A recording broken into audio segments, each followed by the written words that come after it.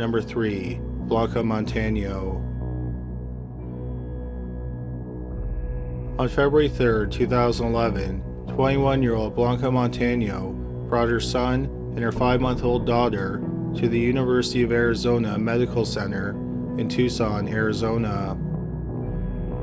She said that both of her children were suffering from flu-like symptoms. For example, her daughter had a fever and bloody diarrhea. It turned out that both children had contracted E. coli. Montano's son was treated and released, but her daughter's condition only worsened in the hospital. After 2 days, the baby had to be put into the intensive care unit. She ended up staying in the ICU for 2 months because she kept developing new infections. A new infection would arise just after she was getting better from her last infection. The doctors thought that the baby had developed between 7 and 9 different infections. What was really baffling to the doctors was that the baby was in the ICU, yet she developed bacterial infections that were either fecal or waterborne. A patient contracting even one fecal or waterborne infection while in the ICU is incredibly rare.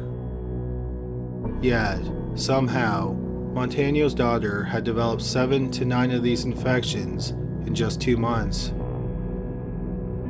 At first, the doctors thought that the child possibly had a pre-existing condition, but she was checked and they found no signs of a pre-existing condition.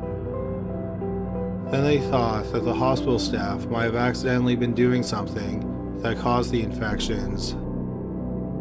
For example, they may have not been following proper hygiene protocols. But the doctors found no evidence of this either. A third possibility was that another patient was transmitting the infections. This possibility was quickly ruled out because the infections that the baby was contracting were not often transferred from patient to patient. Also, they weren't common infections in the children's ICU. The doctors began to suspect that someone was intentionally infecting the baby. Specifically, they thought that someone was adding bacteria to her IV line. They installed a camera to monitor the baby. 3 days later, the alarm on the baby's IV went off while Montano was in the room alone with the baby. This prompted the hospital staff to review the footage.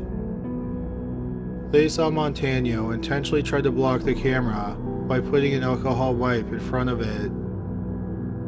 Later that same day, the camera recorded Montano walking out of a washroom and making her way to the crib with her hand hidden under her sweatshirt. She then grabbed the IV line and started playing with it, and this set off the alarm. The next day, Montano was confronted by members of the hospital staff. She denied that she was the one who was infecting her child. The staff told her that they planned on calling Child Protective Services. Montano told them that she was surprised that they didn't call them sooner. After the meeting, Montano was barred from seeing her baby. Also, her son was taken into the custody of Child Protective Services. In the weeks that followed, the baby did not develop any new infections, and she made a full recovery. She was released from the hospital and placed with Child Protective Services. On April 11, 2011, Montano was indicted for attempted murder and child abuse with death or serious injury likely. She went to trial 2 years later in the spring of 2013. The prosecution contended that Montano made the baby sick by injecting fecal matter into her IV line. The prosecutor said that the baby was a victim of Munchausen by proxy syndrome. He said that Montano was raising the children alone and she purposely made the baby sick to get attention from the father of the children. Montano's lawyer said she was innocent and she would never harm a child. He claimed that the hospital staff made the baby sick because they were not following hygiene protocols. However, the defense did not present any evidence that any of the hospital staff did anything wrong. Blanca Montano was ultimately found guilty of child abuse, and she was looking at a sentence of 17 years. Instead, she was sentenced to 13 years in prison. Number 2. Jack Barron. Jack Barron was born to Elmore and Roberta Barron in October 1961 in Castro Valley, California. He was an only child. Elmore was a distant father, and Roberta doted on Jack. Many of Jack's friends called him a mama's boy. When Jack was 13 years old, Elmore and Roberta got divorced. After the divorce, Jack only saw his father a handful of times. In February 1986, Jack, who was 24 years old, met 28-year-old Irene Paget through a mutual friend. Irene came from a family life that was nearly the opposite of Jack's. She was the youngest of 4 children in a tight-knit family. In November 1986, Irene and Jack moved in together. In the spring of 1988, Irene found out that she was pregnant. They got married in July of that year. On January 8, 1989, Irene gave birth to a son named Jeremy. A few months later, the Barrons settled in Sacramento, California. Then on March 28, 1990, Irene gave birth to a second child, a daughter named Ashley. In the spring of 1992, Jack was working nights at a grocery store as a shelf stocker. Irene was a stay-at-home mom. Irene also ran a small daycare out of the family's home for neighbors. At the time, Jeremy was 3 and Ashley was 2. On the morning of June 8, 1992, a neighbor went to drop off her child at the Barrons' home so that Irene could watch her. The neighbor knocked on the door repeatedly, but no one answered. She looked in the window and saw 3-year-old Jeremy. She got him to open the door for her. Jeremy told the neighbor he couldn't wake up his mother. The neighbor found 34-year-old Irene Barron unresponsive in her bed. There was a pillow resting over her face. She called 911 and the dispatcher asked her to do CPR. But when the neighbor went to perform CPR, she found Irene's body was already in rigor mortis. Paramedics and homicide detectives arrived at the house not long after the call was placed to 911. While the homicide detectives were searching the family's house, Jack returned home from work. He was told that his wife was dead, and he acted distraughtedly. He asked how Irene died, but the detectives didn't know. There were no obvious signs of trauma like a gunshot wound, a stab wound, or strangulation marks. Also, the house had been locked up and there were no signs of a break-in. But the detectives did find it odd that a 34-year-old woman with no health problems would die suddenly. The detectives asked Jack what happened the night before. He said he left for work at about 11 p.m. He said when he left, Irene was alive and awake. He did not notice anything unusual about her before he left. The detectives talked to the Barrons' neighbor who found Irene's body, and she said that on the weekend, Irene was suffering from a bad headache. She said that her headache was so bad that her speech was slurred. A pathologist came to the house to examine Irene's body. He thought that Irene had died sometime around 7:30 the night before. When Irene was found in bed, she was still wearing her slippers. Black smudges were found on the pillowcase that was resting on her face. The pathologist thought that the smudges were eye makeup. This strongly suggested that Irene had makeup on when the pillow was put over her face. The detectives thought that the eye makeup and the slippers suggested that she died before she went to bed, instead of dying in her sleep. Had she gotten ready for bed, she most likely would have removed her makeup and taken off her slippers. The findings contradicted Jack's story. He said that he last saw Irene at 11 p.m. when he left for work. He said that she was alive and awake when he left for work. The pathologist couldn't determine if Irene's death was natural or if it was a homicide. Irene was found with a pillow over her face, and there were marks on it that were most likely eye makeup, and this suggests she could have been smothered. But the pathologist pointed out that if Irene had a really bad headache, she could have crawled into bed without properly getting ready for bed, and then put the pillow over her face to block out the light.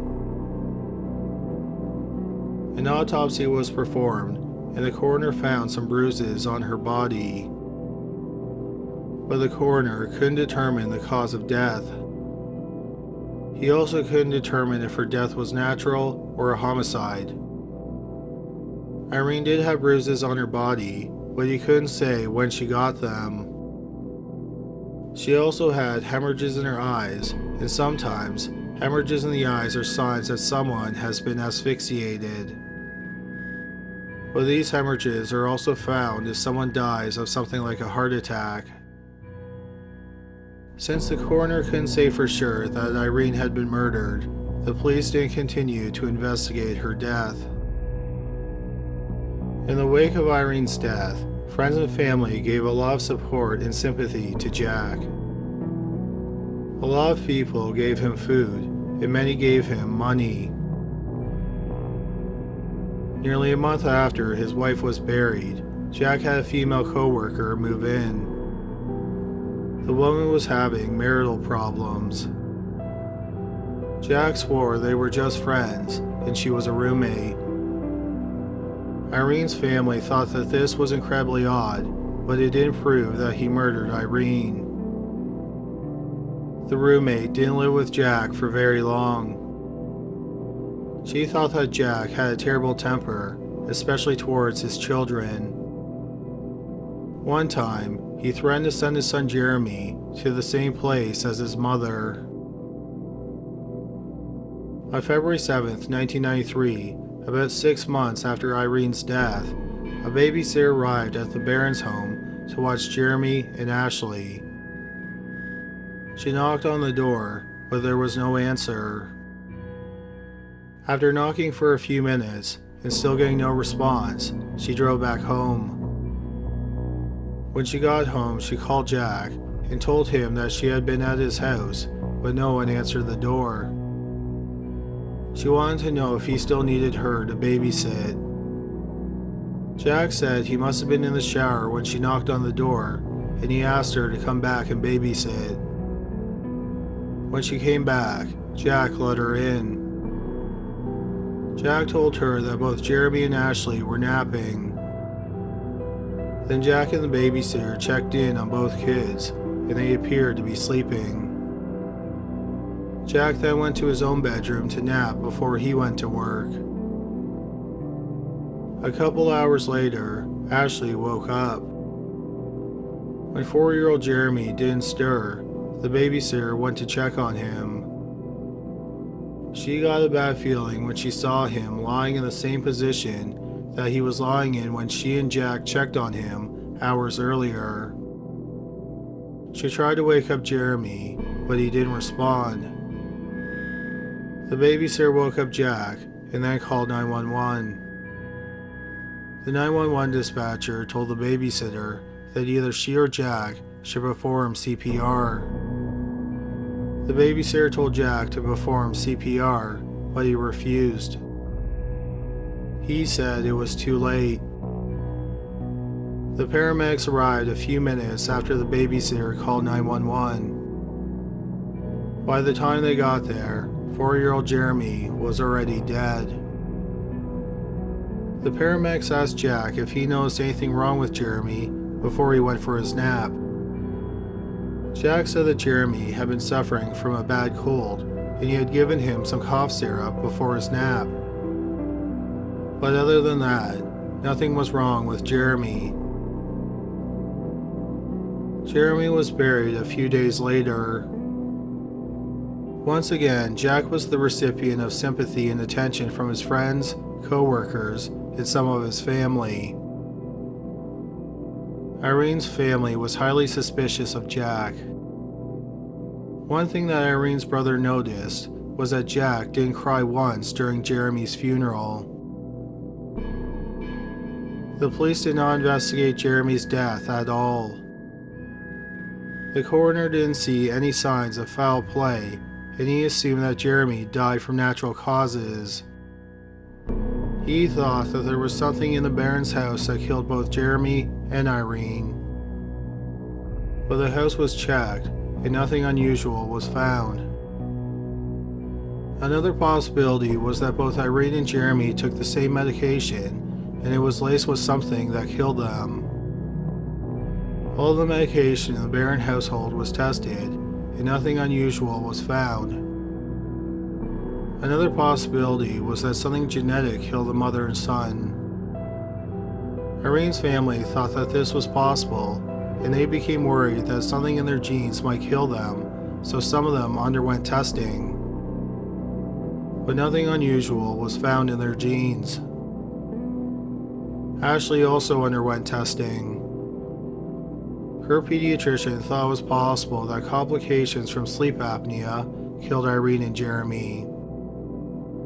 Sleep apnea is a condition where people repeatedly stop and start breathing when they are sleeping. The pediatrician thought that Ashley may have had sleep apnea as well. The testing showed that Ashley suffered periodic interruptions of breathing while she slept. But then the pediatrician realized that there was a problem with the test. To get a better read on her body, the pediatrician wanted Ashley to wear a heart monitor. The problem was that Ashley didn't like wearing the heart monitor. The pediatrician explained to Jack the importance of Ashley wearing the heart monitor. But even after the pediatrician talked to him, Jack didn't force Ashley to wear the heart monitor. He said he was too busy to make her wear it. Jack was a big fan of the country singer Wynonna Judd.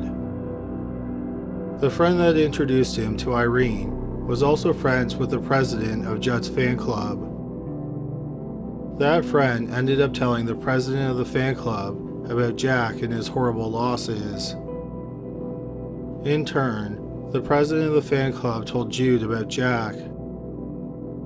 Then Judd called Jack and invited him to a concert. They met backstage at the concert, and then Judd gave him tickets to another show. Jack attended the second concert with Ashley. After Jack attended both concerts, what people found odd was that there were no longer any photos of Irene hanging up in the house where she used to live. They had all been replaced with photos of Jack with Wynonna Judd. Jack told people that he and Judd were dating, and they might even get married. Most of his friends and family didn't believe him. They just assumed he was looking for attention. That was one thing that people started to notice more and more. Jack seemed like he always needed to be the center of attention. In January 1994, Jack hired a practical nurse to babysit Ashley while he was at work. He told the nurse that Ashley had a heart condition. On August 6, 1994, the nurse arrived at their home at 10:45 p.m. When she got there, Ashley was already in bed. She and Jack checked on Ashley in bed, and then Jack gave her a glass of iced tea. She noticed that the iced tea was strong tasting. A few minutes later, Jack left for work. Before he left, he told the nurse not to fall asleep.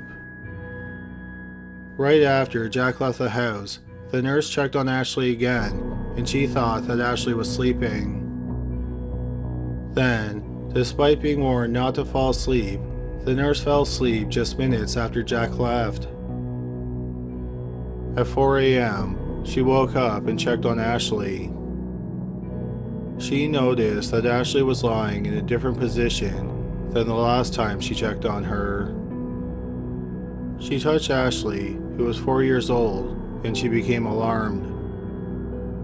Ashley's body was cold. The nurse called 911 and then tried to perform CPR, but she couldn't get Ashley's mouth open. It turned out that rigor mortis had already set in. Irene and Jeremy's autopsies were performed by the same coroner.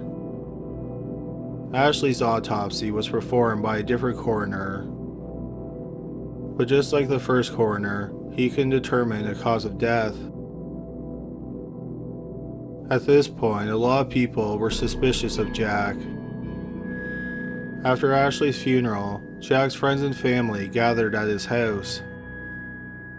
Winona Judd sent a big bouquet of flowers, and Jack proudly displayed it. Jack also wore a t-shirt that said "Wise Guy." People at the get-together noted that Jack, who had lost his wife and 2 children within 2 years and 2 months, was far from bereaved. Instead, he laughed and joked with one of his friends. Jack's friends and family weren't the only ones who were suspicious of him. Several people at the coroner's office were convinced that Jack had killed his wife and 2 children. So they started to reinvestigate the deaths. When they did, they found a pattern. Each family member either died or their body was found on the 7th day of the month. Irene most likely died on the night of June 7th, 1992, and her body was found the next morning. Jeremy died on February 7th, 1993, and he was found on the same day. Finally, Ashley's time of death was unclear, but her body was discovered on the morning of August 7th, 1994. That was not the only pattern they saw. All the bodies were found on a Sunday. The odds of 3 healthy people in the same family dying of natural causes within 2 years and 2 months of each other, and all their bodies were found on the 7th day of the month, which were also Sundays, were astronomical. The coroner's deputy that found the pattern investigated Jack's background to see if the 7th day of the month that fell on a Sunday had any importance to him. He was shocked when he discovered that Jack's estranged father, Elmore, was born on August 7th, 1938, which was a Sunday. Sunday, August 7th was also the day that Ashley was found dead. The problem for investigators was that they didn't have any physical evidence that Jack killed his family. They couldn't even prove that any of the deaths were homicides. So while several investigators with the coroner's office were suspicious of Jack, they couldn't have him charged with anything. After Ashley's death, Jack quit his job and sold the house where his 3 family members died. He then moved into his mother Roberta's home in Benicia, California. Roberta didn't exactly love the new living arrangements. When Jack moved in, she had been living with a boyfriend. But Jack and her boyfriend didn't get along, so eventually her boyfriend moved out. While Jack was living with his mother, he didn't pay rent or contribute any money to the bills. Instead, he spent his money on things like CDs and cassettes. He also started dating a married woman. Roberta was a strict Catholic, and she did not like that Jack was dating a married woman. Jack had always been obsessed with trains. His father, Elmore, had been a railroad engineer. After Jack moved in with his mother, he got a job as an assistant conductor with Amtrak. On Monday, February 27, 1995, about 6 months after Ashley died, Jack went to work early in the morning. He returned home at about 2 p.m. and he called 911. He told the dispatcher that his mother was unresponsive. Paramedics arrived at the house several minutes later, and they discovered that Roberta, who was 52 years old, had been dead for hours. A detective also came to the house, and he talked to a neighbor. The neighbor told him that Jack's wife and 2 children had recently died. After hearing that, the detective was immediately suspicious of Jack. During Roberta's autopsy, the coroner found a cause of death. She had been asphyxiated to death. The coroner thought that she had been smothered to death with a pillow. After Roberta's death was ruled a homicide, the police in Sacramento started to reinvestigate the deaths of the rest of Jack's family. One thing that they noted was that Jack's family members were found dead by other people while he was at work or while he was asleep. The investigators in Sacramento decided to figure out if it was possible if they died while Jack was home and awake. Based on Irene's body temperature, the pathologist thought that she died sometime between 4:30 p.m. and 10 p.m. the night before her body was found. His best guess was that she died around 7:30 p.m. Jack told the police that he left for work at 11 p.m. that night. So that meant he was most likely home when Irene died. As for Jeremy, something the police noted was that the babysitter arrived earlier that day and Jack didn't answer the door. She then went home and called Jack. Jack said he must have been in the shower and he told her to come back and babysit. After the babysitter came back, she and Jack checked on Jeremy and he was lying on his side, facing the wall. Jack then went to nap before his work shift.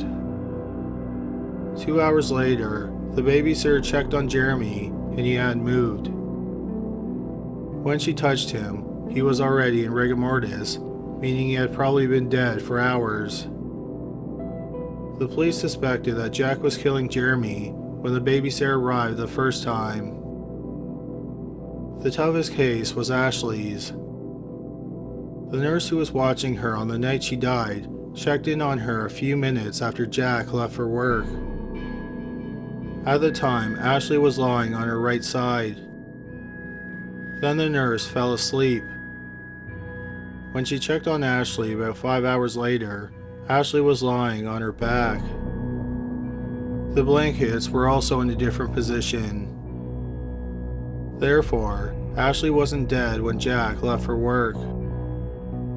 The police checked with Jack's supervisor, and he said that Jack was there on the night that Ashley died. He said that Jack clocked in on time.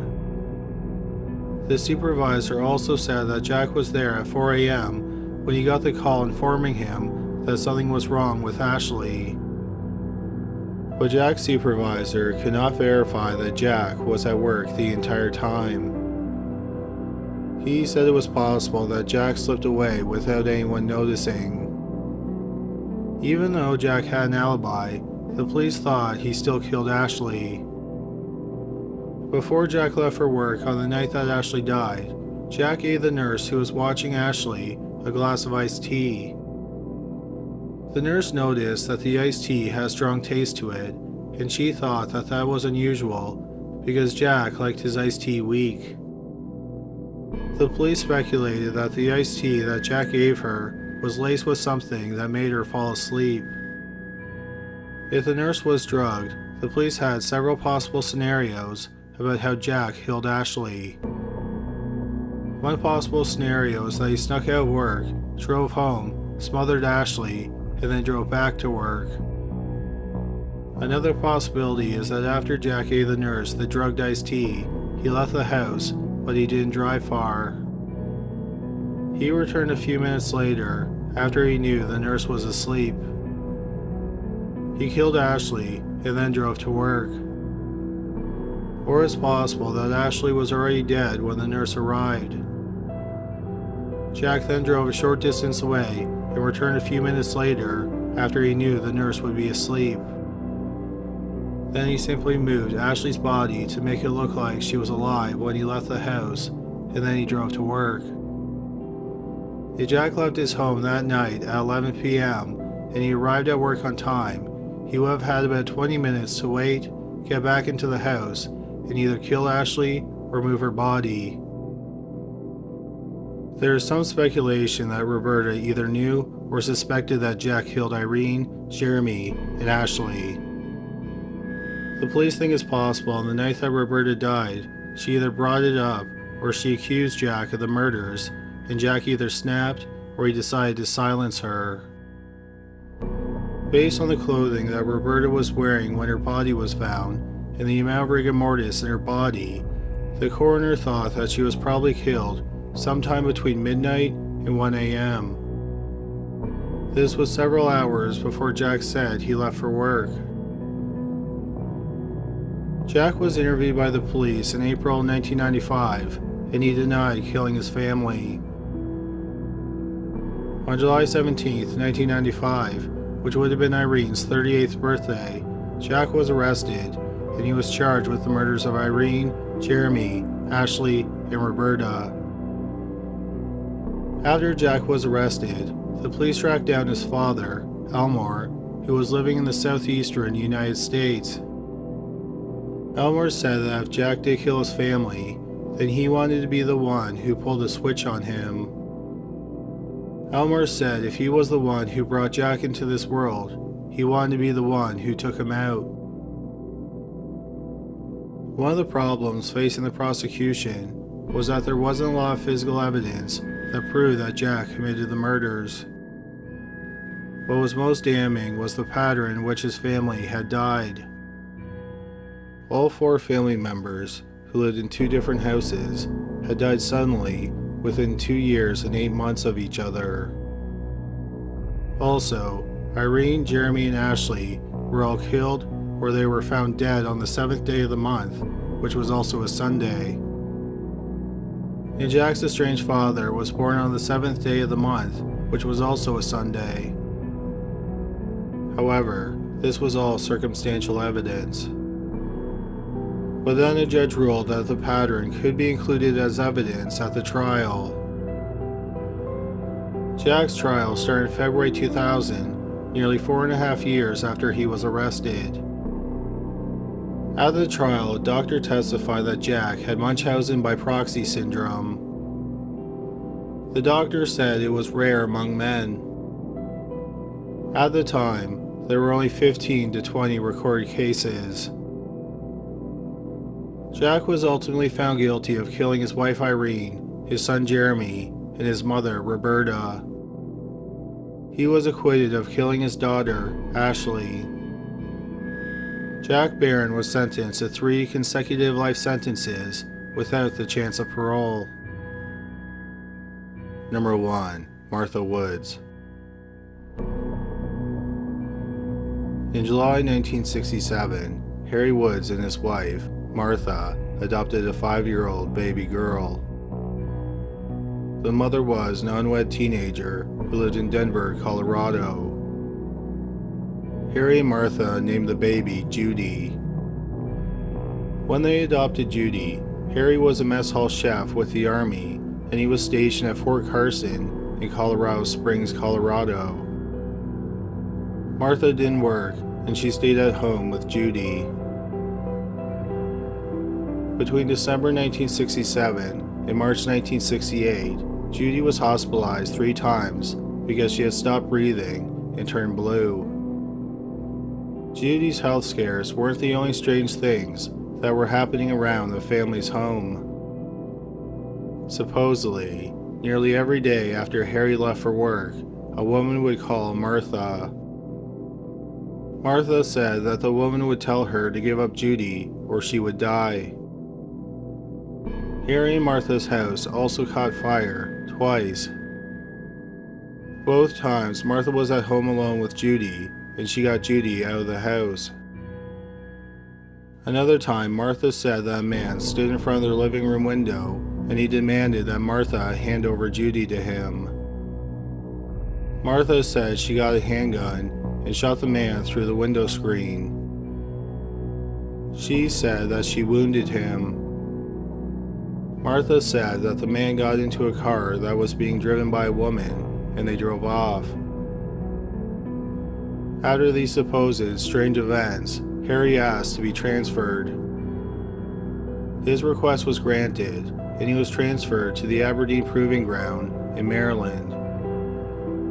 Martha claimed that even after they moved to a different state, she continued to get phone calls telling her to hand over Judy. The police said that they would tap their phone and get to the bottom of it. Then, the supposed calls suddenly stopped. On February 9, 1969, not long after the Woods moved to the Aberdeen Proving Ground, an unidentified 13-year-old girl in Maryland gave birth to a boy, and she immediately put him up for adoption. The baby was a bit on the small side, but he was healthy. He was placed with a foster family for 5 months. He had no health problems, and the foster family thought that he was a happy baby. In the summer of 1969, when he was 5 months old, he was adopted by the Woods family. They named the baby Paul, after Martha's youngest brother. On August 4th, 1969, about a month after Paul was adopted, Martha called 911. She said that Paul had been playing with Judy and then he suddenly stopped breathing. She performed CPR until the paramedics arrived. Baby Paul was rushed to the hospital, which was on the Army base. By the time Paul arrived at the emergency room, he was breathing and he seemed alert. Paul was x-rayed to make sure he didn't accidentally choke on anything. They didn't find anything on the x-ray, and they didn't find anything wrong with Paul, so hours after he was brought into the emergency room, he was sent home with Martha. Just hours later, Paul was rushed to the hospital again because he had stopped breathing. This time, when he arrived at the emergency room, he was limp and his skin had a bluish tint. Martha told the hospital staff that after they got home, she put Paul down for a nap in his crib. Then she heard him choking and struggling to breathe. The doctors kept Paul in the hospital for 3 days, and they conducted a battery of tests on him. But they could not find anything wrong with him. They thought he might have had a respiratory infection. Paul was sent home on the morning of August 7th. Just 24 hours later, Martha called for an ambulance again. Paul had once again stopped breathing. When he arrived at the hospital, he was breathing once again. This time, Paul was hospitalized for 4 days before he was released into Martha's care.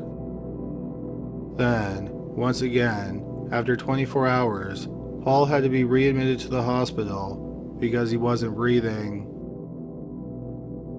Paul was sent to the Walter Reed Medical Center in Bethesda, Maryland, and more tests were conducted. He underwent testing for 5 days, but no one could figure out what was wrong with him. He was sent home on August 19th. On August 20th, Paul was down for a nap, and Martha said she noticed that he had stopped breathing. A neighbor drove them to the hospital. This time, Paul wasn't breathing when he arrived at the hospital, and he was in cardiac arrest. The doctors managed to get his heart beating again, but he was comatose. Paul was then transferred to the Johns Hopkins Hospital in Baltimore, Maryland. Paul's adopted parents, Harry and Martha, were interviewed by the doctors. Harry and Martha thought that something in the air around their home was harming Paul. After all, they did live on the military base where chemical weapons were tested. They also lived near a bay, which had been closed because the fish had been dying. Paul's blood was tested, and this time, the doctors found something.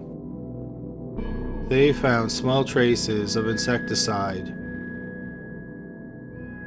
Then, 20 days after Paul fell into a coma, Martha brought 2.5-year-old Judy into the Johns Hopkins emergency room.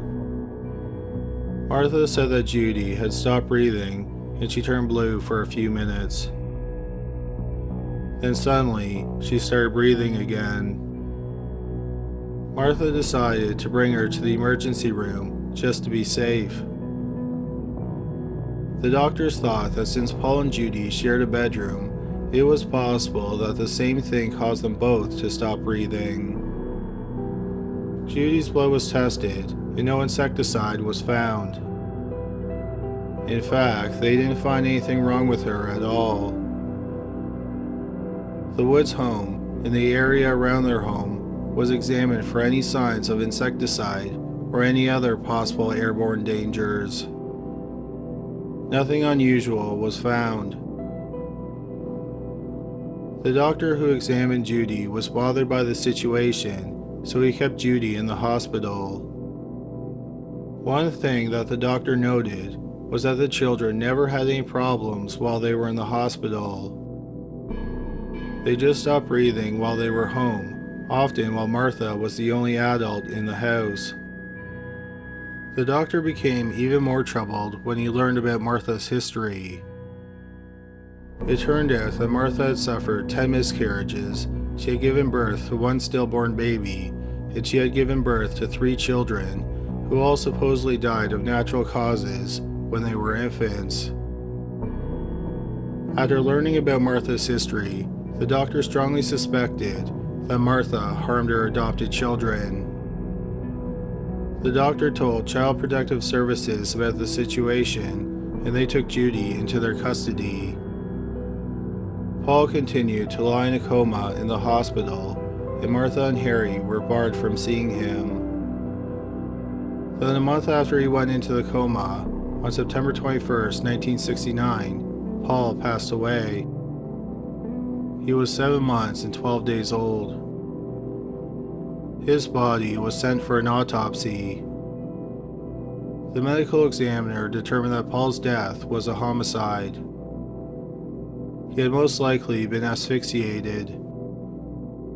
Since it was thought that Paul was asphyxiated in the Woods home, which was on a military base, it was considered a federal crime, so the FBI took over the investigation. What they learned about Martha disturbed them. Martha was born in April 1929 in Columbus, Ohio. She was the 10th of 13 children, and she grew up with extended family.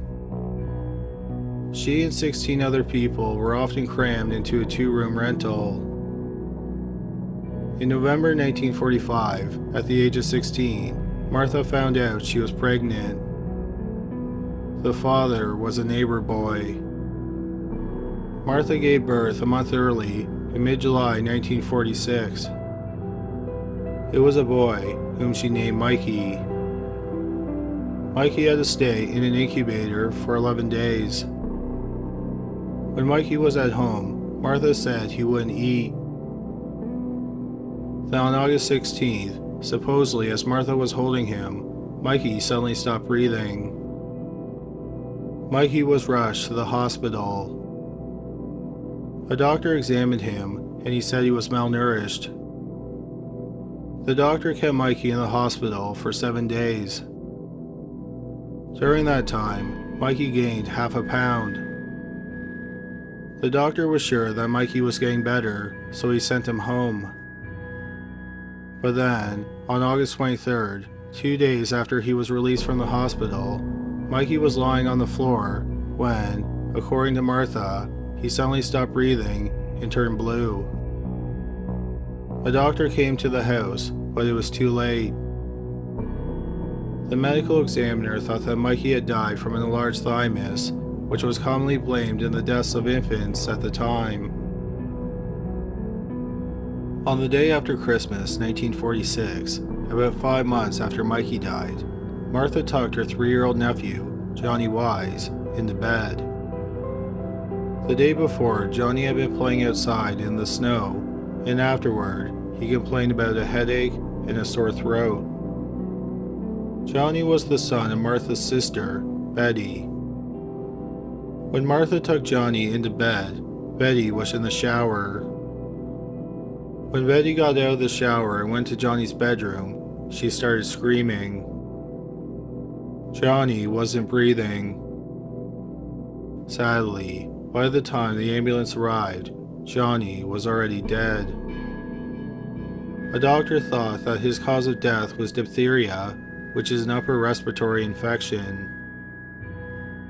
Martha and her family were quarantined for 3 days, but no one else got sick.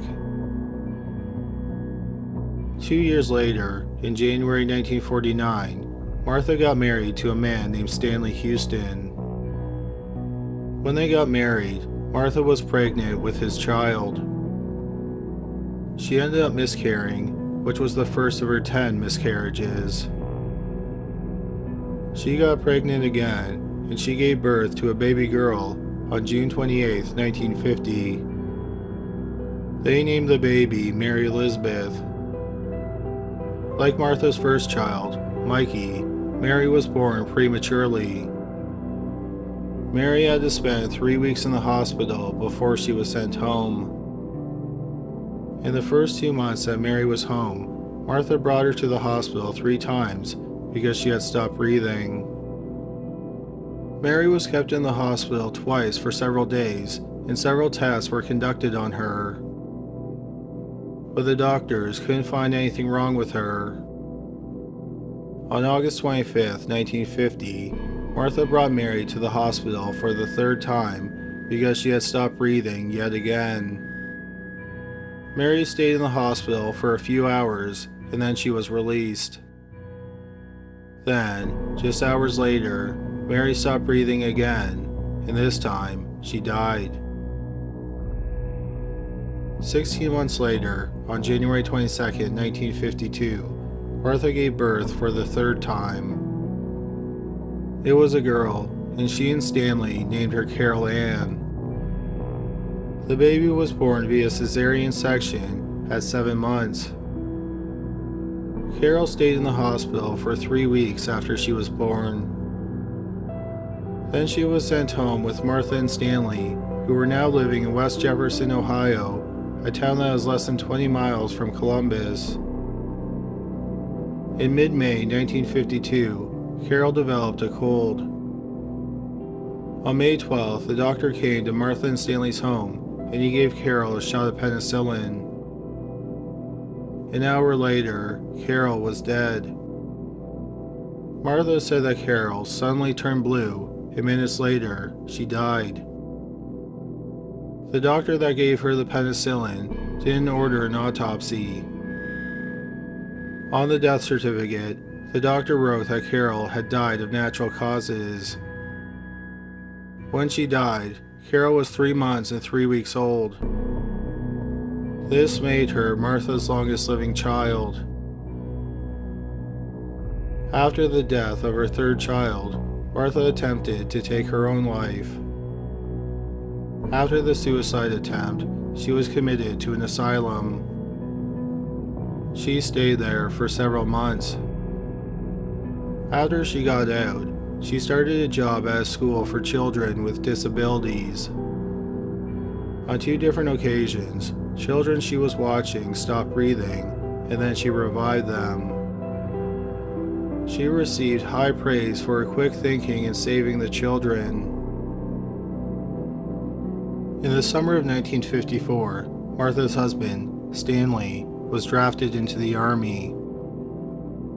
At that point, their marriage was nearing its end. When Stanley was first away serving in the Army, Martha stayed with his parents on their farm. One day, while living there was a mysterious barn fire. Luckily, Martha managed to get all the animals out of the barn safely. After the fire, Martha moved into her parents' home in Columbus. Her and Stanley's divorce was finalized in August 1956. Martha then moved in with her sister and her sister's 2 children. One day, while Martha was watching the 2 children, one of them stopped breathing and Martha rushed him to the hospital. He luckily survived. In May 1958, Martha was living in a small bachelor apartment with her brother Paul, his wife, and their 14-month-old daughter, Lily Marie. Years later, Martha would name her adopted son after her brother Paul.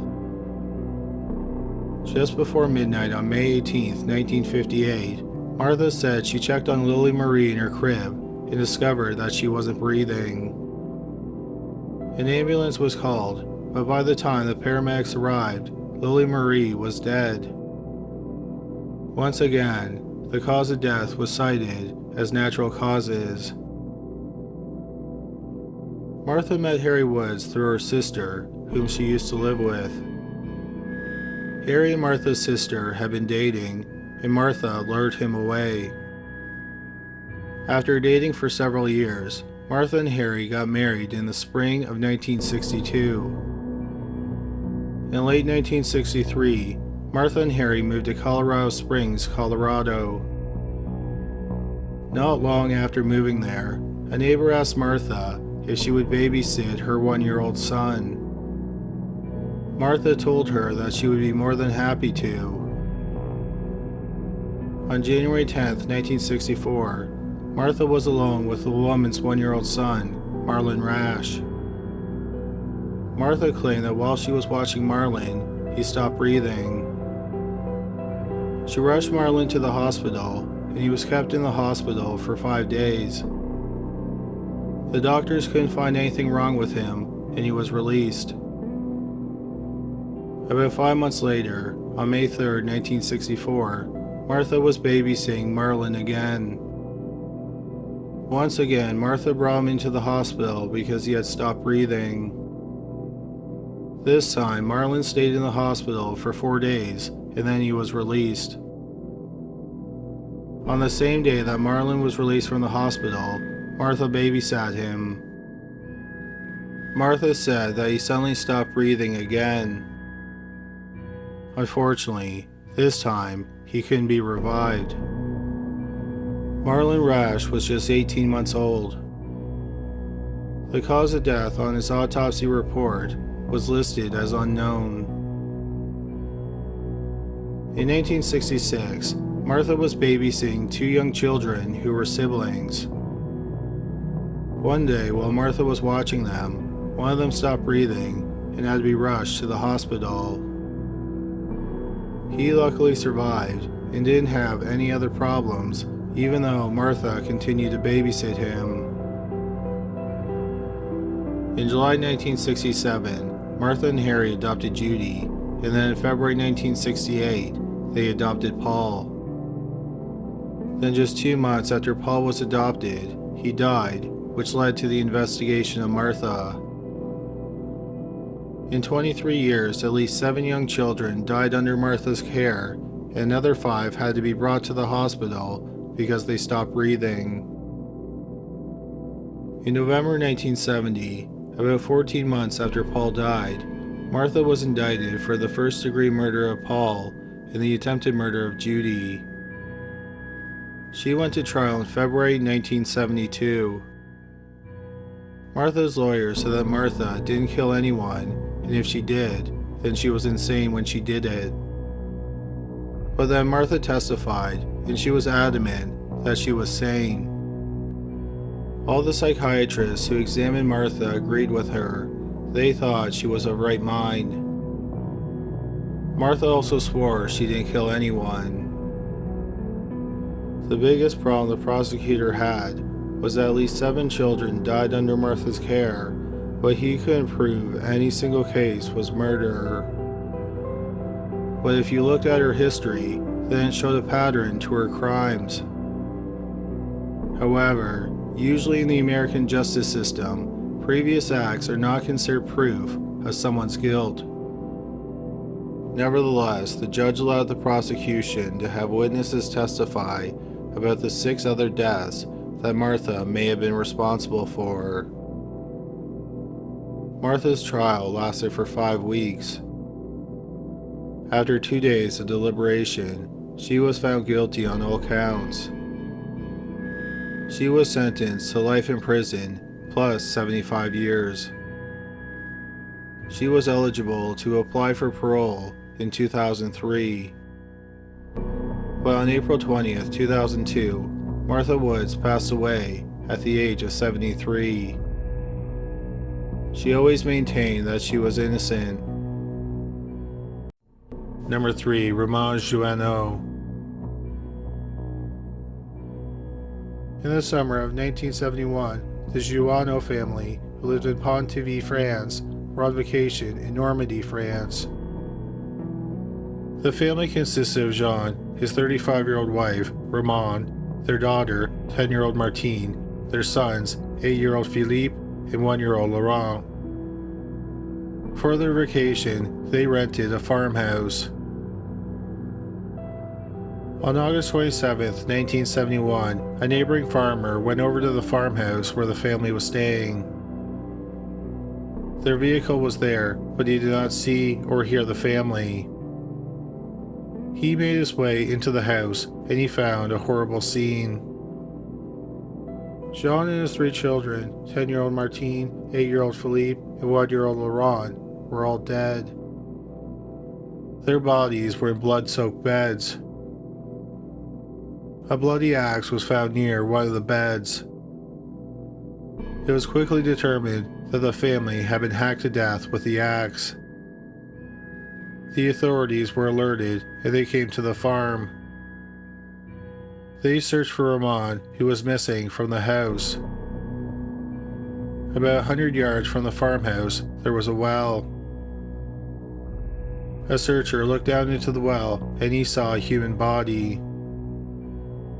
It was determined that was the body of 35-year-old Raymonde Jouhanneau. The police believe that Raymonde got the axe and hacked her family to death one by one as they slept. When she was done murdering her family, she went and jumped to her death in the well. If there was a motive behind the massacre, it has never been made public. Number 2. Angelica Vasquez. In the spring of 2013, the Vasquez family lived on Paintbrush Street in Mesquite, Texas. Their home was in a quiet neighborhood. By all accounts, they seemed like a typical family. 44-year-old Marcelo and 43-year-old Angelica had been married for 23 years. They moved from Mexico to the United States in the 1990s. They had 2 children, 21-year-old Paulina and 18-year-old Alejandro. Alejandro lived at home and he was attending a community college. He also worked part-time at Blockbuster Video. Paulina was studying criminal justice at the University of Northern Texas in Denton, Texas. She lived in an apartment off campus. Marcelo worked as a long-haul trucker. Angelica had worked at a cafeteria in a school until May 2012. Unfortunately, Angelica had been diagnosed with breast cancer. She had a double vasectomy, and in early 2013, she finished chemotherapy. On March 8, 2013, Paulina was home because of spring break. That night, Pauline, her father Marcelo, and her brother, Alejandro, drank some alcohol. Angelica did not drink with them. The next morning at 6:30 a.m., a woman called the police because she thought she heard gunshots coming from the family's home. A police officer drove to the home and found no signs of a break-in or forced entry. He knocked on the door but got no answer. The officer couldn't legally enter the home, so he left. He returned twice that day and still no one came to the door. 4 days later, the officer decided to stop by the house. He noticed that the newspaper and the mail had not been picked up in several days. The officer entered the home and found the dead bodies of the family members. All their bodies were found in different rooms. They had all been shot with a 9mm handgun, most likely while they were sleeping. In the master bedroom was the body of 43-year-old Angelica Vasquez. The gun was found on the floor beside her bed. It was clear that Angelica had shot her 44-year-old husband, her 21-year-old daughter, and her 18-year-old son. What wasn't clear was why she did it. Angelica did not leave a suicide note. Everyone who knew the family was shocked by the triple murder-suicide. Friends and family said that they seemed like a happy family. The police had never been called to their home. Angelica did not have a history of mental illness. One theory is that Angelica had post-traumatic stress disorder from battling cancer. However, this is only speculation. The only person who knew why Angelica killed her family is Angelica, and it appears that she took the secret of her motivation to her grave.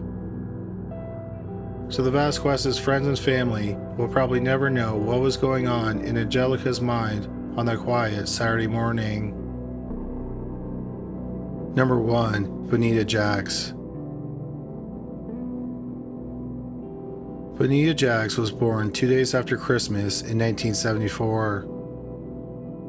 She grew up in Charles County, Maryland. She dropped out of school in the 10th grade when she was 17 years old. She had dropped out because she was pregnant. In January 1991, Bonita gave birth to a daughter, Brittany Jacks. 5 years later, Bonita gave birth to another daughter, Tatiana Jacks. In 2000, 25-year-old Bonita Jacks started dating 31-year-old Nathaniel Fogel. Together, they had 2 daughters, Nikaya, who was born in 2000, and Ajah, who was born the next year. For several years, the family had a problem finding a place to live. In August 2006, a nonprofit group placed them in a row house in Washington, D.C. The year before that, Bonita and her mother fell out of contact. But Bonita's mother didn't have any concerns about her daughter or her granddaughters. Friends and neighbors of the family said that Bonita was a good and doting mother. Her 4 daughters were always bathed, their hair was always done, and they wore clean clothes. Problems first arose in 2004 when Bonita's eldest daughter, Brittany, was 13. She started to become interested in boys, and several boys were interested in her. Bonita would call Brittany a whore and a bitch in front of the other children. She also started calling Brittany Jezebel. Bonita also locked Brittany up in her bedroom. In 2006, Bonita's boyfriend, Nathaniel Fogel, was sick with cancer. In November 2006, he lost his battle with cancer. After this, people noticed a huge change in Bonita. She stopped taking care of her children.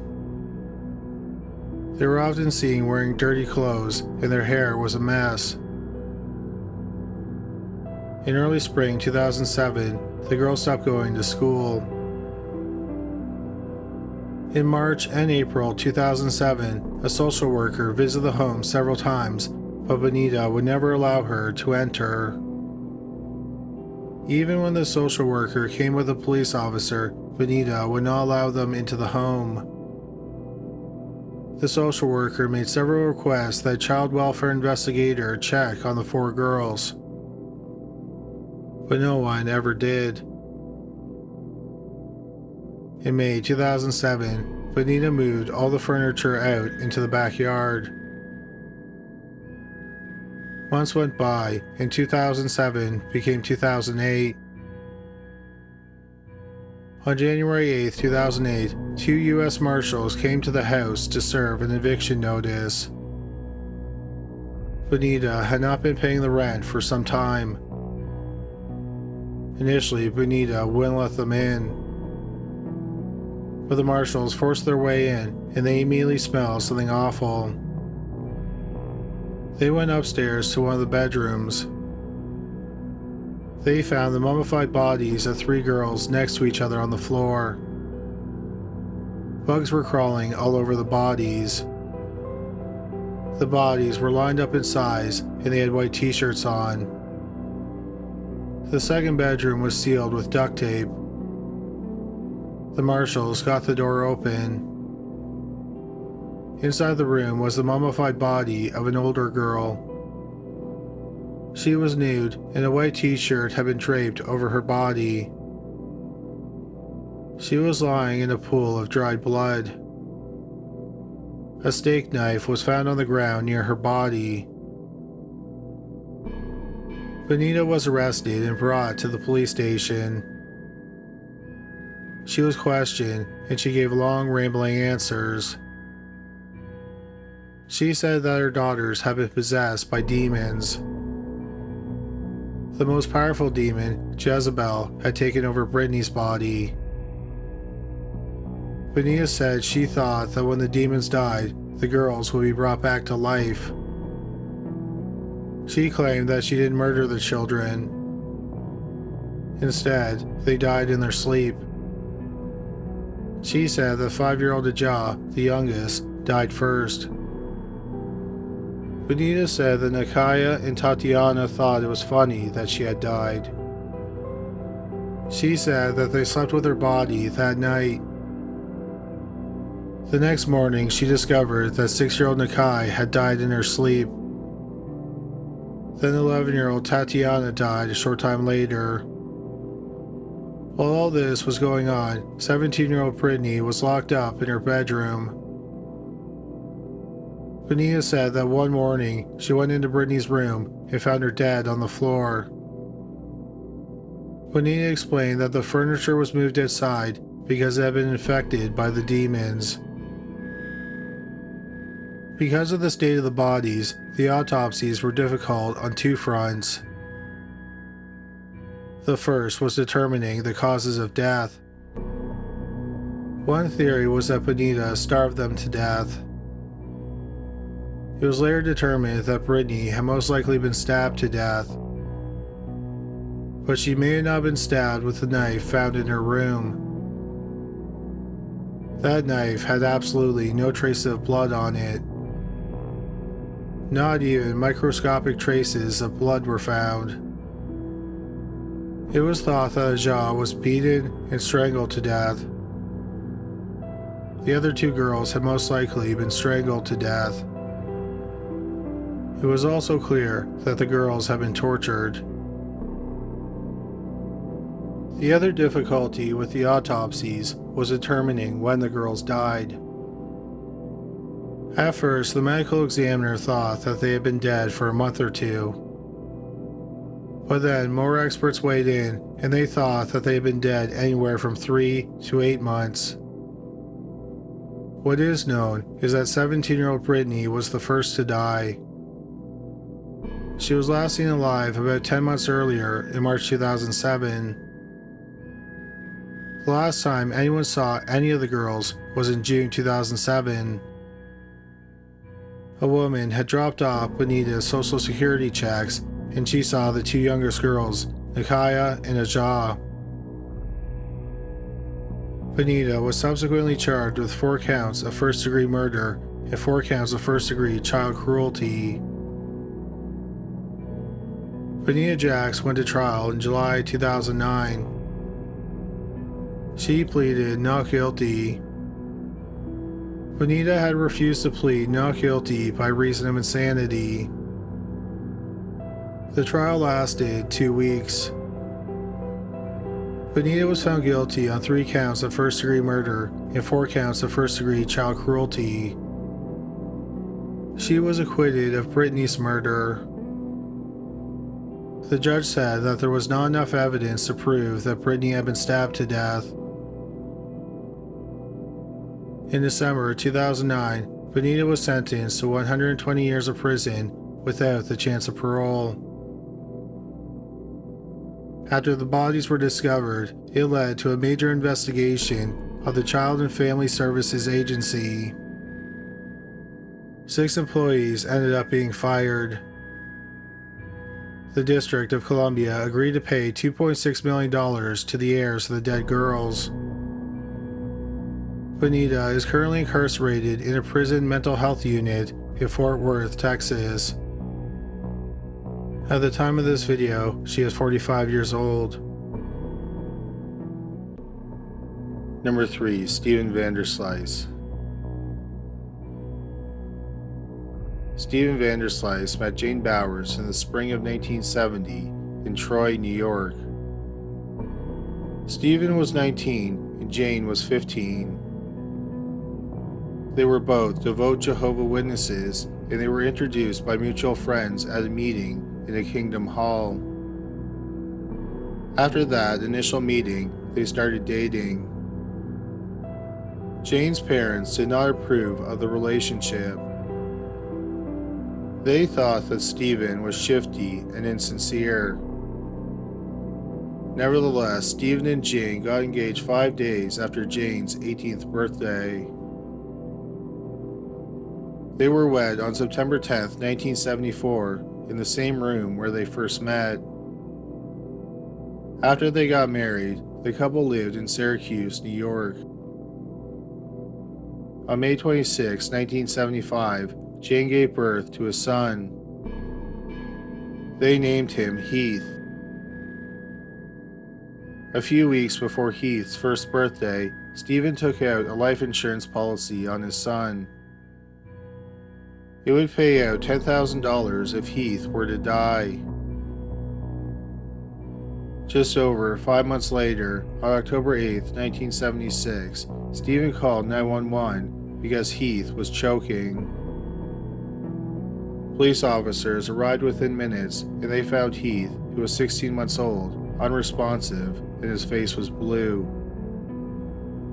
Steven told them that Heath had choked on a quarter. An officer started doing CPR, and then an ambulance took Heath to the hospital. But it was too late. Heath was pronounced dead. No autopsy was performed. When Heath died, Jane was 9 months pregnant. She gave birth 12 days after she lost her firstborn. It was a girl whom they named Heather. A week after Heather's birth, Steven got the insurance payout from Heath's death. With the $10,000, he bought a brand new Pontiac Trans Am. 6 weeks after Heather was born, Steven took out a $10,000 life insurance policy on his daughter. 4 weeks later, on the night of December 30th, 1976, Steven woke Jane up and told her that the baby wasn't breathing. Heather was rushed to the hospital. Heather stayed in the hospital for 4 days and then she was released. Less than a week later, on January 7th, 1976, Steven was left home alone with the baby. When Jane got home, she found Heather dead in her bassinet. Her cause of death was labeled Sudden Infant Death Syndrome, which is also known by its acronym, SIDS. Soon after Heather's death, Stephen collected the life insurance money. Not long after losing their second child, Jane found out that she was pregnant again. On October 14, 1977, Jane gave birth to a healthy girl. They bestowed her with the name Vicky. When Vicky was born, Jane and Stephen were living in Mechanicsville, New York. They had moved away from Syracuse after Heather's death. On the evening of January 11, 1979, Jane went to work. Stephen was at home with Vicky, who was 15 months old. When Jane came home, she went straight to the crib. She knew from looking at her that Vicky was dead, and she started screaming. Jane's father was sure that Stephen had something to do with the death of the children. He wanted the police to investigate, but the medical examiner did not find any evidence of foul play, and he determined that the cause of death was SIDS. Several people had a problem with this ruling because Vicky was 15 months old when she died. SIDS is incredibly rare after the age of 1. Nevertheless, the police did investigate, and they were suspicious of Stephen. After all, he was home alone with the children when they stopped breathing. But the investigators had a hard time wrapping their head around the idea that a father would kill his children. They felt they needed compelling evidence to even question him, and they only had circumstantial evidence.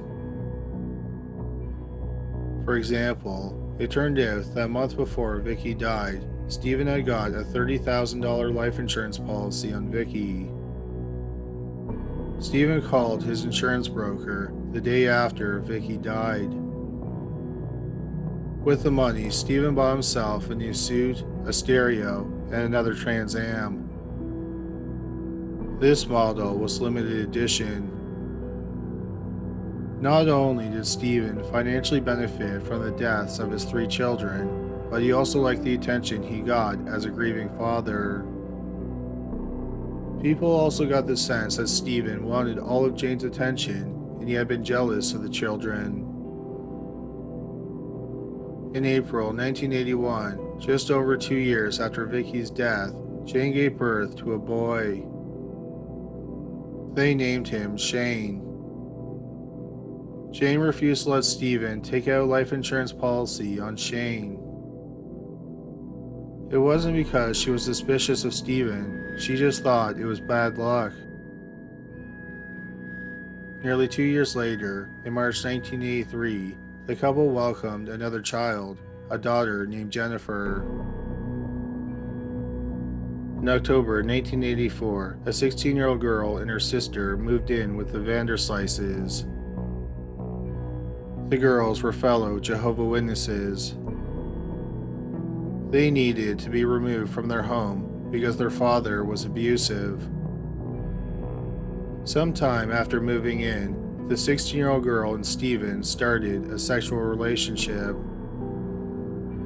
About 6 months after moving in with the Vanderslices, the girls moved back home.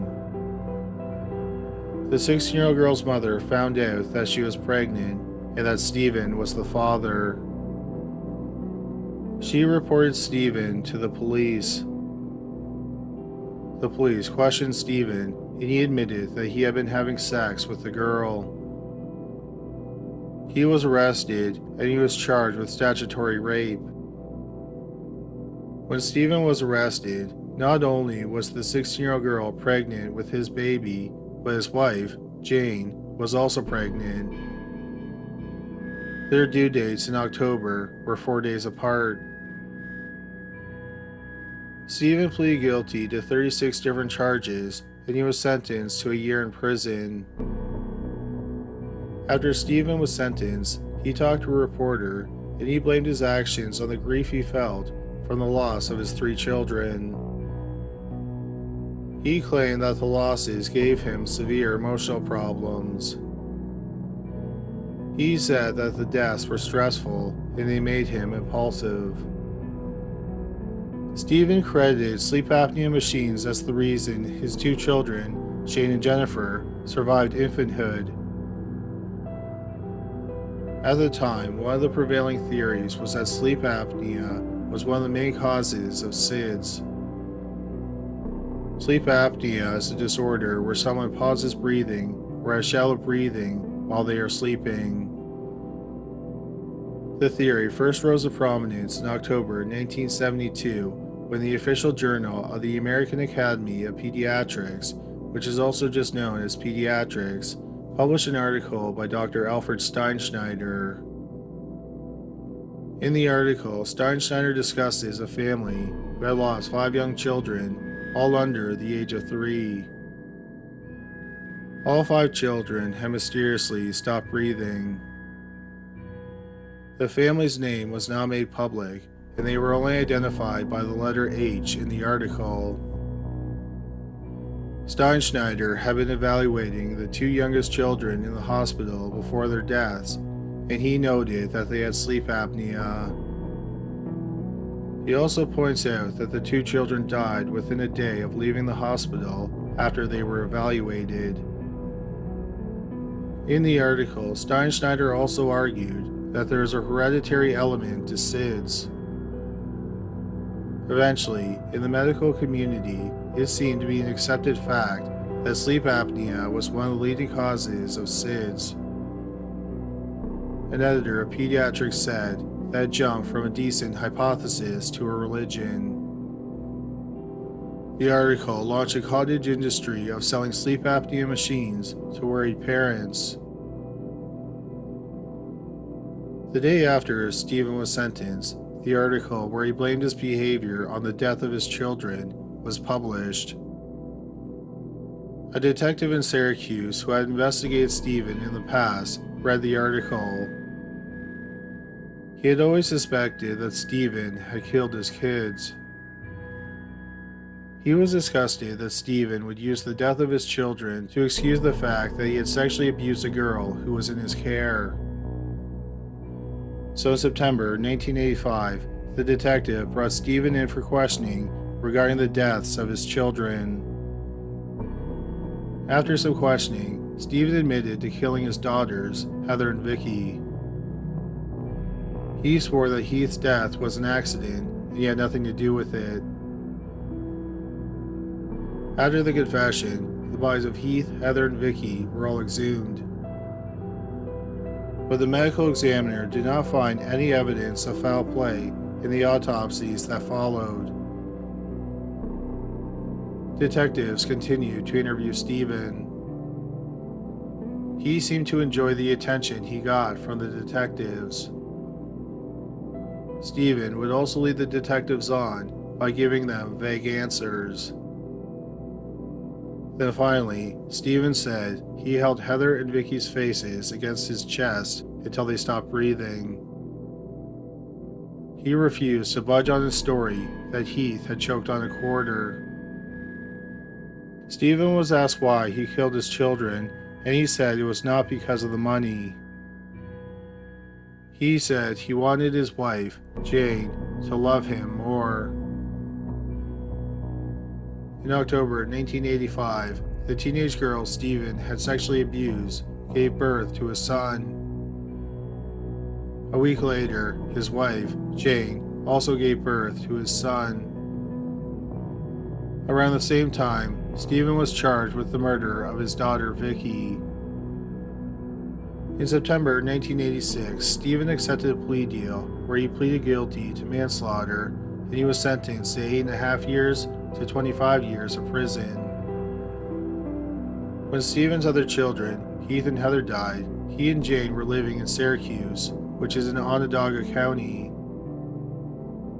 William Fitzpatrick, the Chief Assistant District Attorney of Onondaga County, decided to only charge Stephen with the murder of Heather. Fitzpatrick refused to make a plea deal. Days after Stephen pleaded guilty to manslaughter, he went to trial for Heather's murder. Famed pathologist Dr. Linda Norton was to testify on behalf of the district attorney. Before Norton testified, she and Fitzpatrick met to discuss the case. The case reminded Norton of Dr. Albert Steinschneider's 1972 article in Pediatrics. Norton did not think that Steinschneider's conclusions were accurate. In her own research, she had never found evidence that sleep apnea led to SIDS. She also had never seen evidence that SIDS was hereditary. Norton mentioned the article to Fitzpatrick and told him that the deaths weren't the result of SIDS. Instead, it was the work of a serial killer. She told Fitzpatrick about the case study because it took place in Syracuse. Fitzpatrick noted what Norton said, but he decided to focus on the case at hand. At the trial, Stephen's lawyer pointed out that there was no physical evidence that Heather's death was anything but natural. That's what it said on the initial autopsy report, and the second autopsy did not reveal any signs of foul play either. Dr. Norton testified, and she said that there is no evidence that SIDS is hereditary. So the odds of more than one child in one family dying from SIDS is incredibly high. Stephen's taped confession was also played in court. Stephen Vanderslice was ultimately found guilty, and he was sentenced to 25 years to life. Number 2. Wanita Hoy.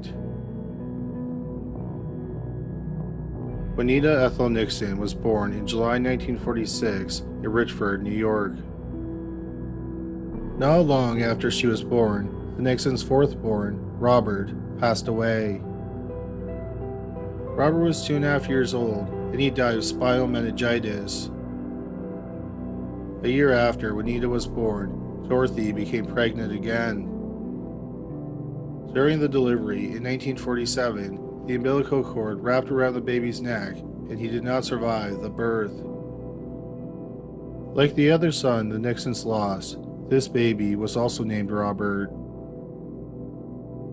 2 years later, Dorothy gave birth to her final child, which was another daughter. When Wanita was 11, she contracted measles, and it nearly left her completely blind. Without her glasses, she could only see shadows. Wanita's family life was typical, but her family was described as cold and distant.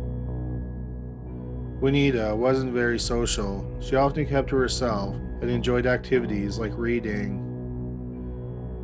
Wanita was an average student. When Wanita started high school, she met Tim Hoyt, who was a senior. They started dating after Tim finished high school. When Wanita was 17 years old, they decided to get married. Wanita's mother, Dorothy, did not approve of the marriage, and she kicked Wanita out of her home a week before the wedding. Wanita ended up moving onto Tim's family farm in Newark Valley, New York. They were wed in a small ceremony. Dorothy did not attend the wedding. After Wanita got married, the principal of her school told her not to return to school because he thought she would be a bad influence on the other students. For example, she could tell the other students about her sex life. So Wanita dropped out. Not long after they were wed, Wanita found out that she was pregnant. She gave birth on October 17, 1964, to a son, Eric. Eric was healthy, and the medical staff found nothing wrong with him. But in the months after Wanita took Eric home, she said he would stop breathing and he would turn blue. She brought him to see doctors, but none of them could find anything wrong with the boy. One doctor thought he might be getting pneumonia, so he prescribed antibiotics. Eric was not the only one who supposedly had health problems. Wanita always thought she was suffering from a new type of ailment. Her friends and family thought she was a hypochondriac. She also had fainting spells. But many people who witnessed these spells thought they were fake, and Wanita was just doing them to get attention. On January 26, 1965, Wanita was home alone with Eric, who was 3 months old. She said she was feeding him, and suddenly he stopped breathing. Wanita ran and got a neighbor. They went back to her home, and Wanita performed CPR on Eric.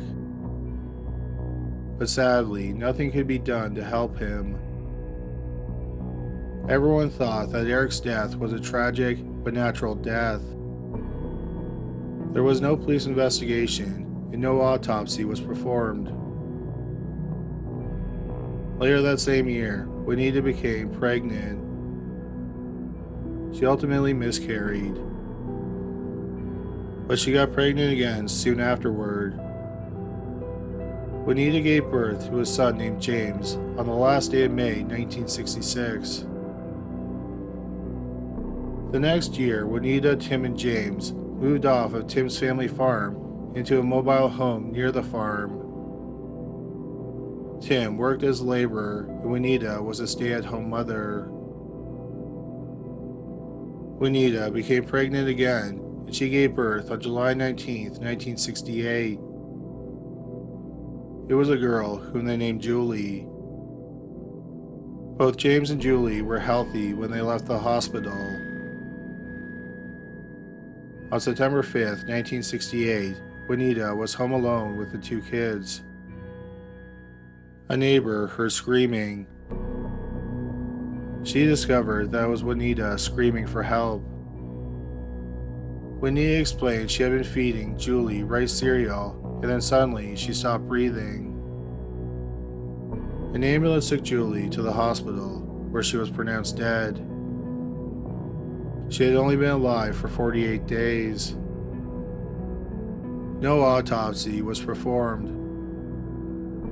Everyone took Wanita's word for it, and the cause of death was put down as choking. Wanita, Tim, and James lived down the road from their best friends, Art and Natalie Hillard. 3 weeks after Julie died, Natalie heard screaming outside of her home. She stepped outside and saw Wanita running down the road with 2.5-year-old James in her arms. Wanita explained that James had been playing outside. When he came back inside, he collapsed in the hallway and stopped breathing. An ambulance was called, and a paramedic performed CPR on the boy. But the coroner came and declared James dead on the scene. For the first time, an autopsy was performed on one of the Hoy children. The coroner was not able to determine the cause of death. Some people speculate that Wanita may have done something to her children, but there was no evidence that she did anything wrong. So while people had their suspicions, there was nothing they could do. In early 1969, Wanita became pregnant again, but she miscarried. Later that same year, Wanita found out that she was pregnant again. On March 18, 1970, Wanita gave birth to a daughter, Molly.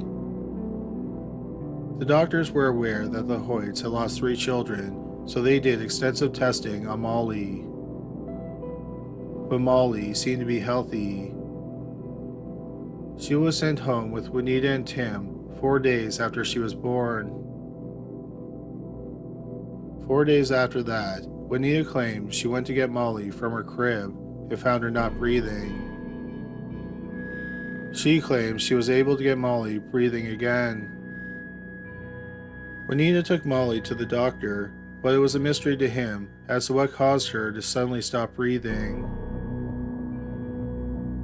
Less than 2 weeks later, the baby had another apparent attack. This time, Wanita and Tim were recommended to Dr. Alfred Steinschneider. Steinschneider was a pediatrician at the Upstate Medical Center in Syracuse, New York. Steinschneider was trying to stem the number of children who die from sudden infant death syndrome, which is also known as SIDS. Steinschneider believed that SIDS was caused by sleep apnea. Steinschneider accepted Molly into a study, and Molly was admitted into the hospital. Supposedly, Steinschneider noted, at times, Molly would stop breathing while she was sleeping. However, she never stopped breathing to the point where she needed to be revived. In fact, Molly was hooked up to a monitor that would set off an alarm if she stopped breathing for 15 seconds. During her hospital stay, the alarm was not triggered a single time. Molly spent 24 days in the hospital, and then she was sent home with her parents. Dr. Steinschneider had Wanita and Tim take a sleep apnea machine home for Molly to use. It was the first time in the United States that a baby was sent home with a sleep apnea machine. Molly lasted for about a day and a half at home, and then Wanita said Molly stopped breathing and she had to revive her.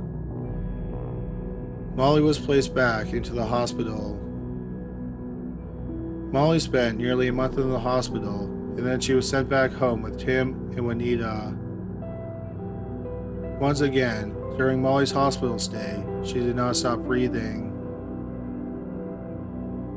The day after Molly was discharged, she died.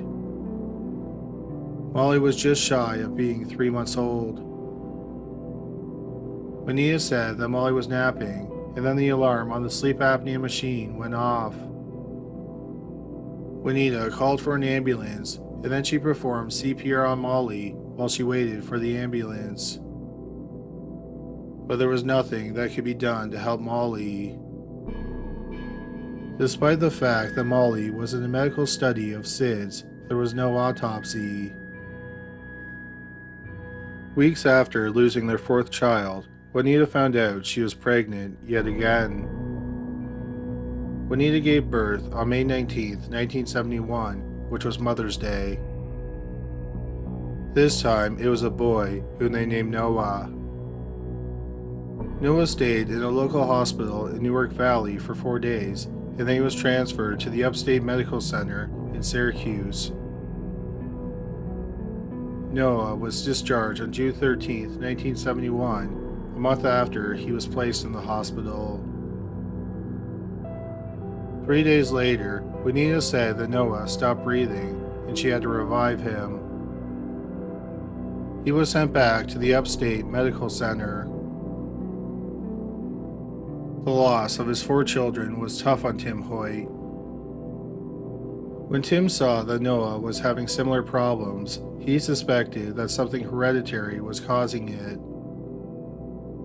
So while Noah was in the hospital, Tim decided to get a vasectomy so that he and Wanita couldn't have any more children together. Noah was released from the hospital on July 27, 1971. Like his sister Molly, there was never a major problem with Noah while he was staying in the hospital. But later, Dr. Albert Steinschneider would claim that Noah had suffered from sleep apnea. The next day, Tim left Noah, who was 2.5 months old, home alone with 25-year-old Wanita. Wanita said she found Noah unresponsive in his crib and he was blue. She said she performed CPR, but it was too late to help him. An autopsy was performed on Noah. The cause of death was labeled SIDS. A week after the death of their 5th child, Wanita and Tim applied to adopt a child. They had tried several other times to adopt, but Wanita always became pregnant and they never went through with the adoption plan. On November 19, 1971, less than 4 months after they lost Noah, Tim and Wanita were given an infant boy to care for. The boy was supposed to stay with Wanita and Tim for 6 months. But then Wanita had the baby taken out of their custody after a few days. In October 1972, the official journal of the American Academy of Pediatrics, also known as Pediatrics, published an article by Dr. Alfred Steinschneider. He discusses the Hoys and the loss of their 5 children, but he only identified the family using the letter H. His article argued that sleep apnea was a major contributing factor to SIDS, and there may be a genetic element to SIDS. It was considered a landmark article in the study of SIDS. As we mentioned in the previous segment about Steven Vanderslice, it eventually became an accepted fact that sleep apnea contributed to SIDS, and SIDS was possibly genetic. The article made Steinschneider one of the leading experts on SIDS. In June 1974, Wanita accused a neighbor of sexually assaulting her. She told everyone in the neighborhood about the incident, but she refused to press charges against him. On September 20th, 1976, about 5 years after they lost their last child, Tim and Wanita adopted a boy who was 2 months old, named Jay. Amazingly, Jay survived childhood in the Hoyt household. Dr. Steinschneider thought that this further proved his point that there was a hereditary element to SIDS.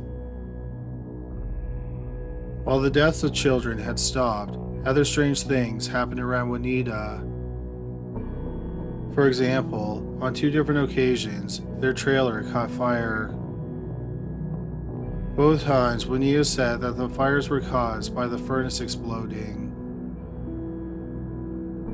Then in April 1984, Steven Vanderslice was arrested for statutory rape. Several months later, Steven was charged with the murders of his daughters, Vicky and Heather. William Fitzpatrick was the prosecutor when Steven went to trial in September 1987 for the murder of Heather. During the trial, Fitzpatrick met a highly respected pathologist, Dr. Linda Norton. During one of their conversations, Norton mentioned Dr. Steinschneider's 1972 article. It told Fitzpatrick that the family's identity wasn't public, but the study happened in his county. She also said that those children didn't die from SIDS. Instead, they were murdered by a serial killer. Fitzpatrick noted what she said, but at the time, he was focused on prosecuting Steven Vanderslice. In November 1990, over 6 years after Steven Vanderslice's trial, William Fitzpatrick was elected District Attorney of Onondaga County. One of the first cases he ordered to be investigated was the H family, where the focus of Dr. Alfred Steinschneider's famous study into the connection between sleep apnea and SIDS. Fitzpatrick had never forgotten what Norton said about the deaths being the work of a serial killer instead of 5 natural deaths. Fitzpatrick knew he probably could have gone to Steinschneider directly to find out the family's name. Instead, he decided to have an investigator figure out the identity of the family. In the article, Steinschneider refers to the youngest family member as NH, and he cites an autopsy number. Using that information, the investigator learned that the boy's name was Noah Hoyt. From there, he learned the identity of the rest of the family. Fitzpatrick was surprised to learn that Noah and Molly had stayed in a hospital in Syracuse, but they and their siblings had died at home in Newark Valley, which was in a different county. So Fitzpatrick passed the information off to the district attorney in that county, Robert Simpson. Simpson launched an investigation. But after 15 months, there was no progress, and William Fitzpatrick was frustrated. He wanted to take the case back and prosecute it himself. Fitzpatrick argued that the parents had taken the babies from a hospital in his county with the intent to harm them. Simpson did not want to lose the case, so he assigned senior investigator with the state police, Bob Courtright, to the case. Courtright collected as much information as he could. Then he had pathologist Dr. Michael Baden look at the medical records. Baden thought that there was something suspicious about the deaths. He concluded that all 5 children were murdered. Another pathologist reviewed the files, and he agreed with Dr. Baden the children had been murdered. A sleep apnea expert looked at the records and found no evidence that the Hoy children suffered from sleep apnea. The 2 pathologists believed that the killer was the mother of the children, Wanita. They thought she was a textbook case of Munchausen by proxy syndrome. They did not think that Tim knew his wife had killed their children. Part of the Munchausen by proxy syndrome pattern is that the person with the condition often has an incredibly loyal partner. In most cases, they are blind to what their partner might have done. On March 23, 1994, 21 and a half years after Noah died, Wanita Hoy was brought in for questioning. The detective started off by asking her about the lives of her children and then how they died. The detectives noted that the stories Wanita told them were different from their records. For example, Wanita said that James had been playing outside, then he came inside and died in the hallway. But she was now telling the detectives that James died after he ate.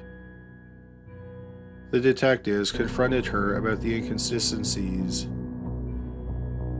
Then they told her that they knew she had killed her children. Wanita broke down crying, and she said she had asked God for forgiveness more times than she could count. Wanita then went through the death of each child and explained how she killed them. In January 1965, she suffocated Eric with a pillow. In September 1968, Wanita held Julie to her shoulder and suffocated her. 3 weeks later, she smothered James with a bath towel. In June 1970, Wanita smothered Molly with a pillow as she laid in her crib. Then in July 1978, she killed Noah by suffocating him with a pillow. Wanita said that each time she killed them, it was because they were crying. She said she couldn't stand the crying. Wanita Hoy was arrested for all 5 murders.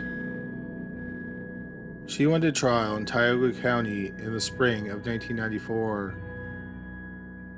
Wanita pleaded not guilty. The prosecution did not have much in the way of physical evidence. Also, the last death happened 16 years earlier. What the prosecution did have was Wanita's confession. The prosecution had the confession read aloud in court. Wanita's defense lawyer countered that the confession was coerced and she had not been informed of her Miranda rights. The prosecutor also had pathologist Dr. Michael Baden testify. Baden said that the odds of so many children dying after they suddenly stopped breathing under the age of 3 were astronomical. To argue against this, the defense cited other cases where families had lost more than one child to SIDS. Dr. Steinschneider testified on behalf of Wanita. He was adamant that Molly and Noah had died from SIDS, which was caused by sleep apnea. Steinschneider had good reason to be defensive about the theory that linked sleep apnea to SIDS. After all, it had been his life's work. Before meeting the Hoyts, Steinschneider had spent years and used millions of dollars looking for a link between sleep apnea and SIDS. When he found the Hoyts, he thought that they proved his theory, and he ignored any evidence that went against it. His article has been cited in over 400 other articles regarding the study of SIDS. When Wanita was arrested and being tried, Steinschneider was the head of the American SIDS Institute. The American SIDS Institute was founded by a former aerospace engineer. The engineer had experienced the nightmare of losing a son to SIDS. He developed a sleep apnea machine for infants prone to SIDS. The machine was endorsed by the American Academy of Pediatrics. His company ended up selling $90 million worth of sleep apnea machines. When he founded the American SIDS Institute in 1983, he hired Dr. Alfred Steinschneider to be the head of the institute. The problem was that no one had ever replicated Steinschneider's results. Also, there was no evidence that sleep apnea machines had any effect on the rate of SIDS. But other research had been done on SIDS, and other potential contributing factors were found. For example, there are higher rates of SIDS among babies who were born to mothers who had drank and smoked while they were pregnant. Another practice that drastically changed the rate of SIDS was having the baby sleep on their back instead of their side or their stomach. Since Steinschneider published this article, another theory has rose to prominence that would explain what happened to the Hoyt children. That was that caregivers were hurting children under their care in a bid to get attention for themselves. Munchausen by proxy syndrome was first used to describe a form of child abuse in 1977, 5 years after Steinschneider's article was published in Pediatrics. Today the condition is known as fictitious disorder imposed on another, and it can involve vulnerable victims of any age. While many people in the medical community believe that SIDS and sleep apnea were connected, there were some critics of the theory. Several months after the article was published, Dr. John Hicks, a Minneapolis pediatrician, had his response to the article published in Pediatrics.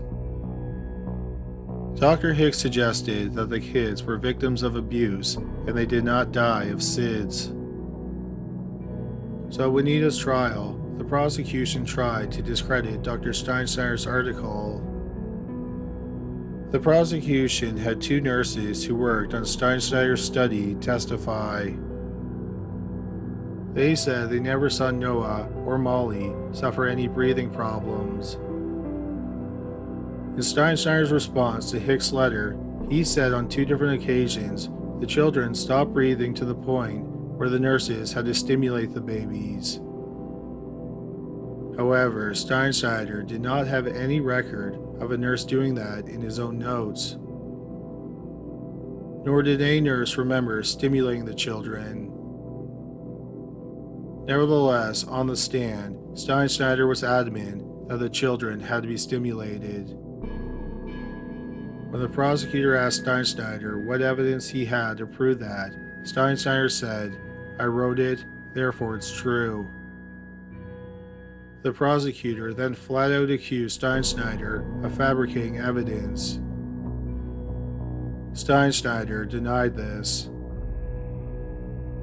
The prosecution also had several people testify that Wanita was cold and distant with her children. When she held them as babies, she often held them away from her body. Several people also talked about her being a hypochondriac who had an addictive need for her husband's attention.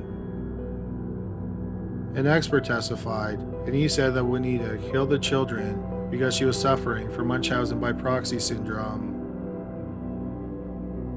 Wanita took the stand in her own defense. Wanita claimed she had been tricked into saying she had killed her children and she had never really hurt them.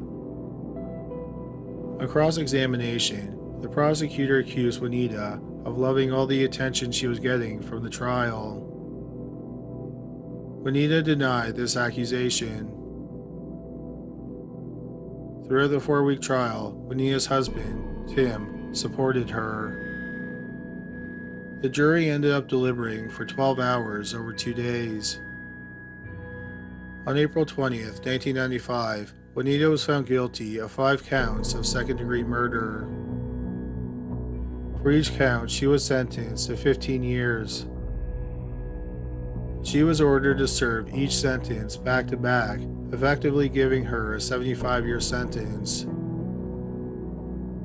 She ended up serving just over 3 years.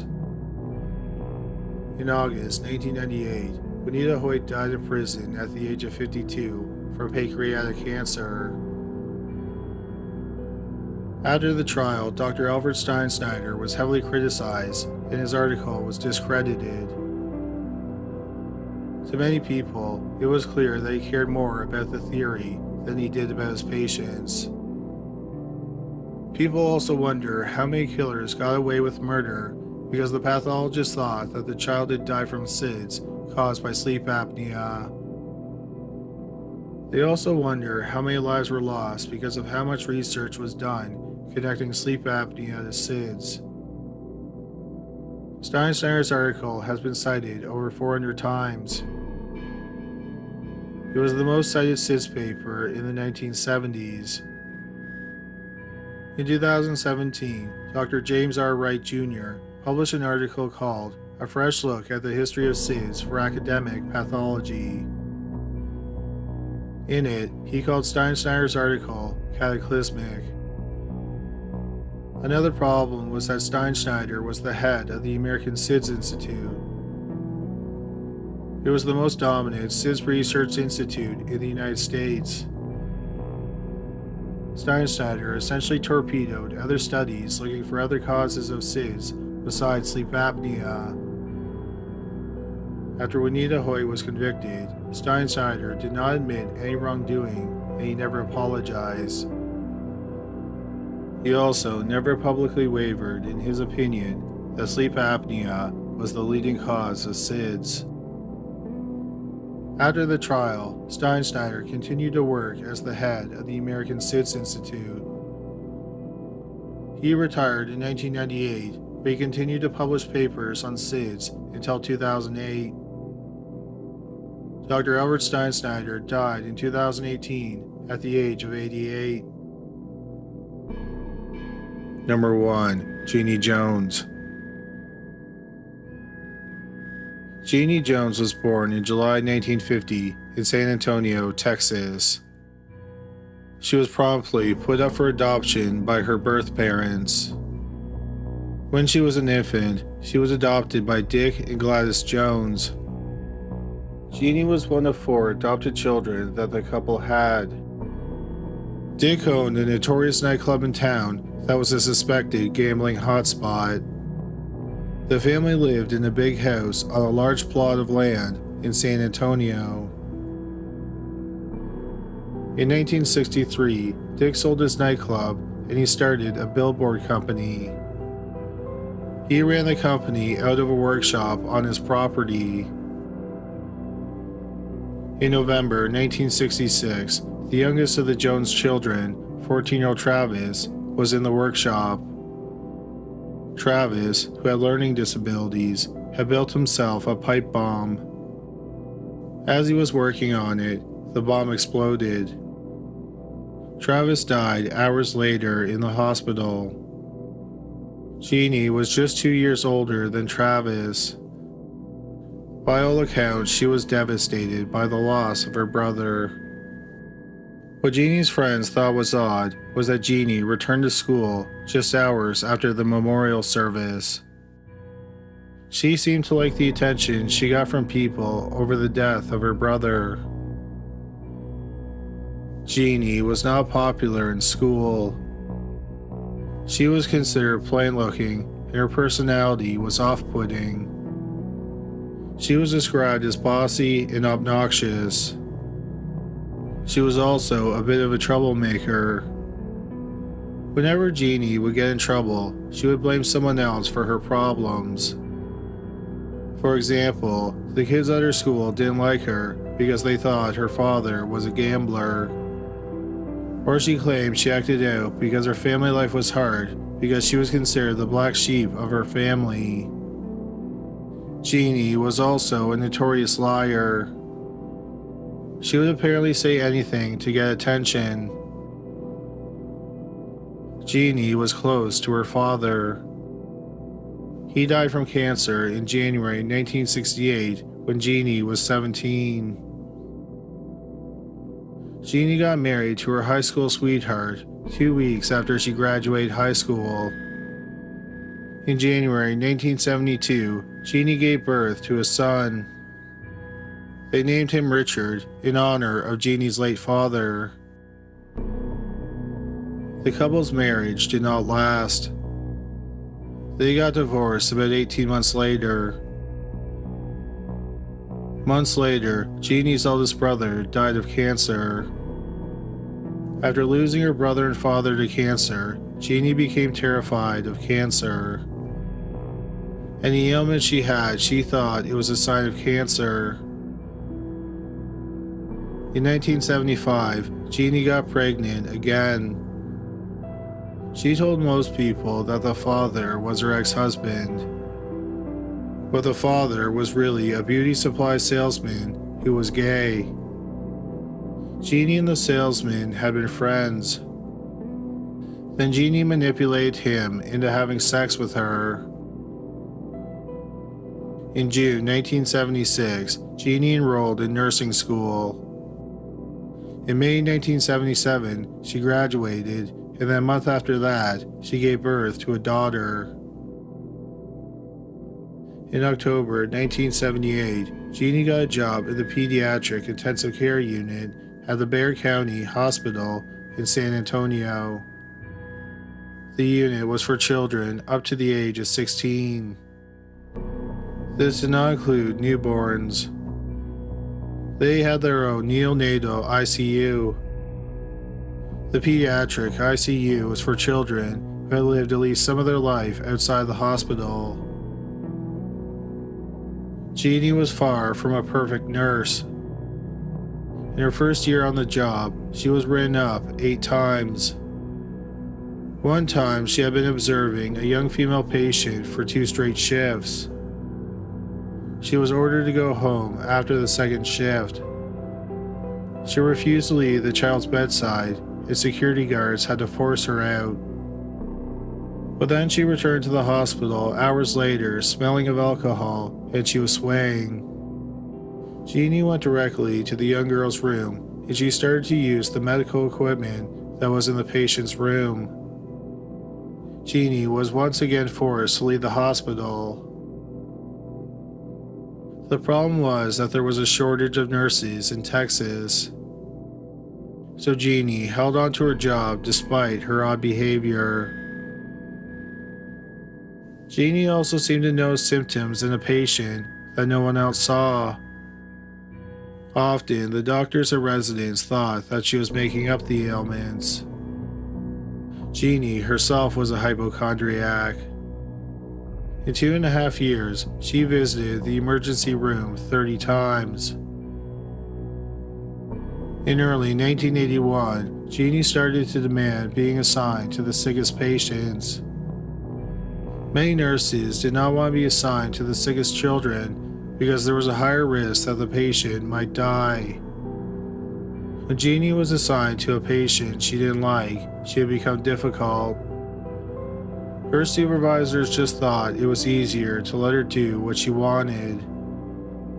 This gave Genene free rein to do what she wanted in the pediatric ICU. In a hospital, when a patient is in a dire condition, a code is initiated. When the patient codes, doctors and nurses rush into the room and try to save the patient's life. Genene admitted she found it exciting when patients coded. She said it would get her keyed up. On May 21, 1981, a patient in Genene's care, Chris Hageda, suddenly died. No one considered the death to be shocking. Chris was 16 months old and he had been born with a heart defect. He had been admitted into the hospital 6 months earlier. During his hospital stay, he developed hepatitis. After Chris's death, other children in the ICU developed mysterious ailments. For example, the blood of some babies would not clot. Other children would just stop breathing or go into cardiac arrest. There was also a significant increase in the amount of deaths in the pediatric ICU. On July 3, 1981, 8-month-old Richard Nelson went into cardiac arrest and died. On August 11, 1981, Terry Lynn Garcia, who was about 2 months old, died after going into cardiac arrest. It was the 5th time she had gone into cardiac arrest. Days later, Patricia Sambrino, 3 months old, died after going into cardiac arrest for the 3rd time. Just over a month later, on September 16, 1981, 2-year-old Rosemary Vega died while she was recovering from heart surgery. Just over a week later, on September 24th, 3-month-old Paul Villarreal died. What was odd about Paul's death was that he just had elective surgery on his skull. His health only took a turn for the worse after he was placed in the ICU to recover.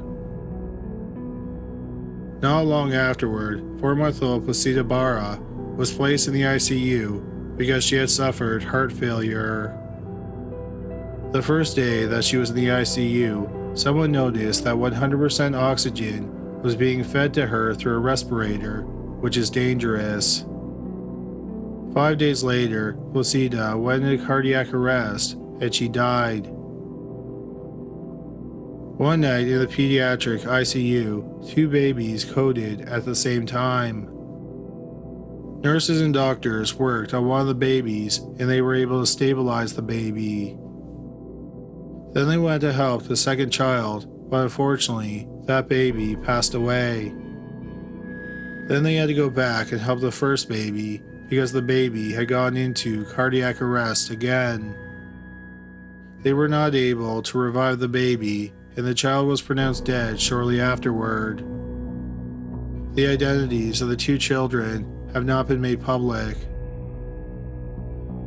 One thing that several nurses in the pediatric ICU noticed was that most of the patients had problems or died when Genene Jones was on duty. Genene even joked that people were going to start considering her the death nurse. Some of the nurses thought that something much more sinister was going on.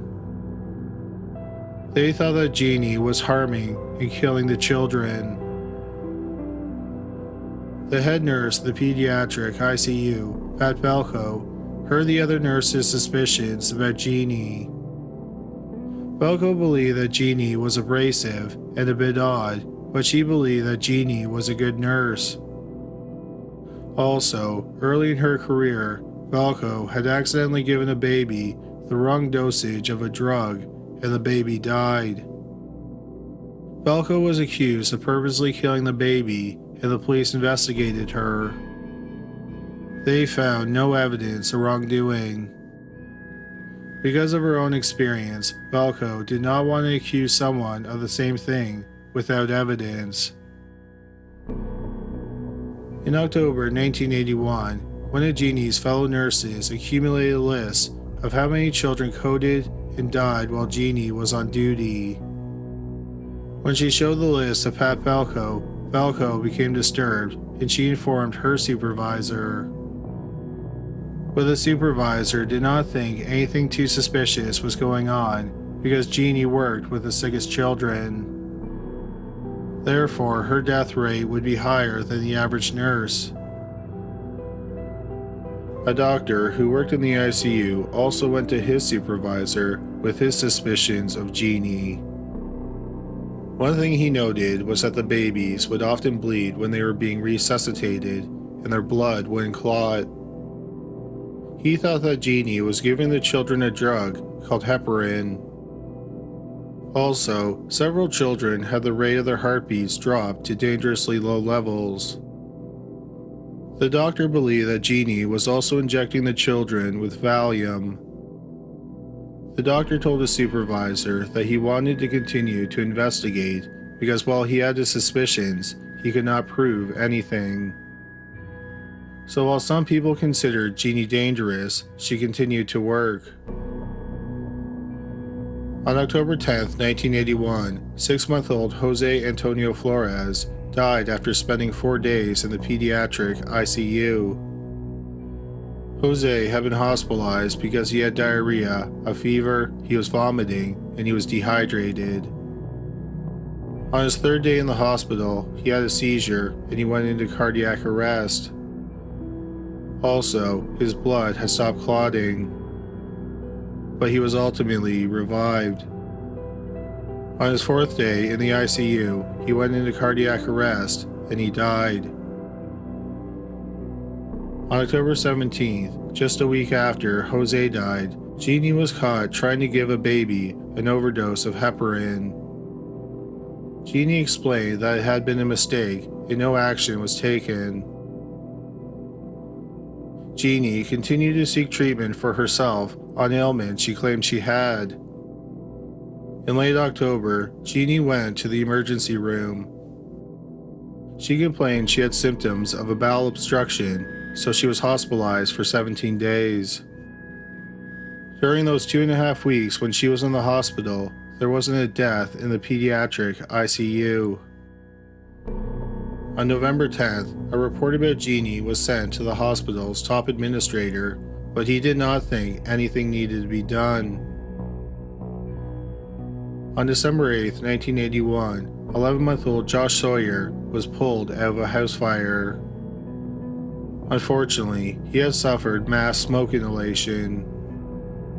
He was brought into the pediatric ICU in a coma. 3 days later, it seemed like he was getting better, but he remained in a coma. Then Genene took over caring for Josh. He died on her 2nd shift.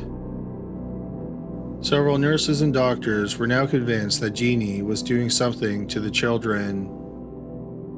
At the very least, they wanted her fired.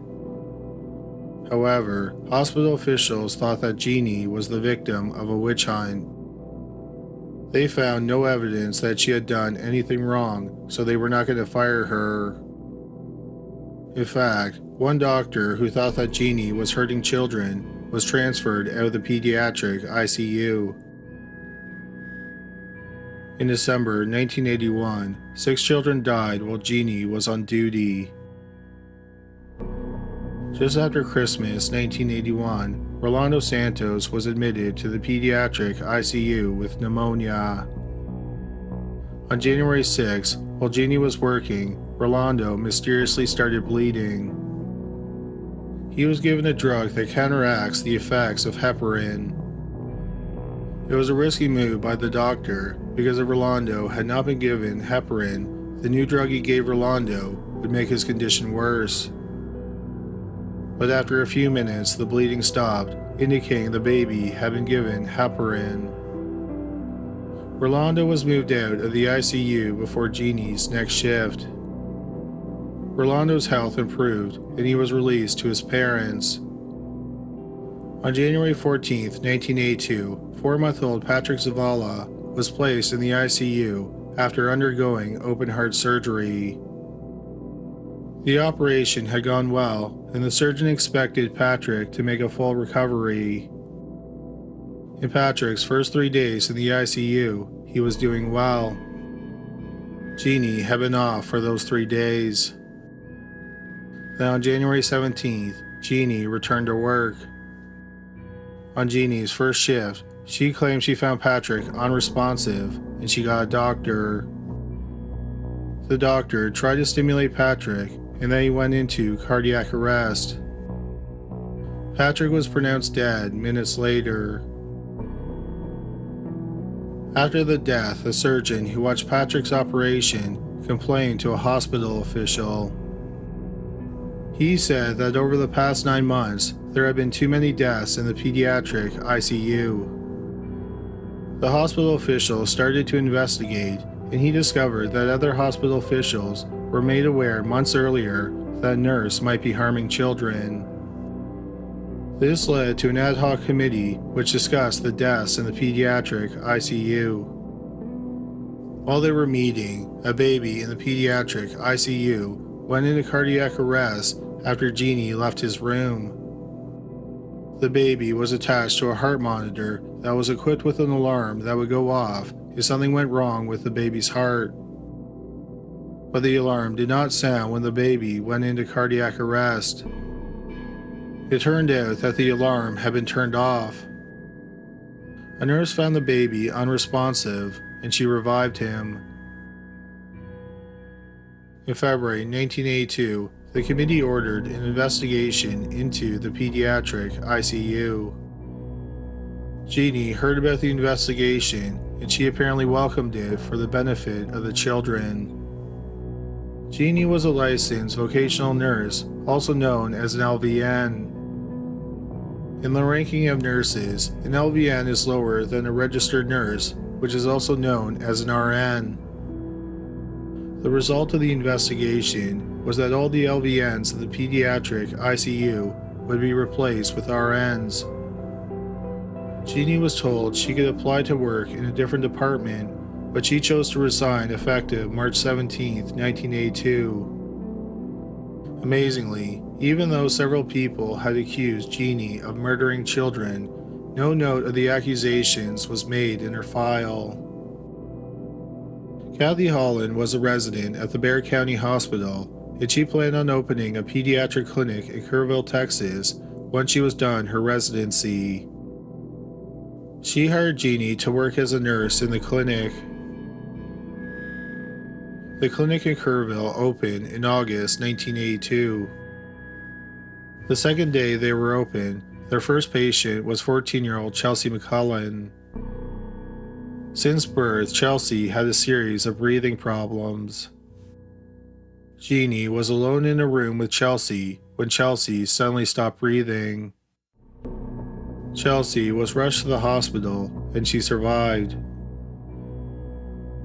Just over a week later, on August 27, 1982, 1-month-old Brandy Benitez was left alone with Genene. Brandy suddenly stopped breathing and had to be rushed to the hospital. Brandy survived and she was released from the hospital a short time later. On August 30th, 3 days after Brandy stopped breathing, Genene was left alone with 4-month-old Chris Parker in a room in the clinic. He suddenly stopped breathing and had to be revived.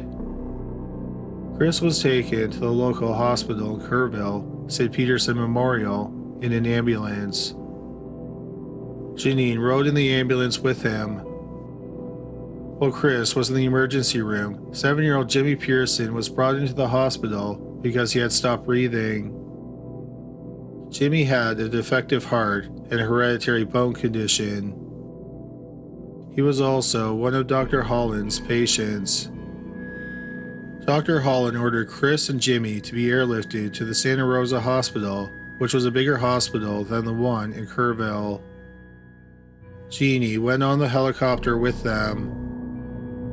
On the trip, Genene was examining 7-year-old Jimmy, and she told the paramedic there was something wrong with him. Then Genene injected Jimmy with some unknown substance. Moments later, Jimmy went into cardiac arrest. Jimmy was revived, and then he was hospitalized. He remained in the hospital for 7 weeks. He was released to his parents, but then not long afterward, he had to be put back into the hospital. Jimmy died on October 21st, 1982. Chris Parker was released from the hospital after 3 days. The medical staff had no idea why he suddenly stopped breathing. On September 3, 1982, Misty Reich was brought into Dr. Holland's clinic because she had ulcers in her mouth. Genene placed an IV into Misty's arm and then Misty had a seizure. Misty was taken to the hospital and released a few days later. On September 17th, the parents of Chelsea McCullen brought her back into the pediatric clinic. After Jeannie gave Chelsea a shot, the 15-month-old had a seizure and stopped breathing.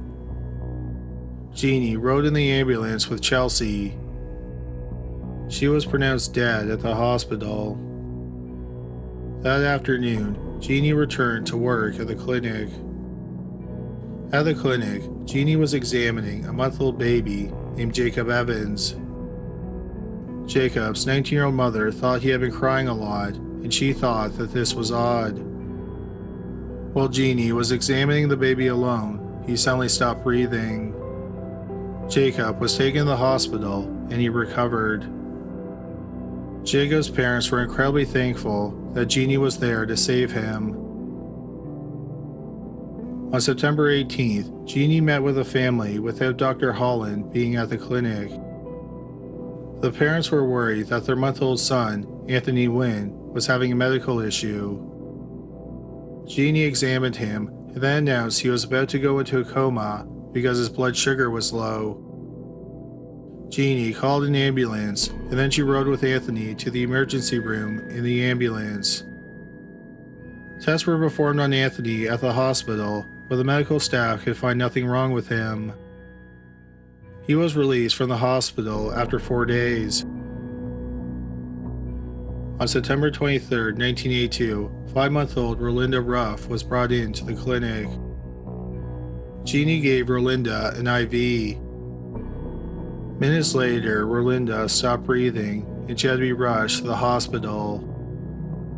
By the time they got to the hospital, Rolinda was breathing and her color was returning. When Rolinda stopped breathing, Chris Parker and his mother were at the clinic. Chris had visited the clinic a few weeks earlier. During his visit, he stopped breathing and he had been hospitalized for 4 days. When Rolinda stopped breathing, Jeannie told Chris's mother to bring him to the hospital and she would examine Chris there. While Rolinda was being evaluated in the emergency room, Jeannie examined Chris. Suddenly, Chris went into cardiac arrest. The medical staff was able to get him breathing again. On the bed where Chris went into cardiac arrest, a doctor found a half-full syringe. Dr. Holland disposed of the syringe without finding out what was inside of it. Chris stayed in the hospital for a short time and then he was released. The doctors at St. Peterson wondered why so many children were having seizures and going into cardiac arrest at the clinic. In less than 2 months, 8 children had been brought to the emergency room from Dr. Holland's clinic. One doctor decided to investigate the women who ran the clinic. The detective called the Bexar County Hospital and he learned that several people at the hospital had suspected that Jeannie was hurting children. Dr. Holland was interviewed by officials at St. Peterson. She was asked if her clinic used a muscle relaxant called succinylcholine. Blood tests had been done on some of the children who came from her office. Traces of succinylcholine were found in their bloodstream. Succinylcholine would have caused the symptoms seen in the children that came from the clinic.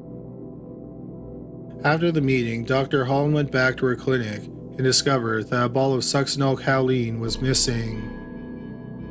Only she and Jeannie had access to the room where the drugs were held. The missing bottle of succinylcholine was later found in a refrigerator in the clinic, and it was apparent that someone had stuck a needle through the rubber top multiple times. It also appeared that no liquid was missing from the bottle. Testing was done, and it turned out that someone had watered down the drug with salt water. This suggests that someone stole some of the drug and replaced it with salt water. Dr. Holland then searched her records and found out that third bottle of succinylcholine had been ordered without her knowledge, and it was nowhere to be found. On September 27, 1982, Genene tried to overdose on pills. After she took the pills, she called Dr. Holland. Dr. Holland convinced her to check into a hospital.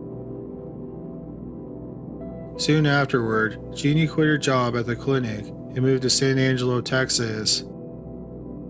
Meanwhile, a criminal investigation was unfolding.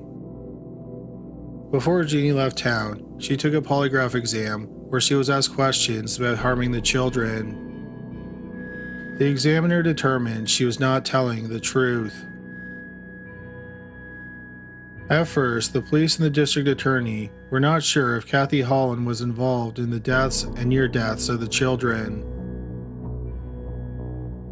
Dr. Holland's lawyer got in touch with the district attorney, and Dr. Holland agreed to work with them. On May 6, 1983, the body of Chelsea McClellan was exhumed. An autopsy was performed, and traces of succinylcholine were found in her bloodstream. 3 weeks later, Genene Jones was charged with Chelsea's murder. In November 1983, Genene was charged with injury to a child in the case of Orlando Santos, who nearly died in the Bexar County Hospital in January 1982. Genene's trial for the murder of Chelsea McClellan started in mid-January 1986. She pleaded not guilty. The prosecution was allowed to talk about other deaths and near deaths of children who had been in Genene's care. A string of witnesses testified that they saw Genene inject several children with some type of substance just moments before they stopped breathing or went into cardiac arrest. Dr. Kathy Holland testified against Genene. She told the court that before every time a child had been sent to the emergency room, Genene had been alone with them. She also talked about the missing succinylcholine from her clinic. Dr. Holland said that succinylcholine could have caused the children to have the symptoms like the ones they had at her clinic. Genene had planned to take the stand in her own defense, but then she and her lawyers decided she would not testify. The trial took just over a month. The jury spent about 45 minutes waiting for documents, and then they had an hour for lunch. They only spent an hour discussing the case before reaching a unanimous decision. They found Genene Jones guilty of murder. The next day, Genene was sentenced to 99 years of prison. 8 months later, Genene was found guilty of injury to a child in the case of Orlando Santos. She was sentenced to 60 years of prison, which was to run concurrently with her 99-year sentence. It's suspected that between 1977 and 1982, Genene Jones killed around 60 children. For some perspective, Ted Bundy confessed to 30 murders, and John Wayne Gacy has 33 confirmed victims. In October 1989, Genene applied for parole for the first time. Her request was denied. She continued to apply for parole every few years, but she was denied every time. In 1977, the prisons in Texas were overcrowded. To alleviate that, a law was passed that freed inmates after they served a third of their sentence. The law was changed in 1987 to exclude violent offenders, and then it was abolished in 1996. But none of these changes were retroactive, so Genene was able to take advantage of the law. She was set to be released in March 2018 at the age of 67. Obviously, many people were upset by this prospect. So on May 25, 2017, Genene was charged with the December 1981 murder of 11-month-old Joshua Sawyer. Less than a month later, she was charged with the September 1981 murder of 2-year-old Rosemary Vega. A few days later, Genene was indicted for the murder of 8-month-old Richard Nelson, who died in July 1981 and the murder of 4-month-old Patrick Zavalya, who died in January 1982. Then 4 months later, Genene was charged with the September 1981 murder of 4-month-old Paul Villarreal. The district attorney's office felt like they could prosecute her on all 5 cases. Genene has never publicly confessed to the murders, but she has admitted wrongdoing to several people. For example, in October 1998, she told a parole officer that she had killed those babies. She admitted she had killed more children than Chelsea McLennan, which was her only murder conviction. In 2011, Genene wrote to the Texas Board of Nursing. She wrote that what she did was heinous, and she was heinous. But she claimed she had not been in her right mind. In May 2011, Genene confessed to a parole commissioner that she had injected that girl with a substance. Who she meant by that girl wasn't exactly clear, but it's believed she was talking about Chelsea. Genene was set to go to trial for the 5 murders in February 2020. But in January 2020, Genene made a plea deal. She would be sentenced to life in prison in exchange for pleading guilty to the murder of Joshua Sawyer, and the other charges would be dropped. She would have to serve a minimum of 20 years of prison. Genene was credited with 2 years time served while she was awaiting trial, so she'll be able to apply for parole in 2038 when she's 87 years old. The motive for Genene's murders was never discussed at any of her trials. That was because the prosecution felt like they did not have to give a motive for a conviction. It's believed that Genene's desire to harm children was fictitious disorder imposed on another, which is also known as Munchausen by proxy syndrome. She liked to put children in danger so she could save them. When they would die, she would put on a big display of grief that would rival the parents of the dead child. Genene Jones is currently incarcerated at the Dr. Lane Murray Unit, which is a women's prison located in Gatesville, Texas. Number 3. Earl Gibson Denson. In early March 1971, Earl Gibson Denson of Colorado Springs, Colorado, was 31 years old. He had 2 sons and a daughter. He had been employed as a mechanic. Unfortunately, in early March 1971, he was going through some tough times. He and his wife had split up. He had lost his job and his car had been repossessed. Things got to be so bad that Denson wanted to end his life. So he asked his son, 8-year-old Earl Eugene Denson, to stab him with a butcher knife. His son refused to do it. Then Denson picked up his gun, a .38 caliber revolver, and stood on his bed. He unscrewed the light bulb from the socket. He cocked the revolver and he handed it to his son. For reasons that were never made clear, Denson stuck one of his fingers into the light socket. He then ordered his 8-year-old son to shoot him. Earl Jr. did as he was told, and he fired a bullet into his 31-year-old father. Denson fell onto the bed. He told his son to keep what just happened a secret. He also said that God would return him to life after 3 days. He then asked his son for a glass of water. Earl Jr. got his father a glass of water and put a blanket over him. Earl Jr. then went to sleep on a couch. The next morning, the boy's grandmother came into the home. She found her grandson sleeping on the couch and her son dead in the bed. The police took Earl Jr. into protective custody after the body was found. After talking to him, they realized he had no understanding of what he had done. He had only shot his father because his father had told him to do it. So they released the 8-year-old boy into his mother's custody, and he was never charged in connection with his father's death. Number 2. Hilma Marie Witt.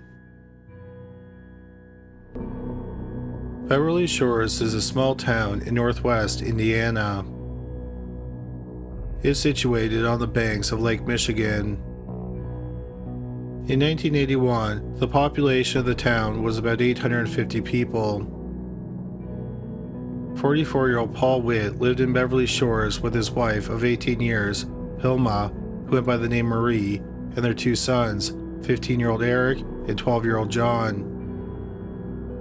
For 23 years, Paul worked as a millwright. He was also a volunteer firefighter. On the night of September 1st, 1981, one of Paul's sons called 911. Paul had been shot in the head, and he was dead. Eric said that his father had been sleeping on the couch, but he wanted to ask him a question about a gun.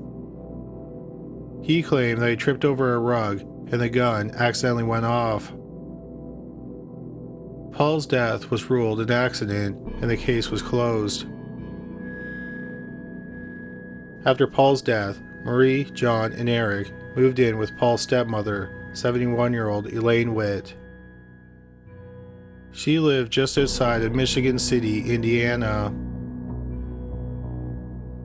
Nearly 3 years later, in November 1984, Marie, John, and Eric were arrested in California.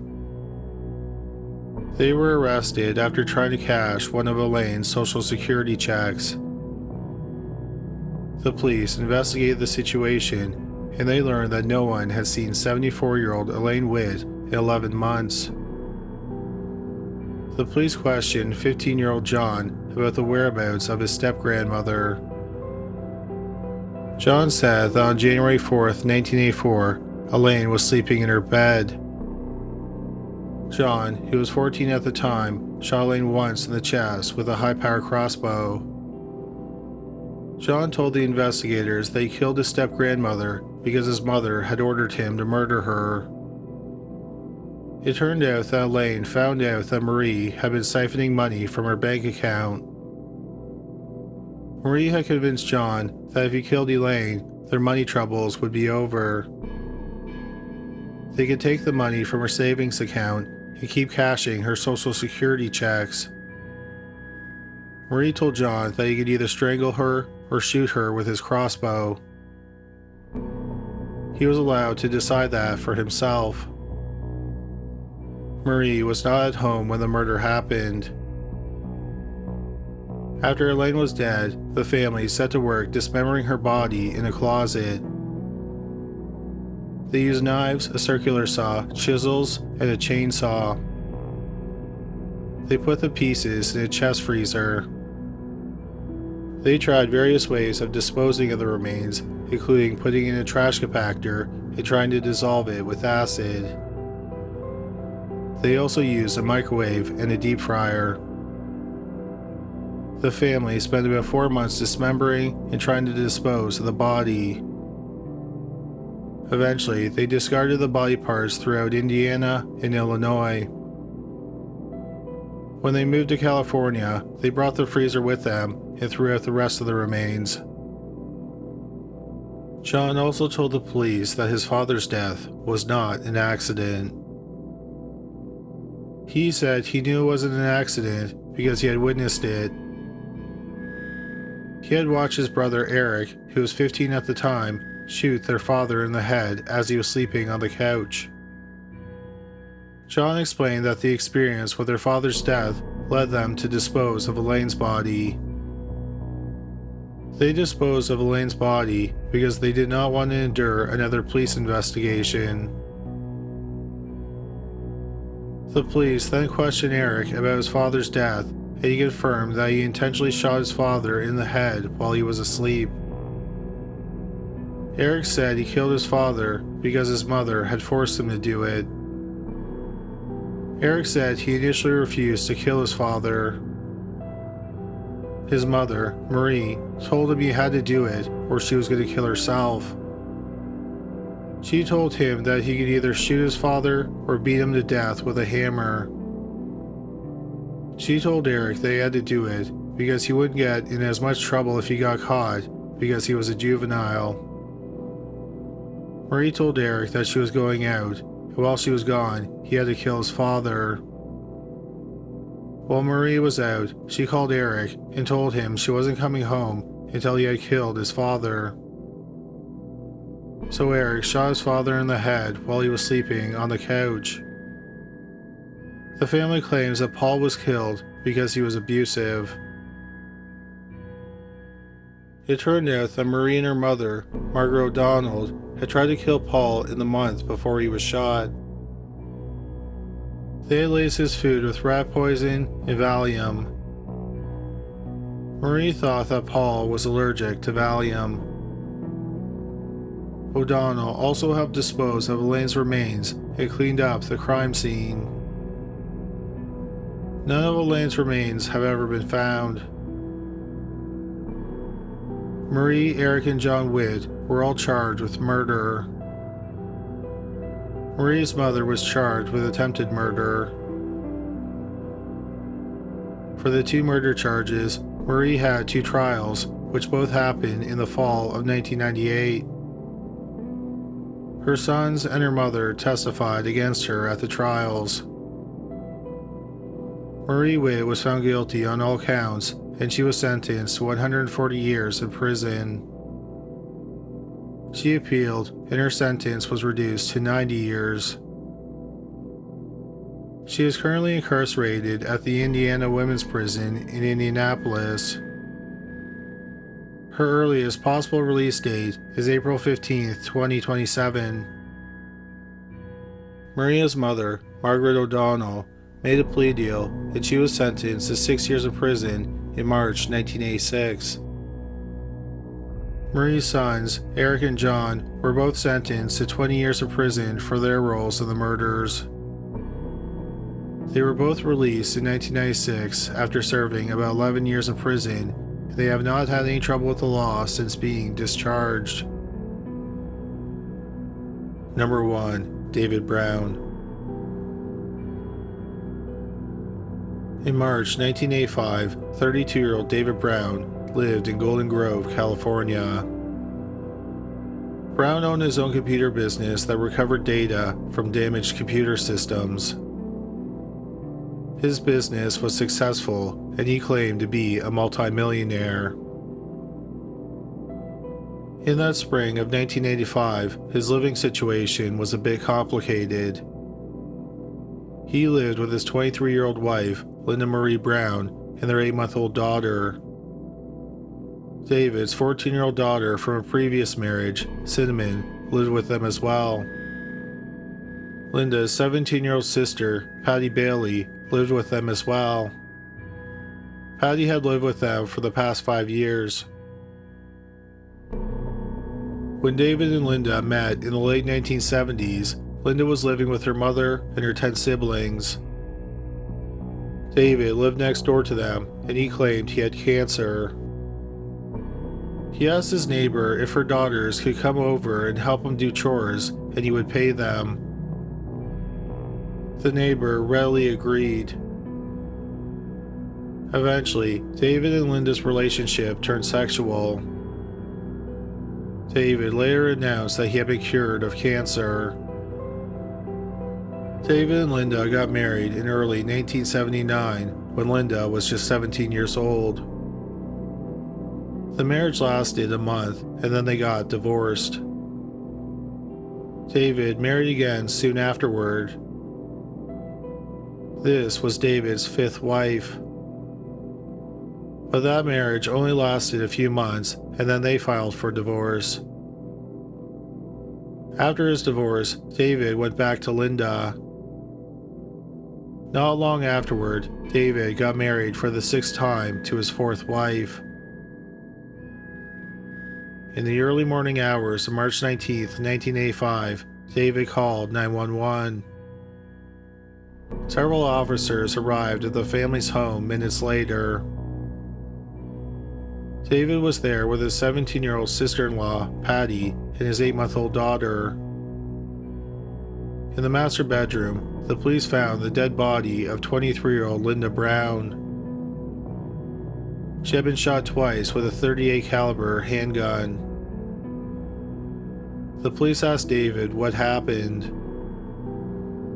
David explained that earlier that night, he and Linda had a bit of a spat and he couldn't sleep, so he went out for a drive.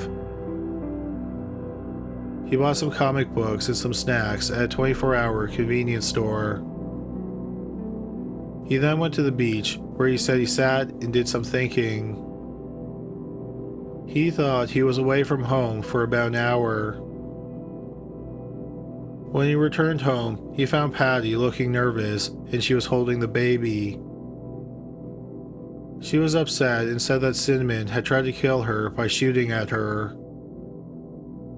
David told the police that Cinnamon was a problem child and that she and Linda did not get along. In fact, Cinnamon had been banished from the house and was forced to sleep in a trailer in the yard. David said he had no idea where Cinnamon was. He was afraid to check the master bedroom, so he called the police. Police officers started to search the property.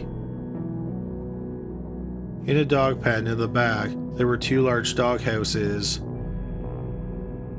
A detective noticed that something was inside one of the dog houses.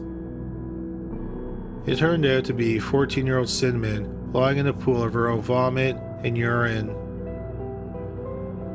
Cinnamon crawled out of the doghouse, and it was clear she was ill. In her hand was a roll of paper tied with a ribbon. The note was open, and it read, "Dear God, please forgive me. I didn't mean to hurt her." Cinnamon was taken to the police station in an ambulance. On the way to the hospital, she said she swallowed about 80 pills from 3 bottles. Cinnamon Brown was interviewed by a detective and she admitted to shooting her stepmother. The detective asked her why she did it, and she said it was because Linda didn't like her and wanted to send her away. After a while, Cinnamon became unresponsive and she was taken to the hospital. She was treated and released back into police custody. On the surface, the case seemed straightforward. Cinnamon didn't like her stepmother and feared being sent away, so she killed her. Cinnamon Brown's trial started on August 7, 1985. She pleaded guilty by reason of insanity. Cinnamon claimed that she could not remember the murder. Cinnamon's father was supposed to testify against her, but he claimed he was sick and he didn't come to the trial. The trial lasted for 5 days. Cinnamon, who celebrated her 15th birthday behind bars, was found guilty of first-degree murder.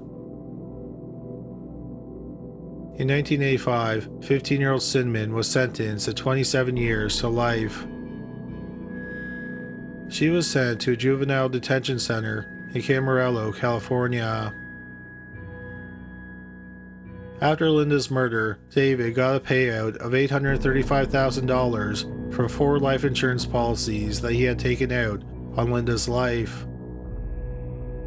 Accounting for inflation, that is about $2 million in 2020. Some of the policies were taken out just weeks before Linda was murdered. With the money, David purchased 2 houses and some new cars. Then, in the summer of 1986, David got married for the 7th time. His 6th wife was 18-year-old Patty Bailey, the sister of his 5th wife, who had been murdered a year earlier by his daughter. However, at David's behest, they kept the marriage a secret. But then, months later, Patty became pregnant and eventually gave birth to a daughter. The deputy district attorney who prosecuted Cinnamon Brown thought that there were major problems with the case. He thought that there was just too many odd things surrounding it. For example, David just happened to be out of the house in the middle of the night when Linda was shot. When he came home, why didn't he check on his wife, who might be in dire need of help? Also, Cinnamon didn't have a history of violence. She was meek and mild-mannered, and unlike any killer the deputy district attorney had ever come across. The case bothered the deputy district attorney so much that he kept tabs on David Brown. He became even more suspicious of David when he found out that he married Patty and that Patty had given birth to his child. In the summer of 1988, about 3 years into Cinnamon's sentence, the deputy district attorney contacted her in jail. Cinnamon immediately started telling a new story. Cinnamon said that her father told her and Patty that Linda and her twin brother were plotting to kill him. She said that Patty and her father discussed plans to get rid of Linda. David told her they had to get rid of Linda or he would have to leave town. Cinnamon told her father that she didn't want him to leave. Then one day, Cinnamon went on a drive with David and Patty. David asked Cinnamon if he really loved her. Cinnamon said that she did. David said that if she really loved him, then she would trust him. He then asked her if she had the stomach to murder someone. Over the next few weeks, anytime Cinnamon was in the car with her father and step-aunt, they tried to convince her that she needed to kill her stepmother. On the night of the murder, Cinnamon said that her father told her that it had to happen that night. He told Cinnamon that if she really loved him, that she would kill Linda. Cinnamon said that her father made her get the suicide note that she had written days before. He then made her swallow a bunch of pills and then go out to the doghouse. In that initial conversation, Cinnamon claimed that she wasn't in the house when the deadly shots were fired. She said that when she was in the doghouse, she heard 3 gunshots. The deputy district attorney got another deputy to help him with the case. They arranged for Cinnamon to wear a wire when her father visited her.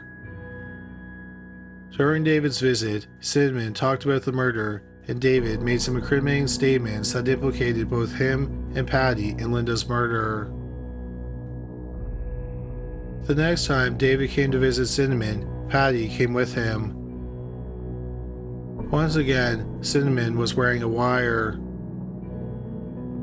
Cinnamon confronted them about their roles in Linda's murder, and Patty and David claimed that they didn't remember much about what happened that night. After her father's second visit, Cinnamon told the deputy district attorneys that she was the one who shot Linda. She also said that her father suggested shooting herself in the head afterward. He told her to shoot herself in a way that would only nick her head and not cause any serious damage. But Cinnamon refused, and David said that the pills would be sufficient. What Cinnamon did not know was that if she had not vomited, the pills probably would have killed her. The deputy district attorneys were sure that David wanted Cinnamon to die to tie up any loose ends. Cinnamon said that Patty gave her the gun and told her she just had to pull the trigger. Cinnamon went into the master bedroom and shot Linda once. She left the room, but she could hear Linda moaning. Cinnamon went back into the bedroom and shot her again. Then she went into Patty's room and shot a hole in the wall to make it look like she shot at Patty. Cinnamon then went out to the doghouse and passed out for several hours. In October 1988, both David and Patty were arrested for the murder of Linda Brown. Patty cooperated with the deputy district attorneys. She told them that not long after moving in with her sister and David, she and David got involved in a sexual relationship. She was just 11 years old at the time. Starting sometime in 1984, Patty said that David tried to get her to murder her sister. Patty said that 6 months before Linda was killed, David sent her into the bedroom where Linda was sleeping with a handgun. But Patty couldn't go through with it. Patty also said that David came up with several scenarios as to how they could kill Linda and make it look like an accidental shooting. Patty then verified that Cinnamon's confession was accurate. Patty was asked why she wanted her sister dead. Patty said that David instilled in them that the family was the most important thing and Linda was the enemy because she was trying to destroy the family. Patty compared it to being in a cult. In jail awaiting trial, David developed a plan with a fellow inmate to murder the 2 deputy district attorneys who were prosecuting his case and Patty. The inmate went directly to the deputy district attorneys and cooperated with them. The inmate was transferred to a different jail, but David was told he was released. The inmate was then brought back to the jail where David was being held, and they met in the visitors area. He wore a wire and recorded David planning out the murders. After the meeting, the inmate would call David, and their conversations were recorded. On the phone calls, David said that the deputy district attorneys were to be shot. Since Patty was in jail, David wanted the inmate's girlfriend to get arrested and then kill Patty in jail. David was subsequently charged with 3 counts of conspiracy to commit murder, amongst other charges. The inmate who helped catch David did not get anything in return for his cooperation. He had gone to the deputy district attorneys because David Brown disgusted him. Patty Bailey pleaded guilty to murder. She was sentenced to the custody of the California Youth Authority until the age of 25. David Brown went to trial at the end of April 1990. Both Patty and Cinnamon testified against him. The recordings of him plotting the murders of Patty and the 2 district attorneys were also played in court. In June 1990, David Brown was found guilty on all counts. At David's sentencing hearing, the judge called him a scary person. The judge said that he was even afraid of him. He said to David, "You make Charlie Manson look like a piker." According to Merriam-Webster, a piker is one who does things in small ways. David Brown was ultimately sentenced to life without the chance of parole. Cinnamon Brown was paroled in February 1992 at the age of 21 after serving nearly 8 years. She went on to lead a normal life, and she did not have any further trouble with the law. When Patty Bailey was convicted, she was 21 years old, and she was released when she was 25. Upon release, Patty married a correctional officer who worked at the prison. David Brown died of natural causes in March 2014 at the age of 61. Number 3. Richard Smith. The Smith family lived in Pudsey, which is a small market town that is part of the Leeds metropolitan area in England. Most people thought that the Smiths were just a normal family. Richard Smith was a quantity estimator, and his wife, Claire, worked as an accounts manager at a diesel company in Pudsey. They had a son named Ben who played soccer. In December 2007, the family experienced a tragedy. Claire had been pregnant, but she miscarried at 21 weeks. It was a boy whom they had named Jake. It was a tough loss for the family, but they did their best to move on. Every year, at the anniversary of the miscarriage, Richard and Claire took time off from work. Then, in late 2009, the family got some good news. Claire was pregnant again. In the summer of 2010, she gave birth to a son, Aaron.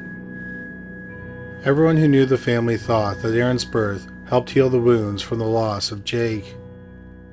In early 2011, they moved into a nice 3-bedroom house in Pudsey. Ben continued to play soccer, and Richard was the coach. Richard told people that he hoped one day his boy would play for his favorite team, Leeds United.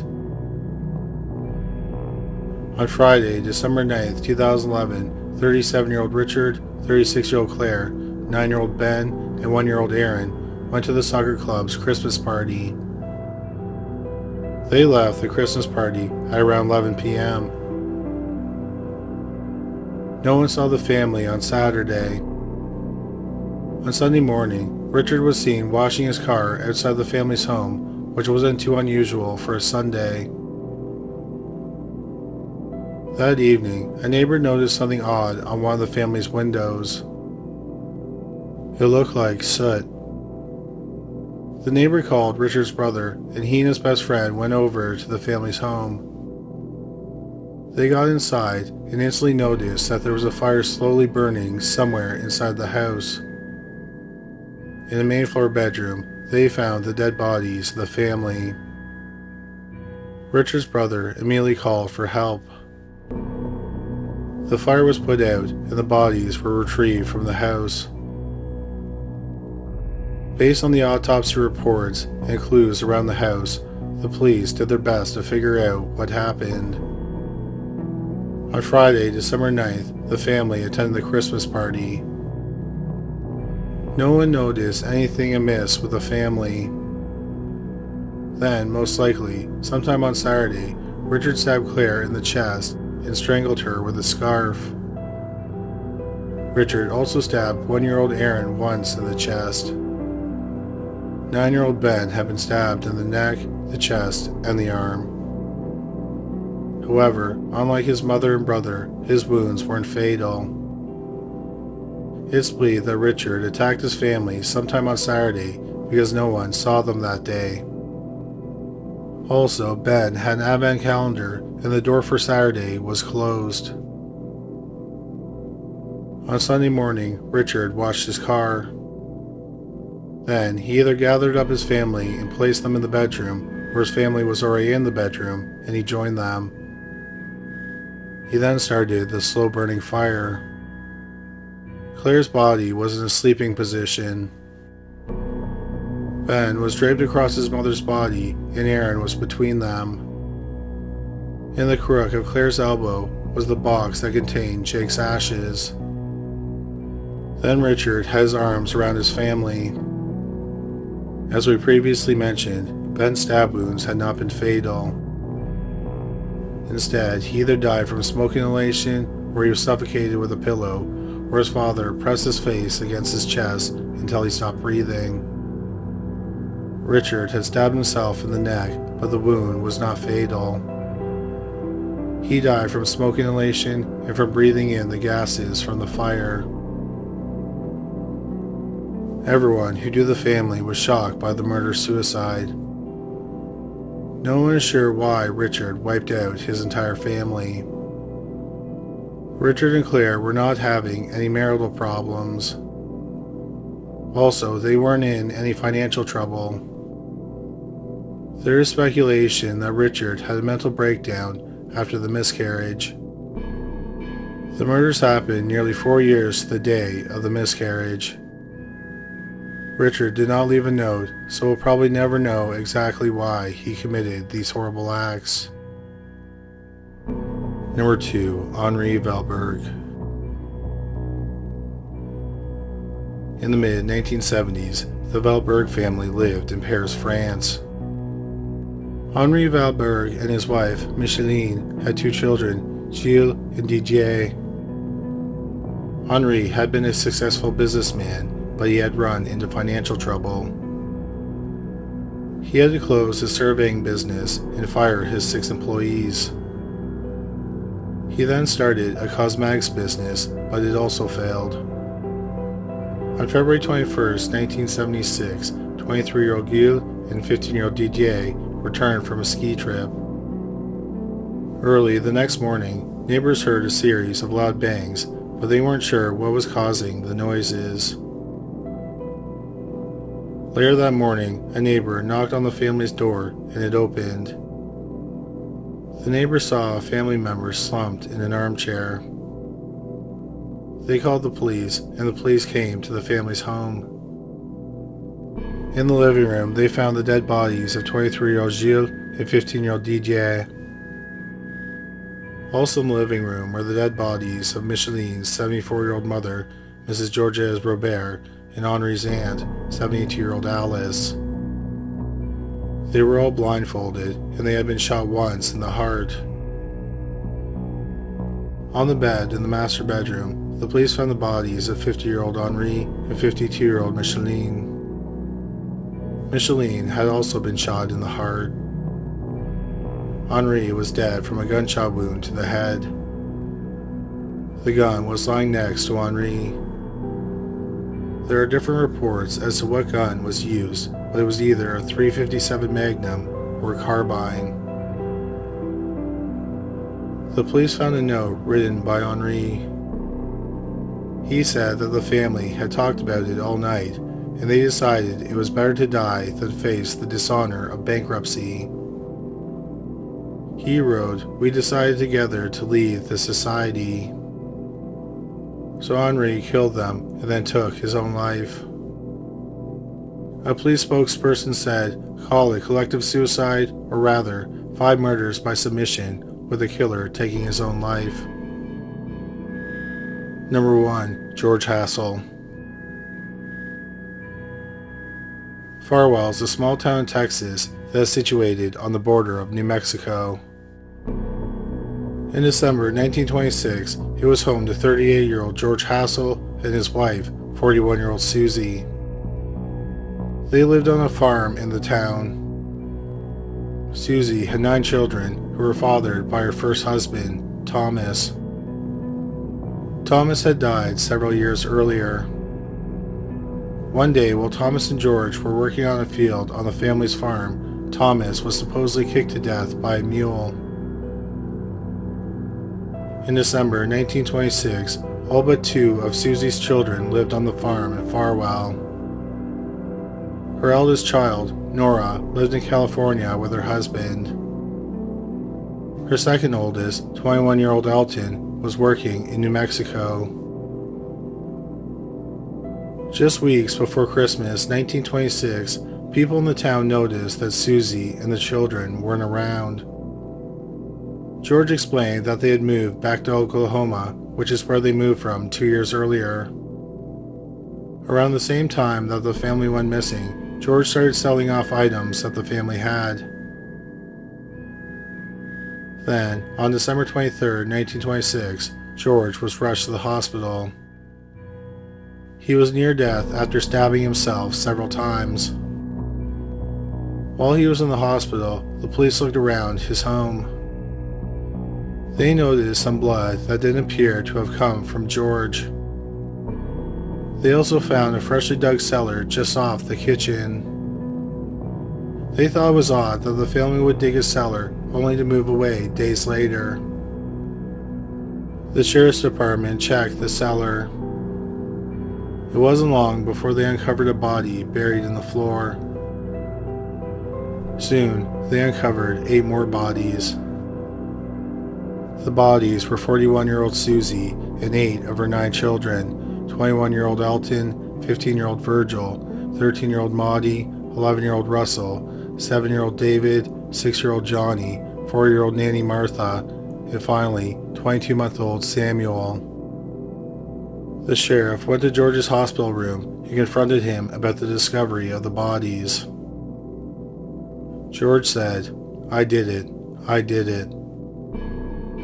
George then explained what happened. On December 5th, about 3 weeks earlier, he and Susie got into a fight.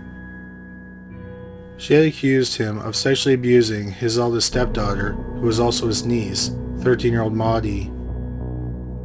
George said that he picked up a ball-peen hammer and hit Susie twice in the face. He then strangled her. He ended up killing her by striking her in the head with an axe. He then set to work strangling the children. He managed to strangle the 6 youngest without too much trouble.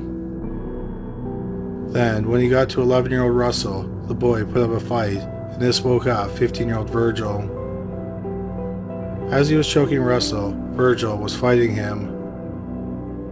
George said that he grabbed a shotgun and shot Virgil, killing him. He then finished off Russell with the axe.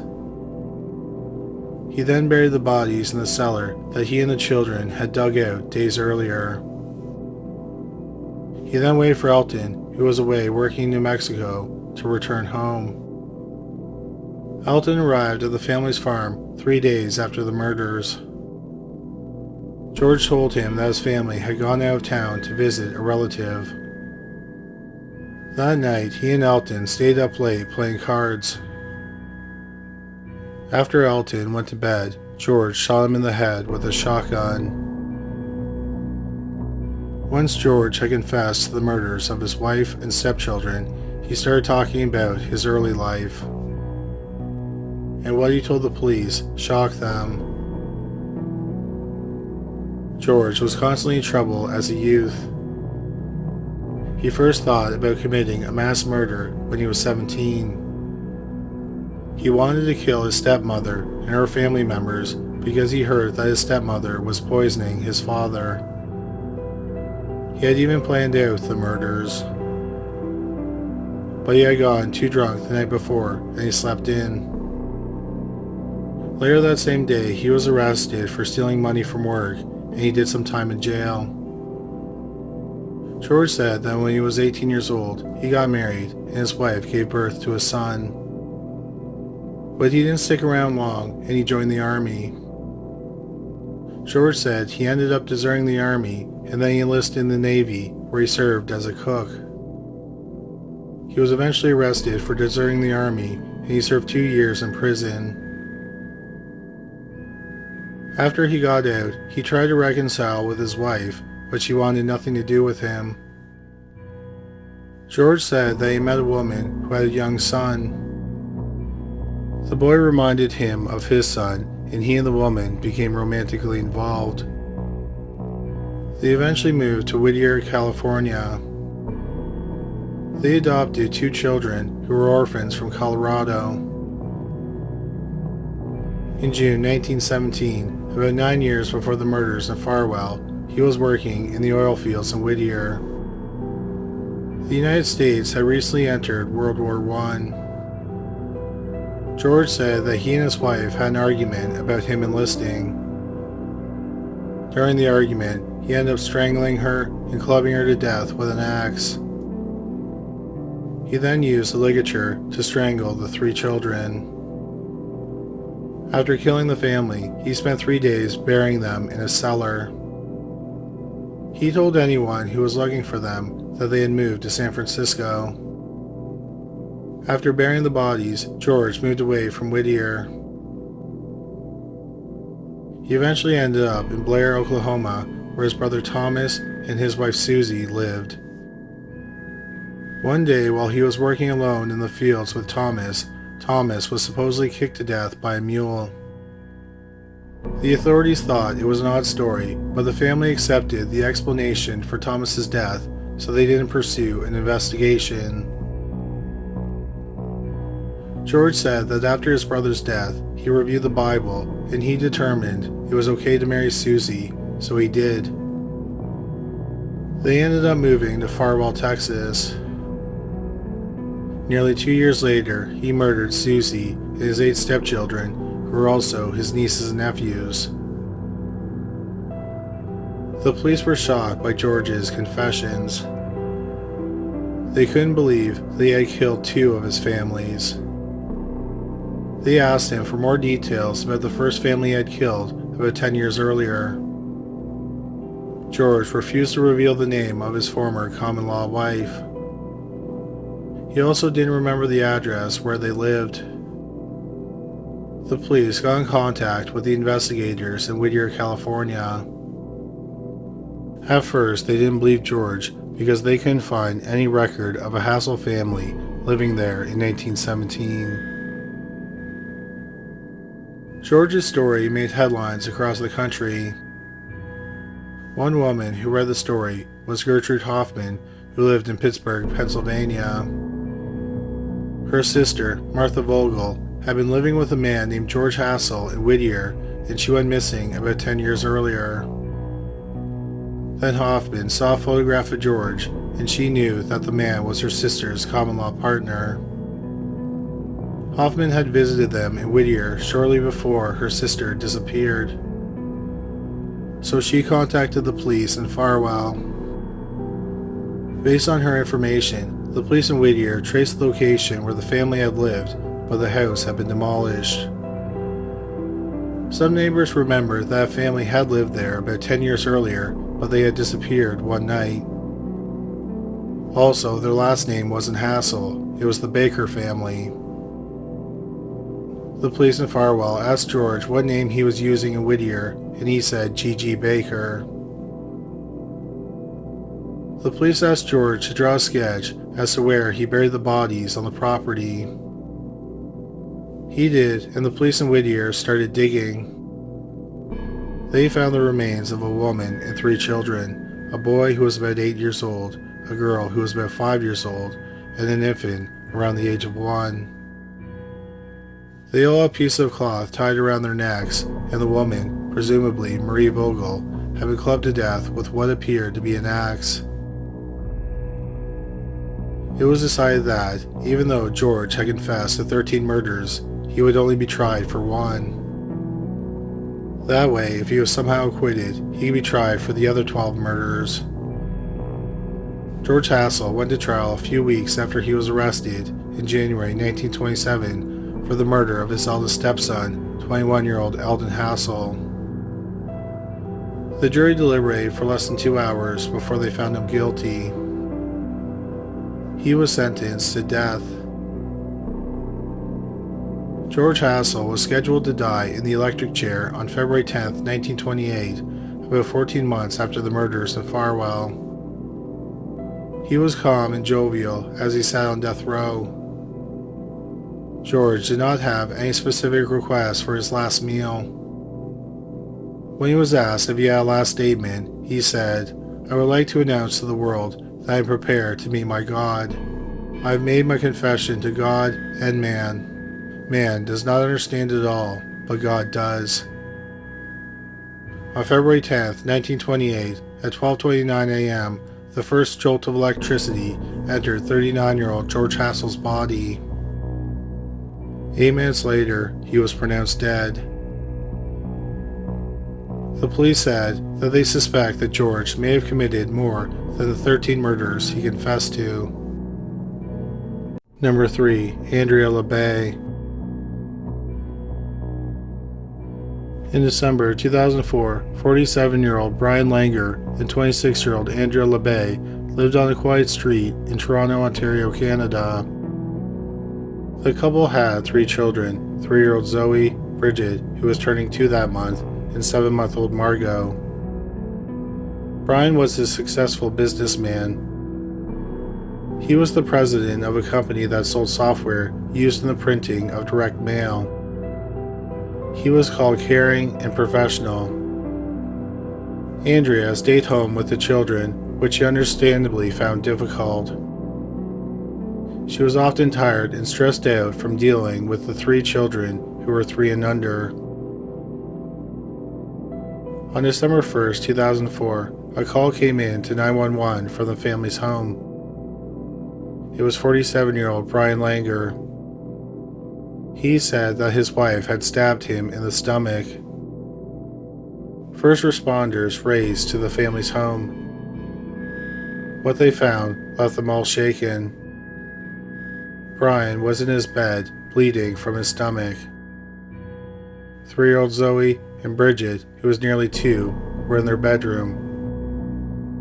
They were bleeding from their throats. Zoe did not have any vital signs, but Bridget did. 7-month-old Margot was unharmed in her bedroom. The dog had even been attacked. On the main floor was the body of 26-year-old Andrea LeCouffe. Andrea, Brian, Zoe, and Bridget were all rushed to the hospital. Andrea, Brian, and Zoe were all pronounced dead not long after arriving. Bridget regained consciousness and underwent emergency surgery. She ended up spending her second birthday in the hospital, but she ultimately survived. The police were able to piece together what happened that morning. While Brian was in bed, Andrea stabbed him in the stomach. She then walked by baby Margot's bedroom and went into the bedroom of her 2 eldest daughters. While they were sleeping, Andrea slit Zoe's throat and then stabbed Bridget in the throat. Andrea then went downstairs and slit her own throat. What the police couldn't understand was why Andrea tried to kill most of her family. Many people thought that Andrea was suffering from postpartum depression and that contributed to the murder-suicide. But the police would not comment on that. After the tragedy, a family member said that they would adopt Bridget and Margot. Number 2. Jacqueline Fuson. In 1988, the Fuson family lived in Las Chavas, New Mexico, which is a community about 30 miles south of Albuquerque. The family, which had lived in Carlsbad, New Mexico, moved into a modest pink stucco house about 2 years earlier. 45-year-old Thomas and 38-year-old Jacqueline had 4 children. Christopher was their oldest, and he lived in Alamogordo, New Mexico, which is about 180 miles from Las Chavas.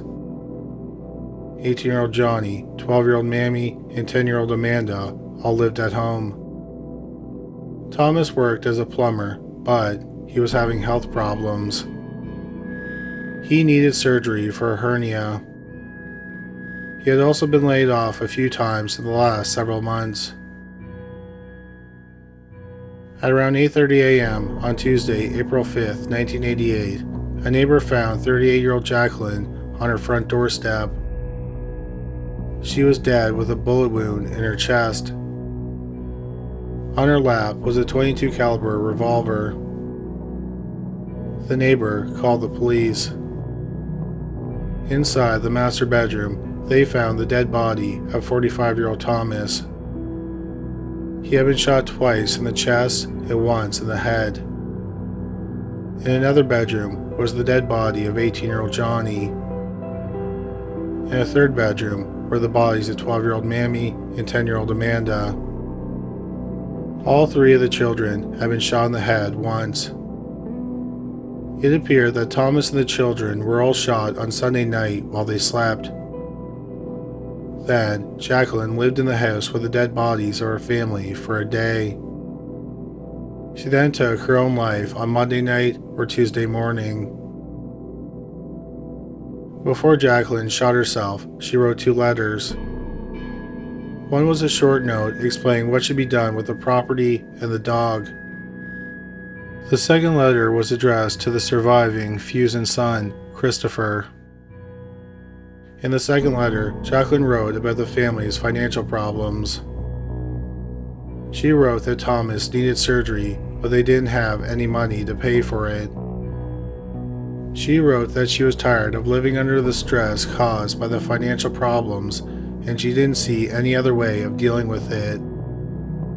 She also wrote about how much she loved her children and how close her family was.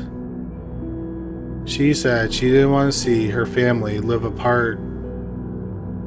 Finally, she wrote that she hoped that her family would meet later and be together and they wouldn't suffer anymore. Everyone who knew the family was shocked by the tragedy. Jacqueline's family said that they knew that she and Thomas were having money problems, but they never suspected that something like this would have happened. Number 1. Susan Hendricks. Liberty is a small city in northwest South Carolina. In 2011, it only had a population of about 3,200 people. The Hendricks family lived in 2 mobile homes on a quiet, rural street in Liberty. 48-year-old Susan Hendricks and 52-year-old Mark Hendricks had been married for 7 years. After they got divorced, they continued to be friends. They had 2 sons, 23-year-old Matthew and 20-year-old Marshall. Matthew was a welder who was planning on opening his own business. Marshall was an artist and he was getting ready to get married. Susan lived with her 64-year-old stepmother, Linda Burns, and her eldest son, Matthew. Susan's ex-husband, Mark, lived in a trailer next door. Marshall had been living on his own, but on October 12, 2011, he moved into the trailer where his father lived. Early on the morning of October 14, 2011, a call came in to 911 from a woman named Evelyn Burns. She is the sister of Susan Hendricks. Evelyn told the 911 operator that her entire family was dead. She was calling for the mobile home where Susan, Linda, and Matthew lived. When the first responders got there, they found 23-year-old Matthew dead in his bed. He had a gunshot wound on the side of his head. On the table next to his bed was a .380 caliber handgun. In another bedroom was the dead body of Matthew's step-grandmother, 64-year-old Linda Burns. She had been shot in the abdomen. Susan was unharmed, and she told the police that Matthew had shot himself. Susan gave the police a suicide note that had Matthew's signature on it. She said she found it on the kitchen counter. Evelyn told the police that they should probably check next door. Several officers went to the mobile home on the neighboring property. On the front porch, wrapped in a blanket, was the dead body of 20-year-old Marshall. Like his mother and step-grandmother, he had been shot to death. In the mobile home, on the couch, was the dead body of Matthew and Marshall's father, 52-year-old Mark. Both Marshall and Mark had been shot in the chest. The police interviewed the sisters, Evelyn and Susan. Evelyn explained that she had been at her own home when Susan called her and told her that Matthew had shot himself. She drove directly over and saw the dead bodies. She then called 911. Susan said that Matthew had a history of suicidal thoughts and substance abuse. She said that the last time she saw her family was several hours earlier when they had prayed because Matthew was upset because several people had forgotten his birthday. The police initially thought it could have been a murder-suicide, but they weren't entirely convinced.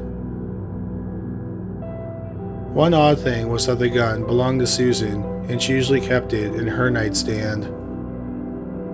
Also, if Matthew shot himself in the side of the head, how did the gun get to the nightstand?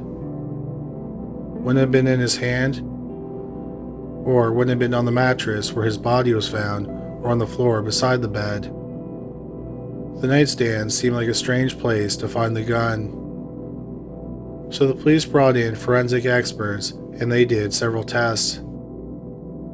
They noted that Matthew didn't have any gunshot residue on his hands or his clothes, but Susan's clothes were covered in gunshot residue.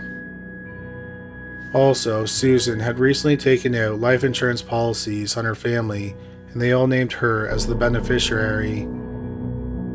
In total, she was going to get over $700,000. The investigators looked at Susan's medical records and found out that she was very mentally ill. A week before the murders, she was diagnosed with bipolar disorder and obsessive compulsive disorder.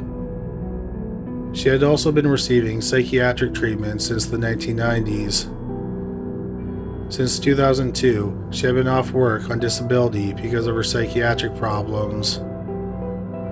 But perhaps what was most troubling was that Susan had killed a man before, and she bragged about getting away with it. On April 13, 2006, about 5.5 years before the mass shooting, the police were called to the same mobile home where Susan was living in 2011. When they arrived there, she was standing on her front porch with a revolver in her hand. Susan claimed she was getting ready to go out to take food to a family friend. Then suddenly, a neighbor who lived on the same road about half a mile away, 39-year-old Doyle O'Brien Teague, forced his way into her home. Susan said she told him to leave, but he refused to go, so she shot him. Susan claimed that she was acting in self-defense. The police never learned why Teague was in Susan's home. They also couldn't find any evidence to refute Susan's story about him entering her home without permission, so she wasn't charged with anything. The police ultimately concluded that Susan killed her stepmother, ex-husband, and her 2 sons for the insurance money. She was arrested 9 days after the murders. In April 2013, about 2 years after the murders, Susan pleaded guilty but mentally ill as part of a plea agreement. In the lead up to her sentencing trial, she was examined by a psychologist. The psychologist testified that before the age of 14, Susan had suffered horrible physical and sexual abuse at the hands of several family members and other people who knew her. The psychologist said it was some of the worst abuse he had ever heard of. He thought that Susan had post-traumatic stress disorder, dissociative identity disorder, and several other mood disorders. Had Susan been found guilty of first-degree murder, she could have been sentenced to death. Instead, because of the plea agreement, she was sentenced to life without the chance of parole. At the time of this video, 58-year-old Susan Hendricks is serving her sentence at the Camille Graham Correctional Center in Columbia, South Carolina. Number 3. Fumio Takabe. Fumio Takabe was born and raised in Japan. In 1987, Fumio and her husband, Shagaugi, and her 2 sons, Yoshiki and Hiroki, moved to Vancouver, British Columbia, Canada. Shagaugi was a chef at a popular seafood restaurant. By all accounts, he was hardworking and he was well paid. It did not appear that the family had any financial problems. In fact, there were no indications that anything was wrong with Shagaugi's life. While Shagaugi seemed to be enjoying his new life in Canada, his wife, Fumio, wasn't happy. In December 1989, 2 years after the family moved to Vancouver, Fumio purchased one-way plane tickets to Tokyo, Japan. But she never picked them up. On December 12, 1989, the police were called to a horrific crime scene. Bodies of 6-year-old Yoshiki and 4-year-old Hiroki were found in the living room. One of their bodies was on the couch. Another was behind a partially set up pup tent. They both had been strangled to death with a tie or a bandage. 39-year-old Shagaugi was in the bedroom. He had been stabbed to death. 29-year-old Fumio was found hanging from the shower curtain rod in the washroom. The police could not determine the order that they were killed, other than that Fumio died last. No one is sure why Fumio killed her family. Yes, she was homesick, but if that was the case, why didn't she pick up her tickets and fly home? Tragically, we'll probably never know the answers to these questions because Fumio took her motivations to the grave. Number 2. Ethel May Franken. In the early 1980s, the city of Appleton, Iowa had a population of just over 1,000 people. In early 1983, it was home to the Franken family. 37-year-old Darrell worked at the John Deere factory in nearby Waterloo, Iowa. His 33-year-old wife, Ethel May, taught Sunday school. They had 3 children, 13-year-old Troy, 11-year-old Valerie, and 6-year-old Dustin. The family lived across the road from the children's elementary school. Ethel had recently been suffering from some mental health problems, including depression. On January 14, 1983, she returned home after a 5-week stay at a psychiatric hospital. On January 17th, Ethel went to a women's Christian group. At the meeting, she asked a friend for a ride to a psychiatric appointment the next day. Her friend agreed to help her out and said she would pick her up the next morning. The next morning at 5:30, one of Darrell's co-workers arrived at the family's home to drive Darrell to a carpool area. But there was no answer at the door. His co-worker thought that this was odd because Darrell had only asked for the ride the day before. When no one answered the door, the co-worker left. At 9:45 a.m., Ethel's friend arrived at the family's home. Once again, no one came to the door. So she went to a neighbor's home and tried reaching the family on the phone. But there was no answer. They decided to call the children's school. They learned that none of the children attended school that day. They also called the John Deere factory. It turned out that Darrell had not come in because he had taken a casual day. Ethel's friend and neighbor were concerned, so they called the police. The police chief did not think that they had enough cause to break down the family's front door. Instead, Ethel's friend climbed in through an unlocked window and opened the door to let the police chief into the family's home. The police chief entered the master bedroom and was startled when he found 2 dead bodies. On the bed was 33-year-old Ethel. About 10 feet from the bed, on the floor, was the body of 37-year-old Darrell. In another bedroom and in an adjoining room, they found the dead bodies of 13-year-old Troy, 11-year-old Valerie, and 6-year-old Dustin. One of them was in bed, and the other 2 were lying on the floor in an adjoining room. Darrell and all the children had been shot twice in the chest with a small caliber handgun. The gun was on the bed next to Ethel's body. She had also died from a gunshot wound. The police chief quickly concluded that Ethel had killed her family. The family were all still dressed in their nightclothes, so it's believed that they were killed sometime on the night of January 17th or on the morning of January 18th. A clock had been unplugged at 4 a.m. So the police thought that they were killed sometime around 4 o'clock on the morning of January 18th. The police found a short note written by Ethel. She wrote that she felt like a failure as a parent because her children were only average students. She was worried about their futures. The rest of the contents of the note were not made public. The citizens of the small city were devastated by the mass murder. They thought that the Frankens were a good, hardworking Christian family. No one thought that something horrific could happen to a family like that. Number 1. Ann Williams. In early 1955, 28-year-old Ann Williams was living with her sons, 9-year-old Calvin and 8-year-old Conrad, in a trailer in Pasadena, Texas.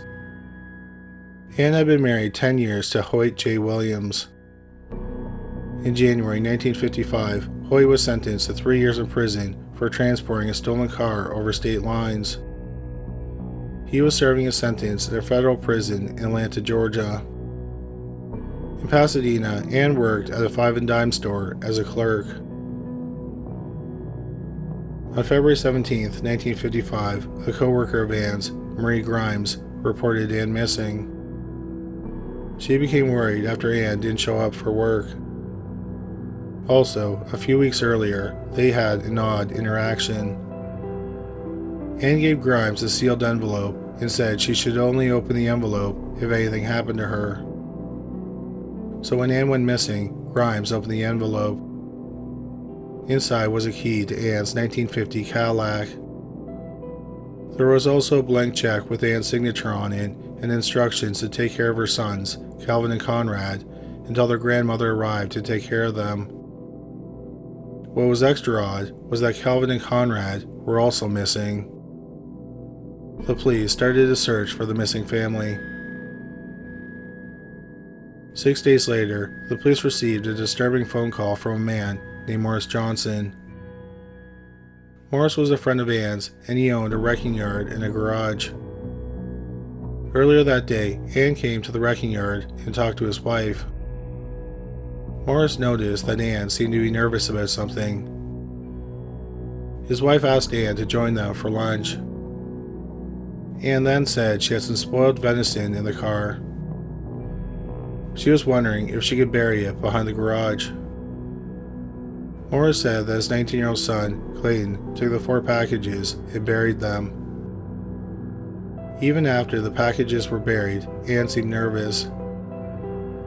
She told Clayton to make sure the packages were buried well because they were illegal game that were killed out of season. Clayton then said he planned on going to Alvin, Texas to see a movie with a friend. Ann gave him a ride to the movie theater. After the movie, Clayton and his friend went to a restaurant. At the restaurant, he was skimming through a newspaper and he happened to notice a story about Ann and her 2 sons being missing. Clayton then got a bad feeling. When he went home, he went behind the garage and he dug up the packages. The packages were not rotten venison. Instead, they contained the dismembered bodies of 9-year-old Calvin and 8-year-old Conrad. This led to Morris calling the police. The police learned earlier that week Ann had purchased a new car. When she bought the car, she gave the address where she was living. It was an apartment in Houston, Texas. The police went to the address and arrested 28-year-old Ann Williams for the murders of her 2 sons. Ann initially denied killing them. She said she came home to the trailer on February 16th and she found the boys dead. She thought that they ate some sleeping pills that she bought in Mexico. She waited until that night and then loaded their bodies into the car. She took their bodies to the new apartment she rented in Houston and put their bodies in the bathtub. After 3 days, she knew she had to get rid of them. She tried to cut them up using a butcher knife, but she found that the knife was too dull. So she purchased several single-edge razors. It took a lot of work, but she managed to dismember both bodies and put them into 4 packages. She stored the remains in her icebox until the smell became unbearable. She then went to Morris Johnson's wrecking yard and his son buried the remains. The police did not believe that Ann's son's deaths were accidents. The medical examiner said it appeared that they died from blunt force trauma. Ann later said that she gave the boys sleeping pills, hoping that would kill them. But when she saw they were still breathing, she strangled them to death with a large handkerchief. When Ann was asked why she did it, she gave several reasons. She said she was ill, and with her husband in prison, she couldn't look after the boys. She also said that other children made fun of her boys because their father was a convict. So she wanted to put them out of their misery. She had planned on killing herself, but she didn't end up going through with it. She then said she wanted to die in the electric chair.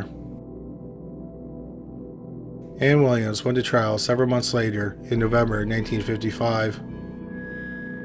She pleaded not guilty by reason of insanity.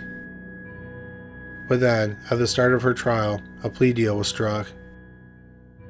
Ann would plead guilty to both counts of murder, and she would be sentenced to life in prison instead of being sentenced to death. She was sent to serve her sentence at the Goree State Prison in Huntsville, Texas.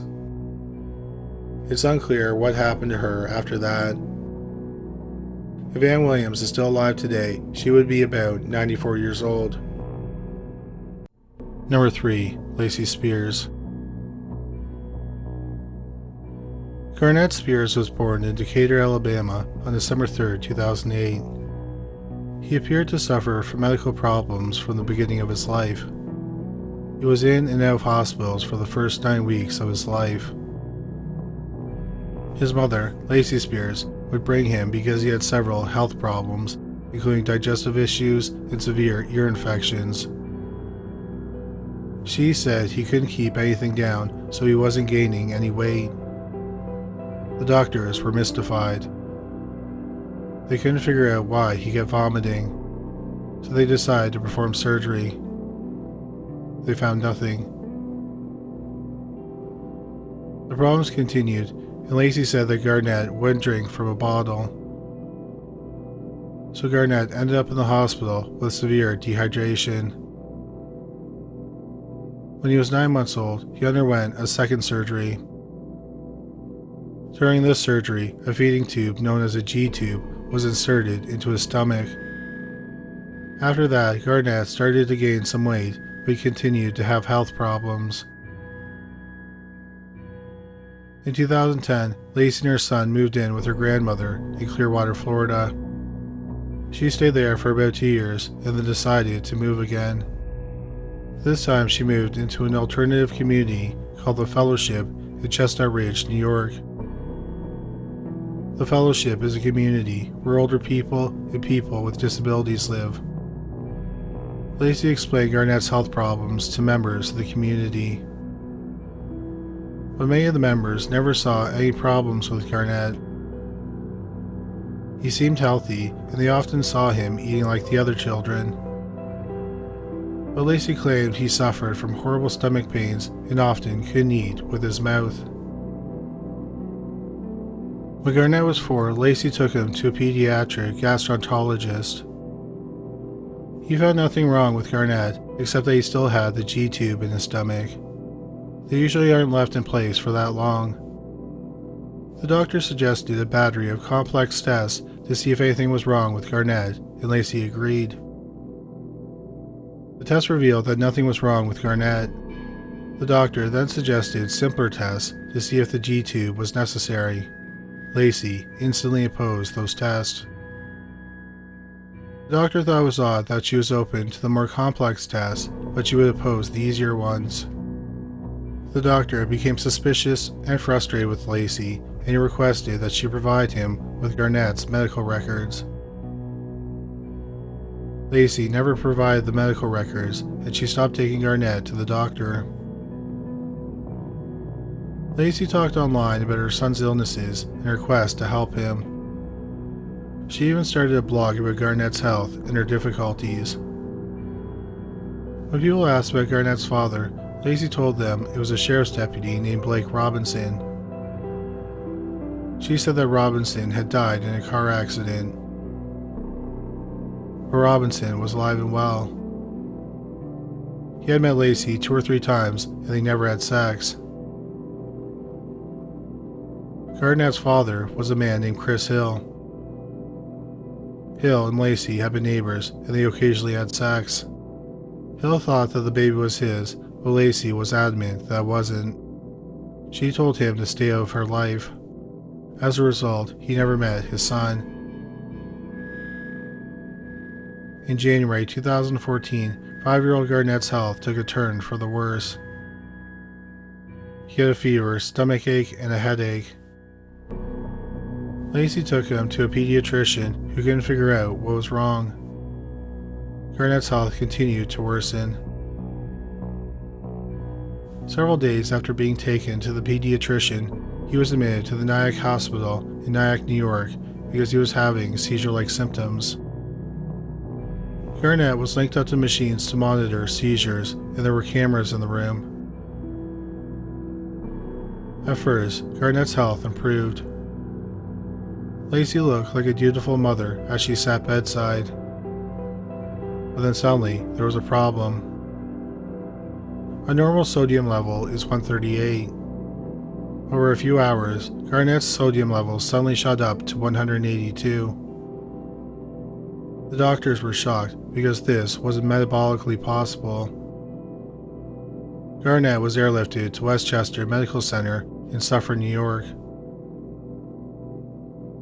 Using IVs, the doctors brought Garnett's sodium level down. But tragically, too much damage had been done. The sodium had caused his brain to swell.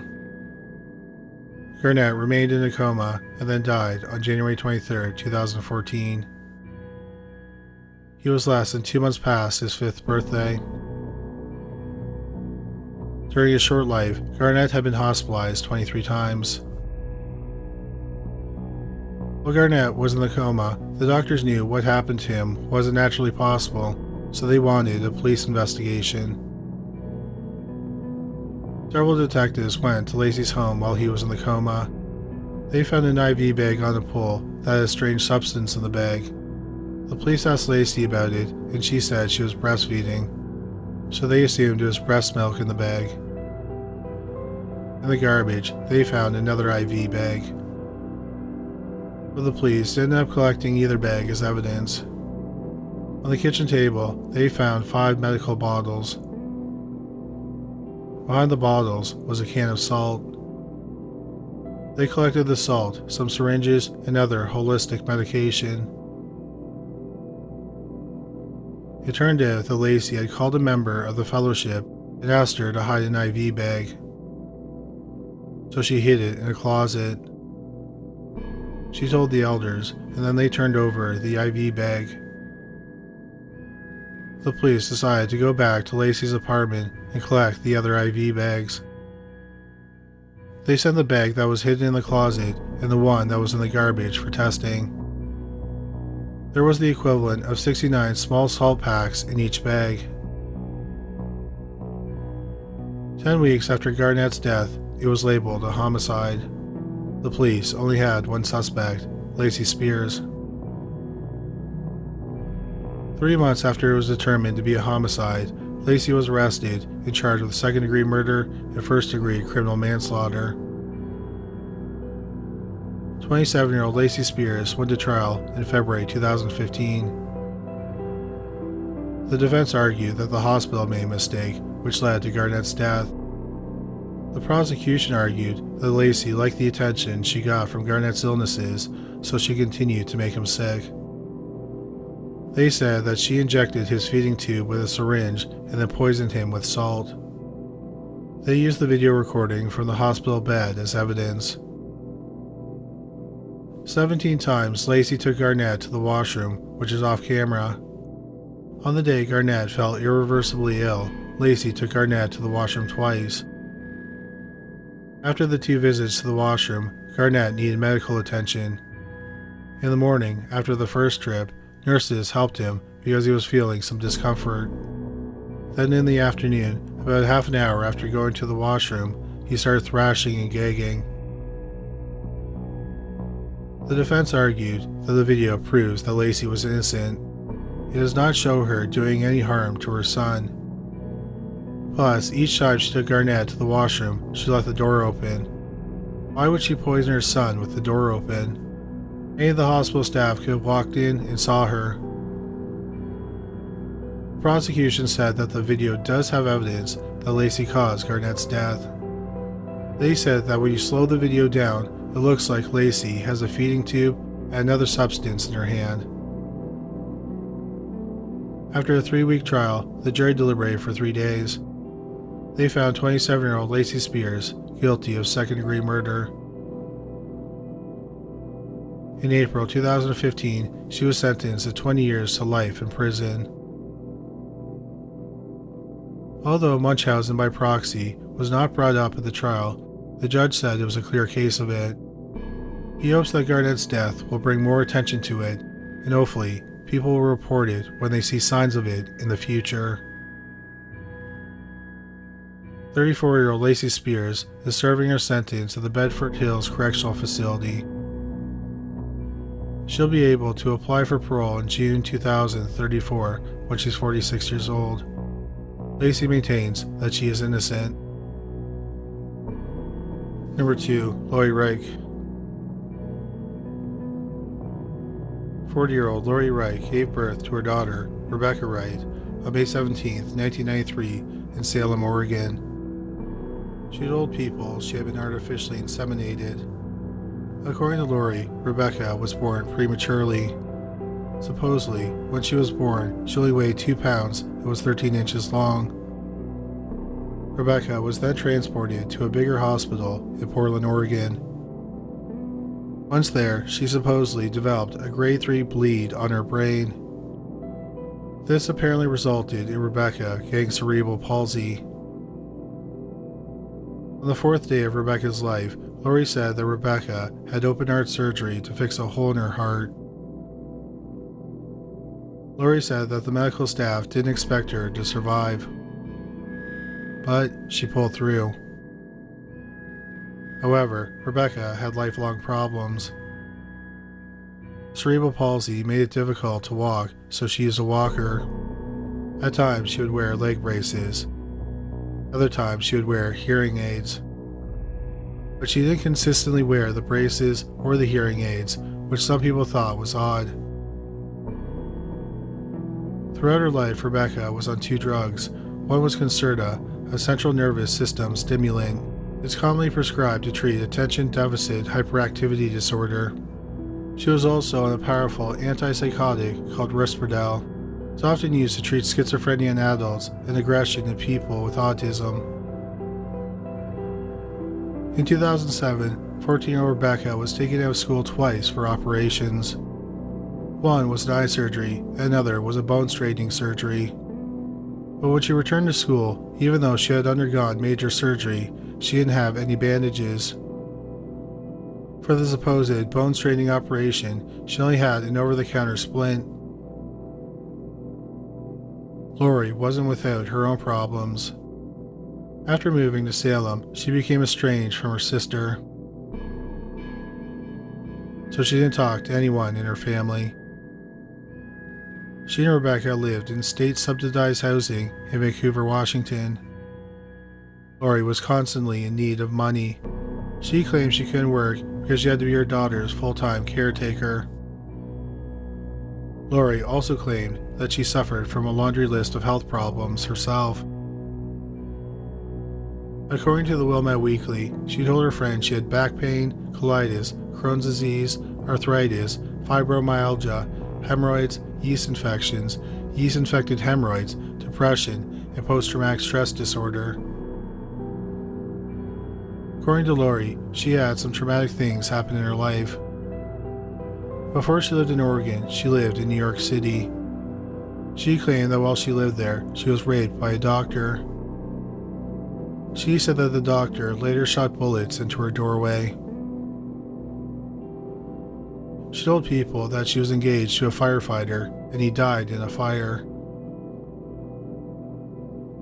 In January 1988, she was working as a legal secretary in New York City and she was living in Yonkers. There was a federal court order to build more low-income housing in the predominantly white neighborhoods in Yonkers. 800 people attended the meeting. The only person who spoke in favor of the affordable housing was Lori. She was relentlessly booed and jeered for her speech. After the meeting, Lori claimed she received death threats. The New York Times ended up doing a profile about Lori. She claimed that people would curse her out in public. Lori said that one time while she was shopping, a man pointed her out to his daughter and said, "You better not turn out like that." Months later, Lori said that someone drew swastikas outside of her apartment door. Although people in Yonkers didn't like what Lori had to say, Many people were impressed with her. She was awarded an honorary Doctor of Humane Letters degree from the College of New Rochelle, and she gave a commencement speech. In the autumn of 1988, she began to go to law school. The FBI began investigating the death threats against Lori. They put a wiretap on her phone and a hidden camera in the hallway of her apartment building. It turned out that no one had called her when she said she got the death threats. Also, the camera recorded her drawing a swastika on the wall outside of her apartment. Lori was arrested in December 1988, and she was charged with making false claims to a federal agency. She was looking at a maximum of 5 years in prison and $2,500 in fines. In April 1989, she pleaded guilty to those charges. She was given 5 years of probation. But that was cut short, and she was off probation in September 1992. In 1998, Lori started a not-for-profit group called Friends of Children's Society. She managed to get a lot of merchandise donated to her. For example, a large play structure was built for Rebecca. Lori and Rebecca got to go on lots of trips to places like Disney World, and they went on several cruises. But many people said that dealing with Lori was usually a problem. She seemed relentless when pandering for a donation. She would call repeatedly and was belligerent. Many people just gave her what she wanted so she would move on and they wouldn't have to deal with her anymore. In 2000, Lori was vice president of the PTA and she oversaw fundraising. During a review of the finances, it was discovered that $800 was missing. Lori was banned from doing fundraising. This led to a feud between her and the president of the PTA. Lori would leave threatening messages on her answering machine or tape notes on the front door of her house in the middle of the night. The messages and the notes were odd because they made it look like Lori was the victim. The president of the PTA managed to get a 2-year restraining order against Lori. Lori violated the restraining order nearly immediately, so the police threatened to arrest her. Lori just decided to pull Rebecca out of the school, but she didn't say it was because of the restraining order. She claimed that one of Rebecca's teachers had sexually abused her. Rebecca then started at a private school for children with dyslexia. In 2004, Lori met folk singer Peter Yarrow at a concert. Yarrow is best known for being part of the 1960s folk trio Peter, Paul, and Mary. He co-wrote their biggest song, Puff the Magic Dragon. Lori approached him and asked him for money. He refused, but he did offer to do an annual benefit concert to help pay for part of Rebecca's tuition. He played the show for the next 3 years. Over those 3 years, Yarrow grew close to Rebecca. While many people had problems with Lori, no one had any problems with Rebecca. She was a bright and friendly girl. She was also very smart and did well in her classes. Rebecca also fiercely loved her mother. When her mother would throw around wild accusations, Rebecca would confirm them. People didn't think that Rebecca was lying. Instead, they think that Lori convinced her that what she said was true. In spring 2004, Lori started having problems with the school. She didn't want to pay any more tuition, and she didn't want Rebecca to get homework. The school refused to give them any special treatment. Lori responded by hanging outside the school and badmouthing it to the other parents. She also sent disturbing emails to the school staff saying that she was so depressed that she could barely take care of Rebecca, and Rebecca didn't deserve that. In September and October 2008, Rebecca called at least 3 people and asked them for money. She said that the state was withholding money for Rebecca and she was having car problems. She also said that Rebecca had a new ailment. Lori said that she was dangerously constipated. Lori said that the stool was backed all the way up to her appendix and had crystallized. As a result, she may need an appendectomy. However, there is no medical basis for this ailment. On October 8, 2008, Pierre Yarrow was set to play his annual concert. At this point, the staff was so bothered by Lori's behavior that they didn't invite her to the thank you luncheon they put on for Yarrow. Lori found out after the concert that she wasn't invited, and she was furious. Yarrow tried to calm her down and told her that the day was about Rebecca, not her. Lori ordered Rebecca, who was clearly upset, to get into the car. Lori said she was going to go home and take a Valium. When she got home, she made several phone calls. She said that the school and Yarrow had betrayed her. She then called the school and left a message saying that she and Rebecca were going on a long vacation. A few days later, on October 11, 2004, an acquaintance of Lori's became concerned. It was unusual for Lori to call her 5 times a day to complain and talk about how difficult her life was. But she had not heard from Lori since October 8th, the day of the concert. The friend knocked at her door, but no one answered. She talked to a neighbor, and the neighbor had a key to the home. He let her inside Lori and Rebecca's home. In the master bedroom, she found the dead bodies of 54-year-old Lori Reich and 14-year-old Rebecca Reich. They were both dead on the bed. Lori was on her back, and Rebecca was on her side, curled toward her mother. The medical examiner determined that they had both died from a drug overdose. It's believed that Lori kept feeding her daughter pills until she overdosed, and then she overdosed herself. One question was, why did Lori choose then to kill herself and her daughter? Many people believe it was a very low point in her life and things weren't getting better. She was estranged from her family and she felt betrayed by her community. She may have also suspected that the school was going to call the authorities regarding her ability to parent Rebecca properly.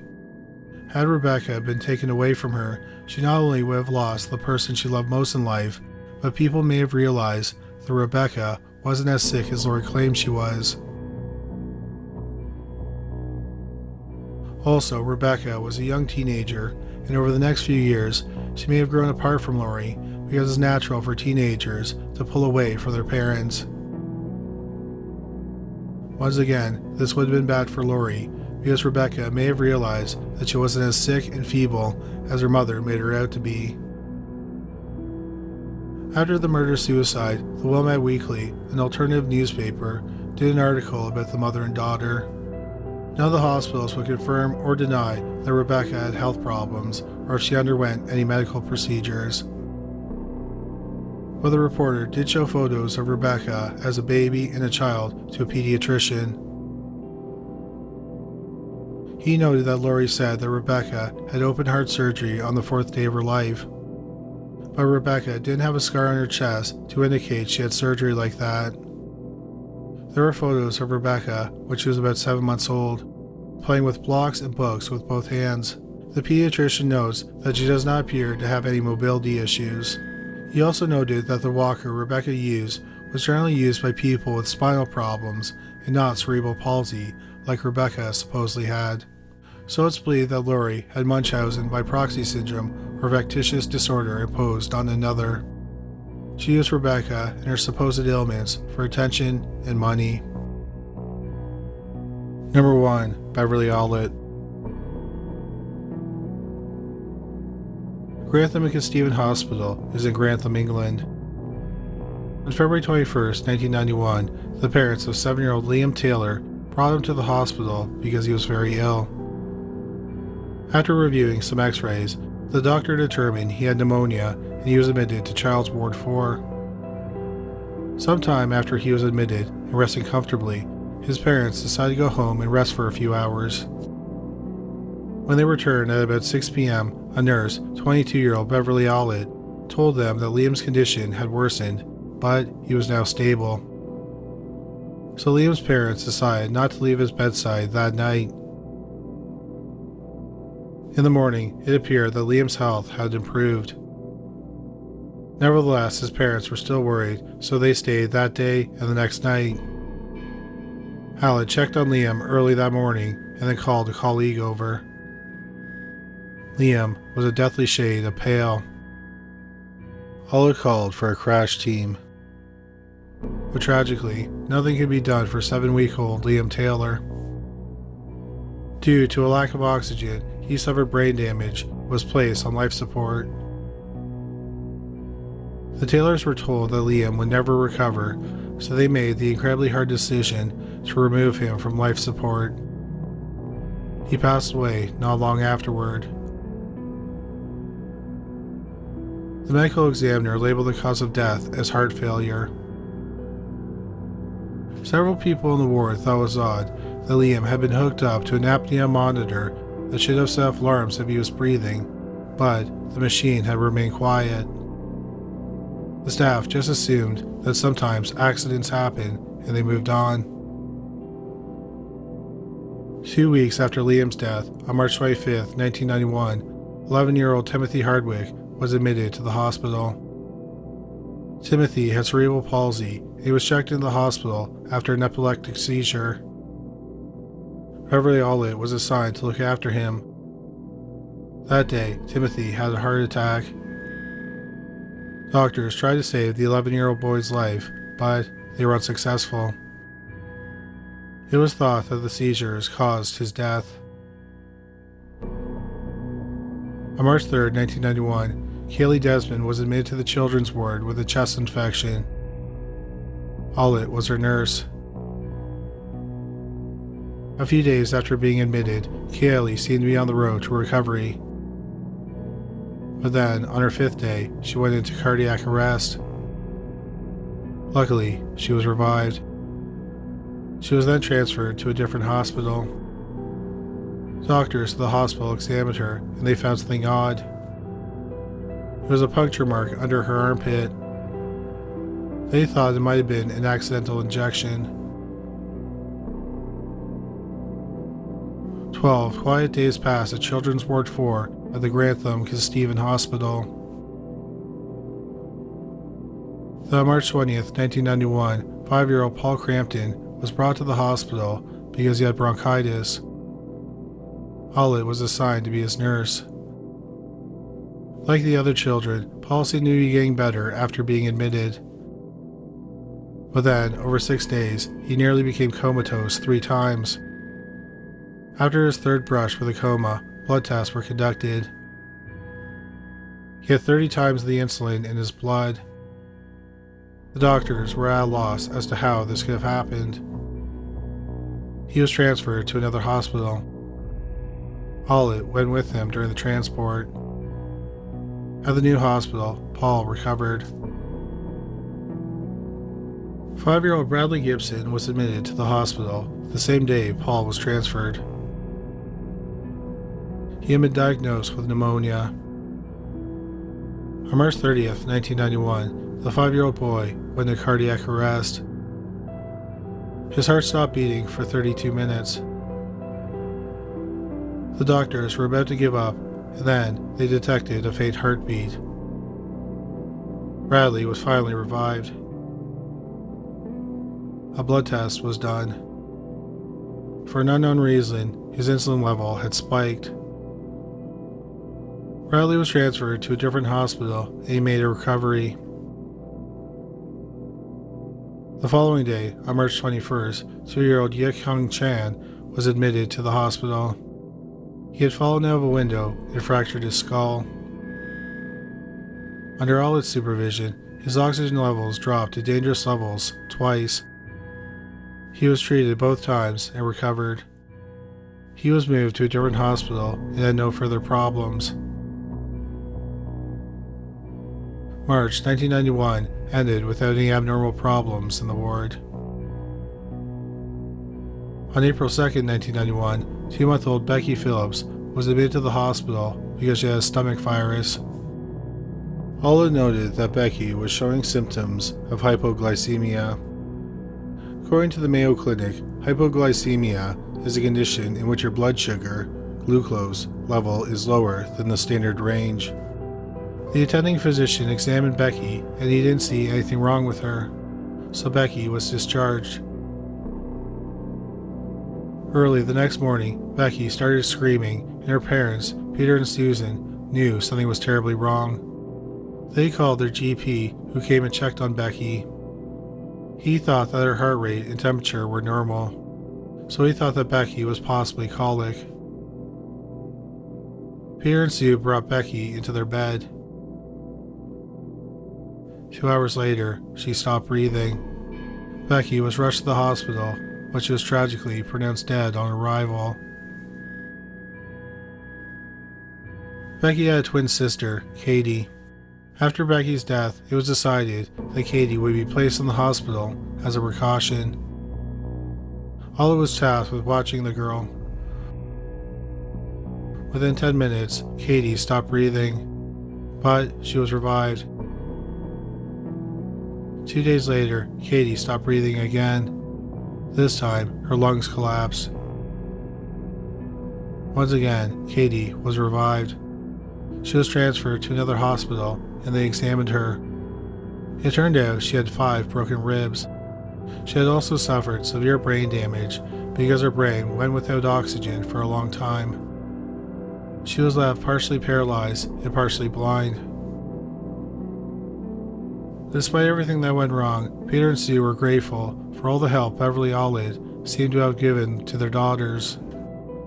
They were so grateful, they asked her to be a godmother to Katie.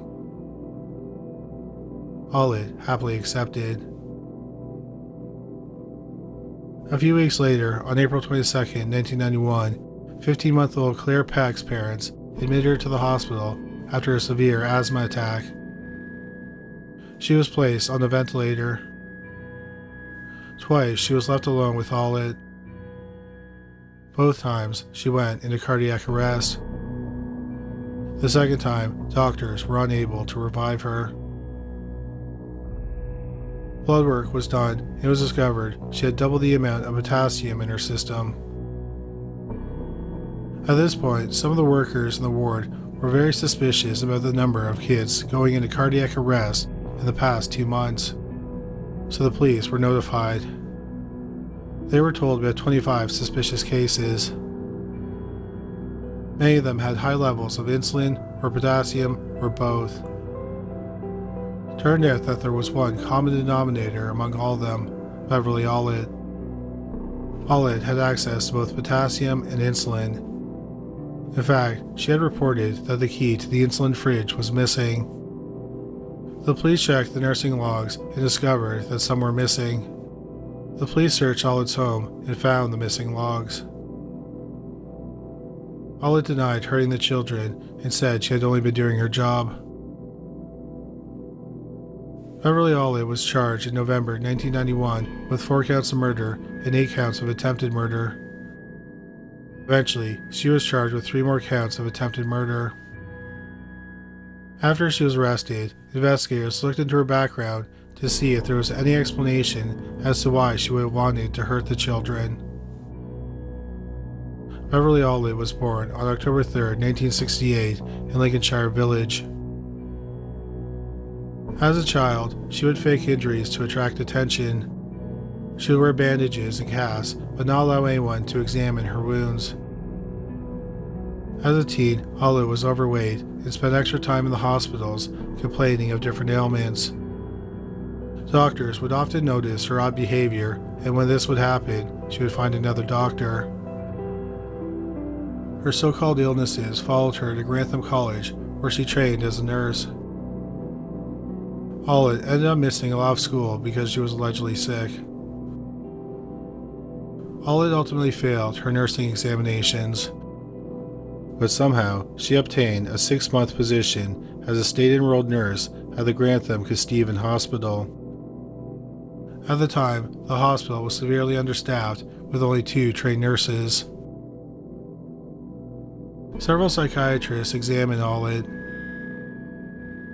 They concluded she had Munchausen syndrome, meaning she would hurt herself or pretend to be ill for attention, and Munchausen by proxy syndrome, meaning she would hurt and make other people sick for attention.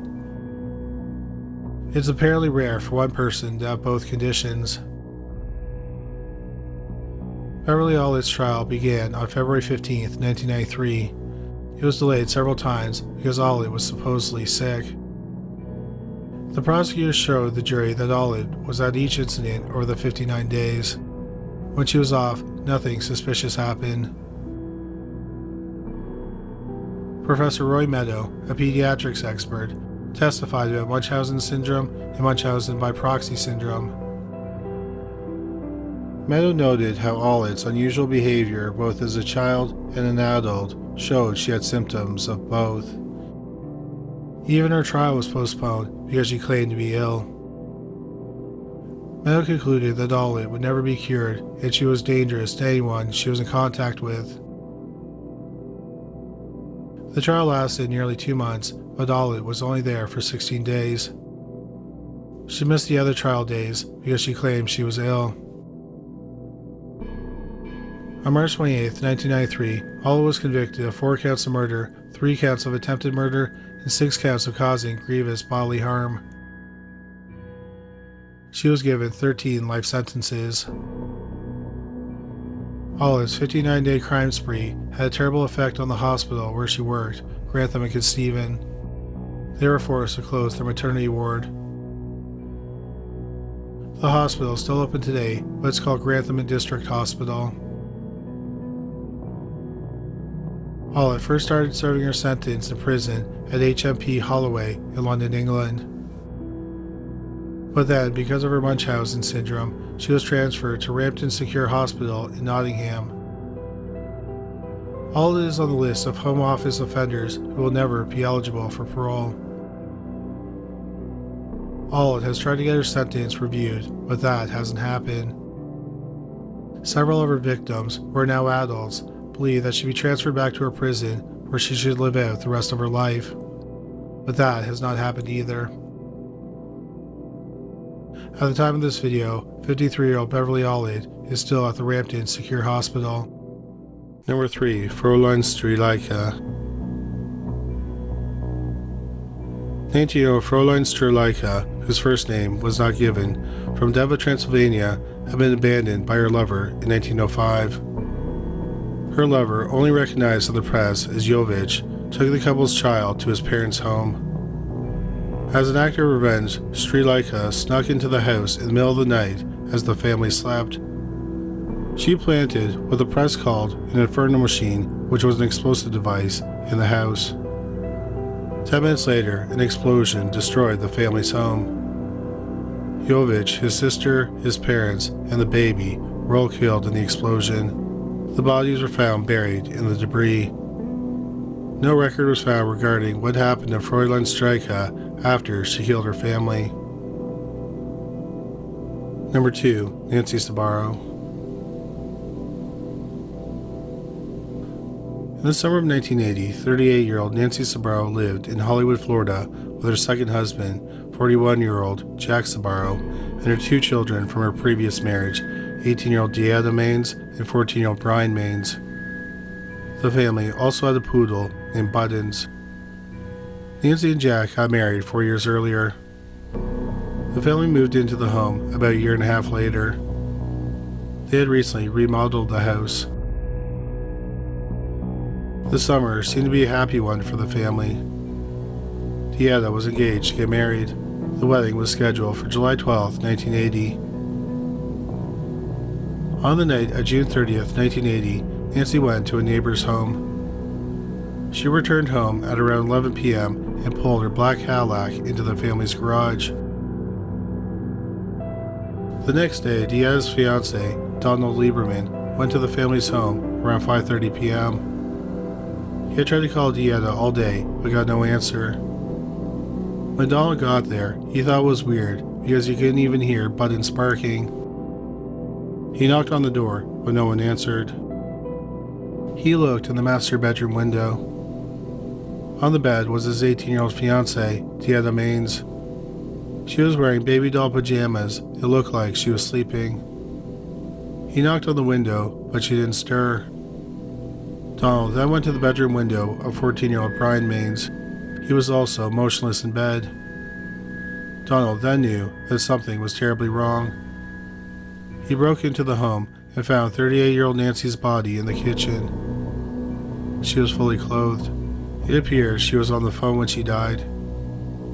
Then, in the doorway of the master bedroom and the bathroom, was 41-year-old Jack Sabaro. He was only wearing boxer shorts. Donald then called the police. The police came to the home and pieced together what they thought happened. Nancy arrived home the night before and parked her car in the garage. She then wrote a suicide note. In the note, she mentioned several times that she loved her husband. However, she never mentioned her children, nor did she give a reason for choosing to take her own life. Then she taped the note to the bathroom mirror. Nancy then went into the garage and turned on her car. She had planned on dying by carbon monoxide poisoning. What she didn't know was that the central air conditioning unit in the garage pulled the carbon monoxide into the house. At some point, Nancy got out of the car, exited the garage, and entered the kitchen. She tried to use the phone, but she was too sick and fell to the floor. She also didn't turn off the car, and carbon monoxide continued to pour into the house, killing the rest of the family. This included the family dog. Bun's body was found under the bed in the master bedroom. While Nancy didn't give a reason for her actions in the note, the police think that jealousy may have played a role. In Jack's wallet, the police found 3 photographs of a nude woman. That woman was his stepdaughter, Dieta. The police also noted that Dieta's bed had not been slept in on the night of the deaths, and her body was in the bed in the master bedroom. The case was ruled 1 case of suicide and 3 accidental deaths. Number 1. Teresa Riggi.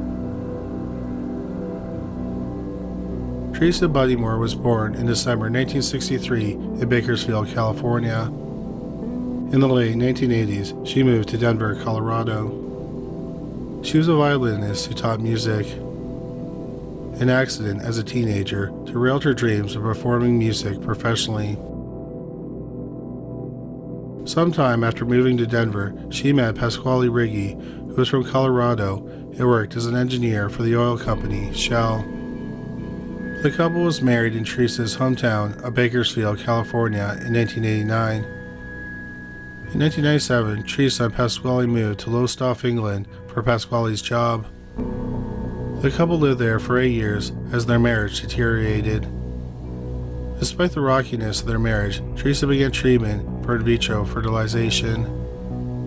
The couple had 3 children together through IVF. In 2001, they had non-identical twins, Augustino and Gianluca, who went by Austin and Luke respectively, and then a daughter, Cecilia, in 2004. Teresa was known to be possessive of the children and would rarely accept help. She slept in the same bed as the children and forced Pasquale to sleep in another room. In June 2004, the family moved to the Netherlands. A failed attempt at IVF put more strain on the marriage. Pasquale and Teresa separated in 2006. Pasquale moved to Aberdeen, Scotland, while Teresa remained with the 3 children in the Netherlands. Teresa and the children moved to Scotland in 2007 so the children could be closer to their father. However, the relationship between the parents deteriorated further in 2009 as Teresa attempted to stop Pasquale from seeing their children. By 2010, the children were allowed to see their father, but they had to wear electronic locators and carry cell phones with them. The children had the phones to notify their mother of any inappropriate actions by their father. A bitter custody battle ensued between Teresa and Pasquale. In a March 2010 court hearing, Scotland's civil court took Teresa's passport and appointed a child psychologist.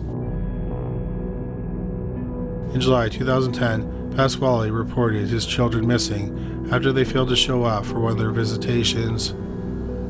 But the police took no further action after finding Teresa and her children in their Edinburgh home.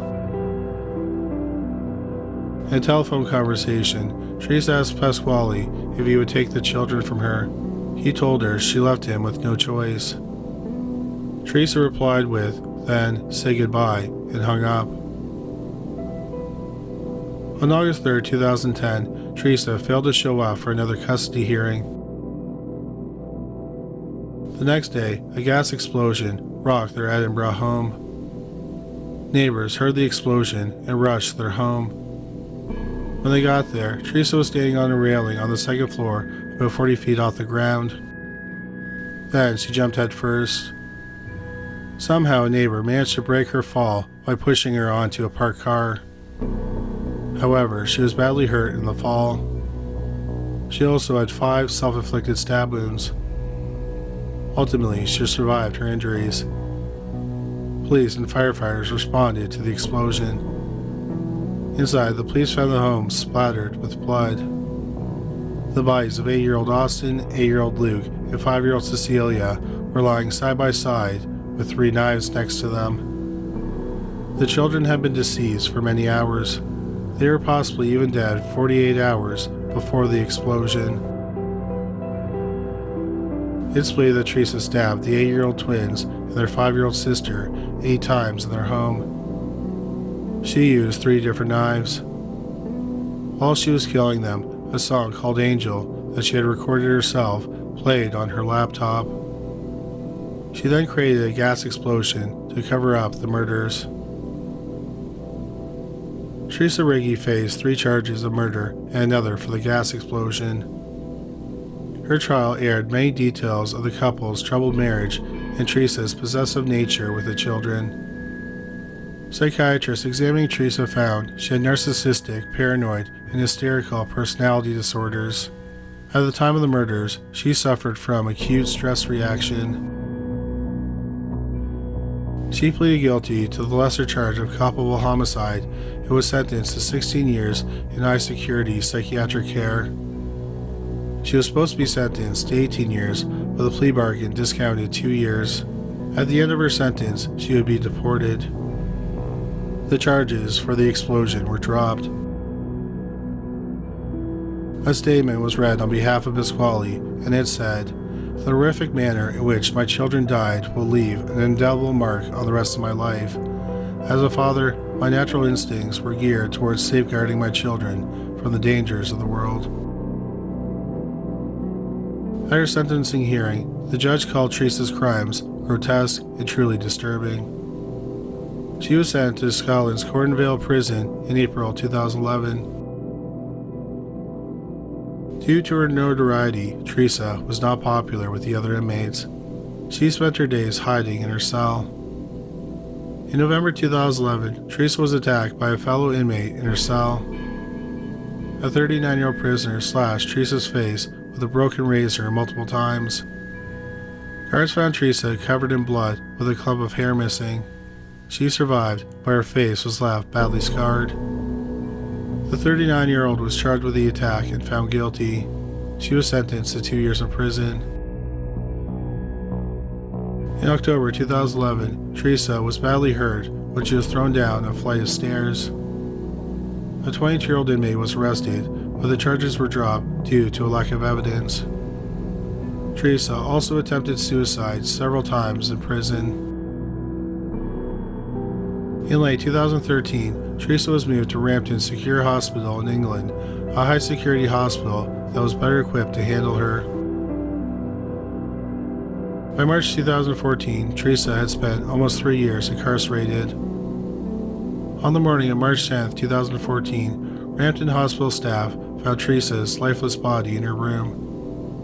The police did not treat her death as suspicious. Teresa's family was told there were no signs of trauma or suicide.